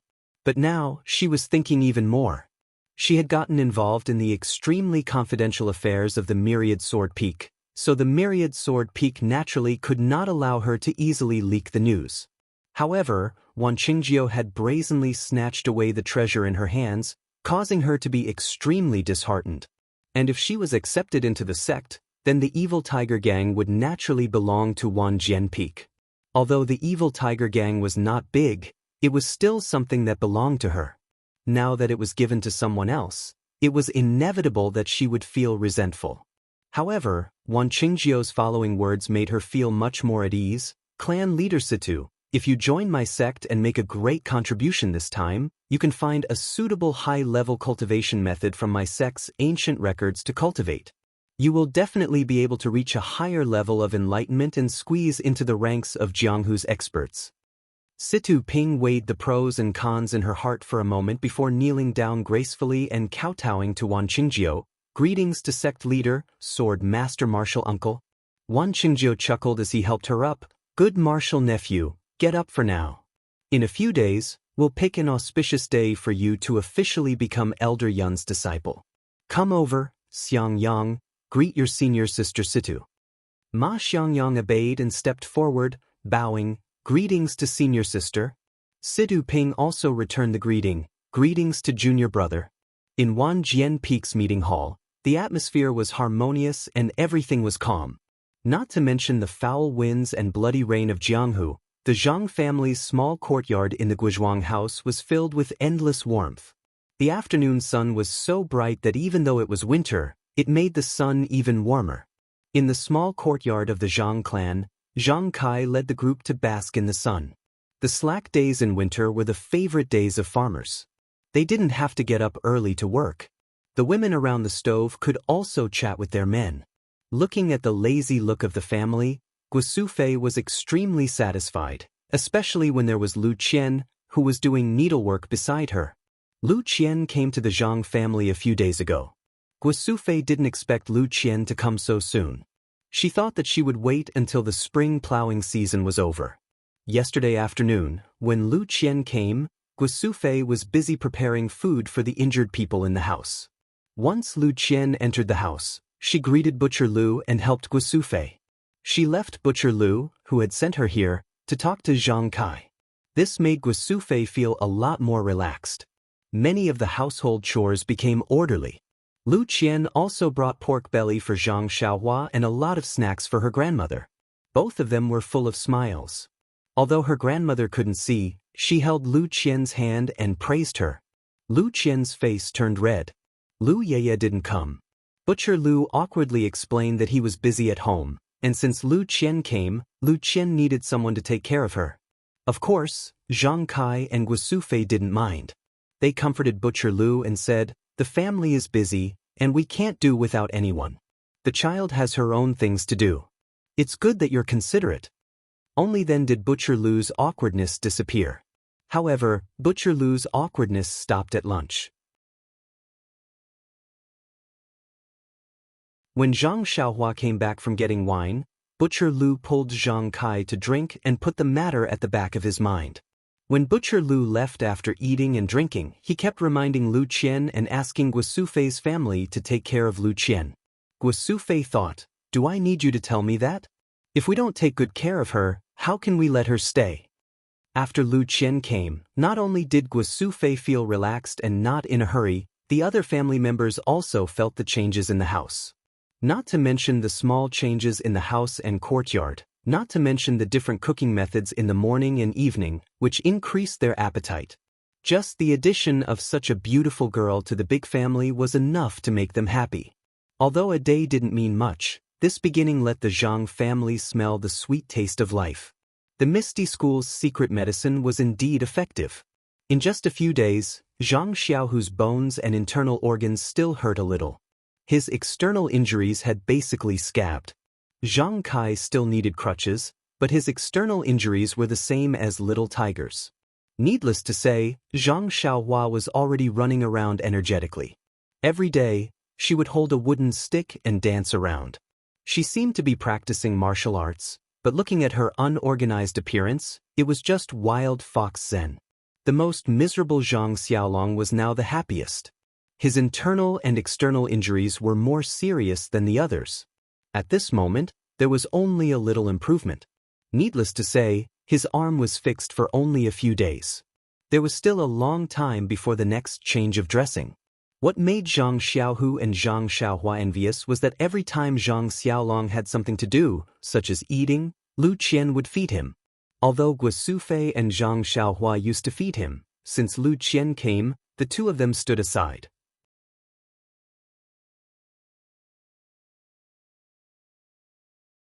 The first time Zhang Xiaolong and Lu Qian fed him, Zhang Xiaolong and Lu Qian both blushed and were very unnatural.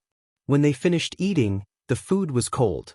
However, Lu Qian quickly got into the role and was generous. Zhang Xiaolong looked at Lu Qian's appearance. She probably served his father and brother at home. Since the girl was so generous, he didn't need to be too reserved, so the two quickly became familiar with each other. Farmers had their own simplicity and masculinity. Although Zhang Xiaolong didn't read many books, didn't know many words, and his appearance was ordinary, his inherent temperament and steady behavior deeply attracted Lu Qian. Lu Qian admired him. She deeply felt that this Zhang Xiaolong was a piece of unpolished jade. He was born in this poor family and was unpolished. It was really God's will for her to meet such a person. Zhang Xiaolong was even more so. The beautiful and pleasant Lu Qian not only had the simplicity and practicality of a farmer, but also the knowledge and propriety of a pretty girl from a humble family. Zhang Xiaolong adored her from the way she handled the household chores to the way she conducted herself with elegance. He had never thought that such an excellent girl would appear in the countryside where he had lived for so many years. At this moment, he felt that he was living in heaven. He couldn't wait to recover from his injury for 1,000 years and watch the girl who had been engraved in his heart grow old with him.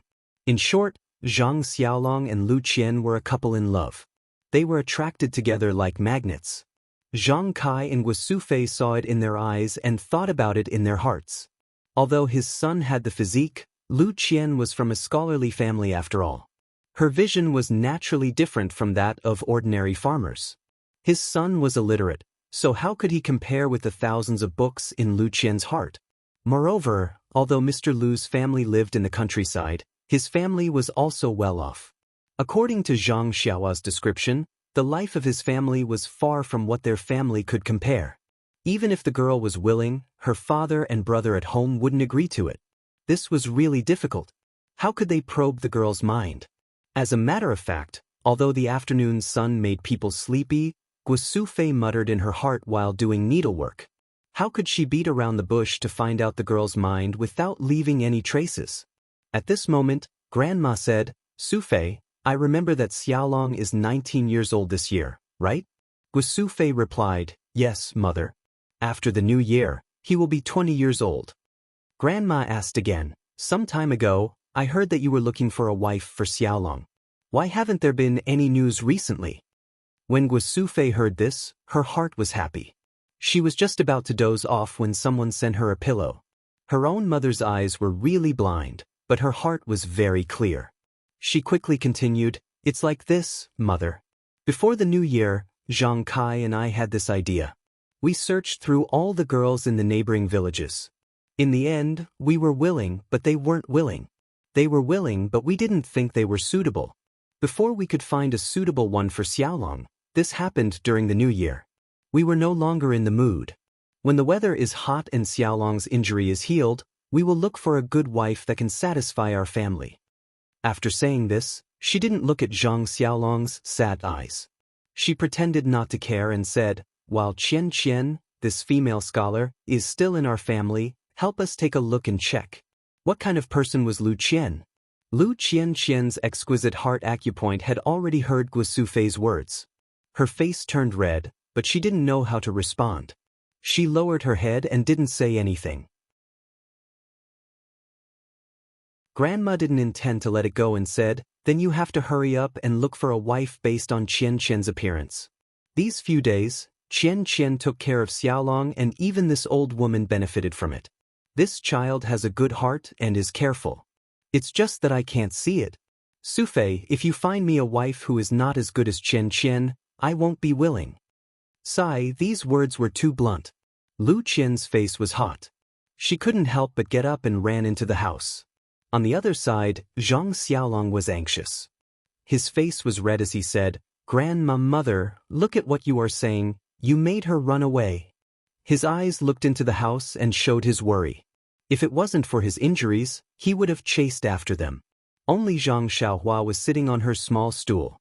She looked at her grandmother who couldn't see. The older the ginger, the spicier it was. A few days ago, she had just told her grandmother about the matter between her elder brother and elder sister Lu Qian.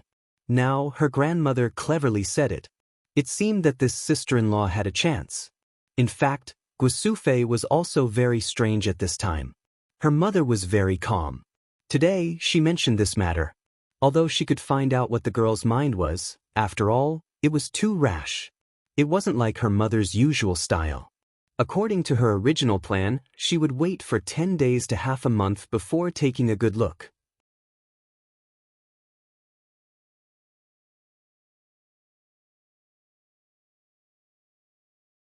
Chapter 23. Lu Qian hid in the small house with a red face. There was a trace of sweetness and a trace of anger in her heart. The sweetness was that her thoughts were guessed by others. Presumably, her sweetheart also knew. The anger was that she had only been at home for a few days. To speak like this, they were looking down on her too much. Although Lu Qian's face was burning and her heart was a trace of anger, she was also a little confused. After these few days of contact, her grandmother was a very reasonable person. How could she embarrass her in front of her face like this? However, that was not necessarily the case. The elderly were old and it was inevitable that her heart was confused. She could understand, but how could she go out and meet them now? The people outside were also the same. Looking at the smiling grandmother, Zhang Xiaolong was very speechless. There was no other way. It was not suitable for him to go in at this time.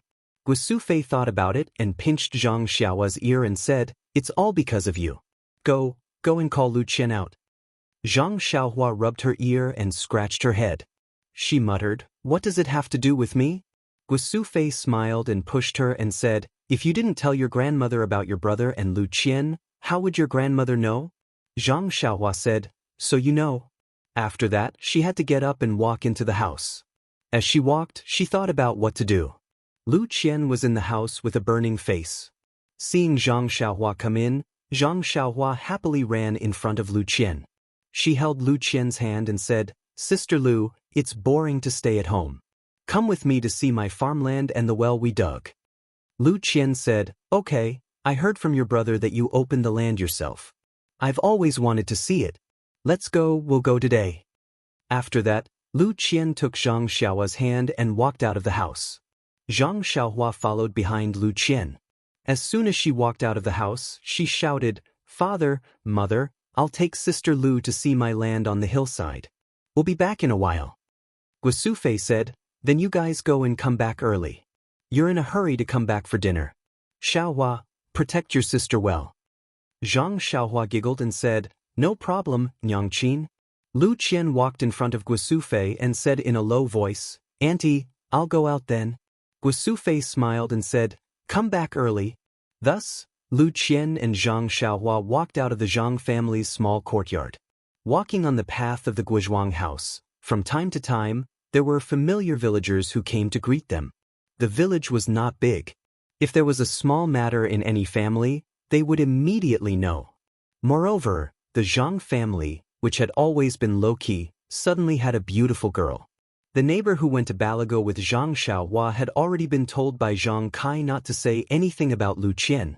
They only said that the children of their relatives came to stay for a period of time to take care of the sick and injured family.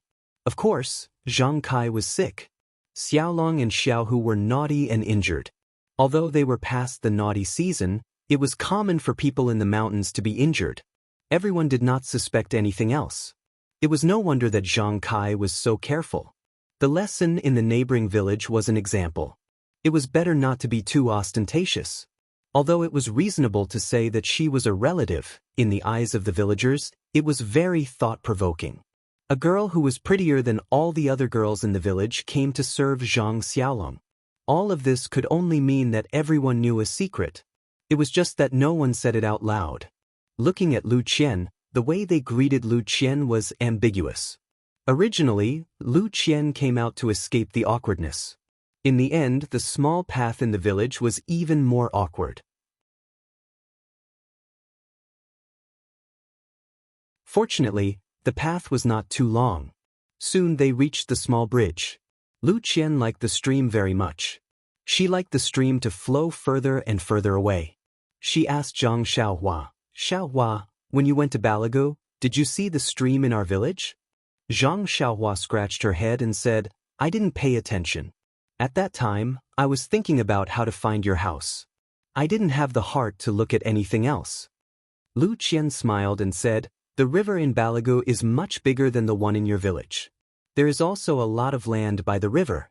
Even my family has a medium-sized piece of land by the river. It's a pity that no one in my family cultivates it, so we rented it to someone else." Zhang Xiaohua said, "It's a pity. If my family had this piece of land, we wouldn't have to open up a wasteland on the slope." As they spoke, they crossed the bridge. A winding path led up the slope. It was not a real path. As the saying goes, there are many people walking on it. This path appeared on the flat ground of the slope. Lu Qian walked lightly on this path. Her elegant demeanor was like a dancing musical note. Zhang Xiaohua could not help but praise, "Sister Lu, you walk so beautifully." Lu Qian smiled and replied, "You little rascal, why aren't you walking?" Under the winter sun, the slope was filled with a rare warmth. Along the way, the two of them did not feel cold or bleak. Instead, there was the smell of spring. The newly opened farmland on the slope was lying there alone. Its owner had not come to see it for a long time. It was still the same. Lu Qian looked and said in surprise, "Xiaohua, did you open this by yourself? It's a huge piece of land." Zhang Xiaohua raised her head and said proudly, "That's right, Sister Lu. It was all done by me. Big brother and second brother also helped a little." Lu Qian praised her, "You're really not simple. You're an amazing child." Then she naturally saw the huge stone that looked like a bed under the tree. She asked in surprise, "This kind of stone is rare. It's so neat. It's actually so big. It's also rare to see it in the mountains where we come from." Zhang Xiaohua asked Lu Qian, "Sister Lu, can you guess where this stone came from?" Lu Qian smiled and said, "How can I guess? Could it be that you dug it out when you were reclaiming the land? Could it be that you even carried it from the river?" Lu Qian walked to the big stone and sat down. Holding the stone with her hand, she realized that the stone was not like what she had imagined. It was still somewhat warm. If not for the ugly color of the stone, she might have thought that it was a big piece of jade. She thought in her heart, "Strange." Zhang Xiaohua did not pay attention to the details of the stone. When she brought it up, she was so tired and sweaty. Who knew if it was warm or not? Moreover, she had just left it there and did not seem to notice it. Even when she sat on it, she thought that it was because of the sun. Zhang Xiaohua smiled and said, "Since sister can't guess it, let me show you something." Then she led Lu Qian down the hill and walked to the well at the foot of the hill. Lu Qian looked at the huge well and could not help but laugh. It seemed that the stone was dug out from here. She had never seen a well with such a big hole. Zhang Xiaohua said, "Sister, that stone was dug out from this well. At that time, it took a lot of effort and the well was almost not dug out." Then, she used the tools beside the well to get some water from the well and handed it to Lu Qian, saying, "Sister, try it. The water is really good. It's sweeter than the water in the river." Lu Qian took it and took a small sip. She raised her eyebrows. Xiaohua was right. The water was really sweet. It was much better than the spring water she used to get from the hill. If she used it to make tea, her father would definitely like it. Thinking of this, she laughed in her heart. If her father knew, he would definitely stay in the Zhang family and not leave. Every day he would get fresh spring water to make tea. At the very least, he would bring a few buckets home. Lu Qian asked again, "Is the spring water here so good?" Zhang Xiaohua shook her head and said, "No, the spring water on the hill is not so sweet." Lu Qian said, "Is it because of the well at the bottom of the hill?" Zhang Xiaohua shook her head again and said, "The village next door also dug a well on the south slope. I don't know if it's good or not, but no one cares about it." Lu Qian asked curiously, "Why?" Zhang Xiaohua told her what happened at Mr. Wu's house in the neighboring village. Lu Qian listened with a sad expression. After a while, Lu Qian looked at the sunset on the hill and said, "Xiaohua, get some water. We'll go back and make tea tonight." Zhang Xiaohua happily said, Is it the one I drank at your house? Isn't it very bitter? I've tasted the one at Old Gua's house in the east of the village. It's too bitter. Lu Qian said, I didn't see the tea you drank, but it should be it. I brought some this time and didn't take it out. Let's try it today. Zhang Xiaohua energetically fetched a bucket of water from the well and carried it up the hill behind Lu Qian. They walked back home.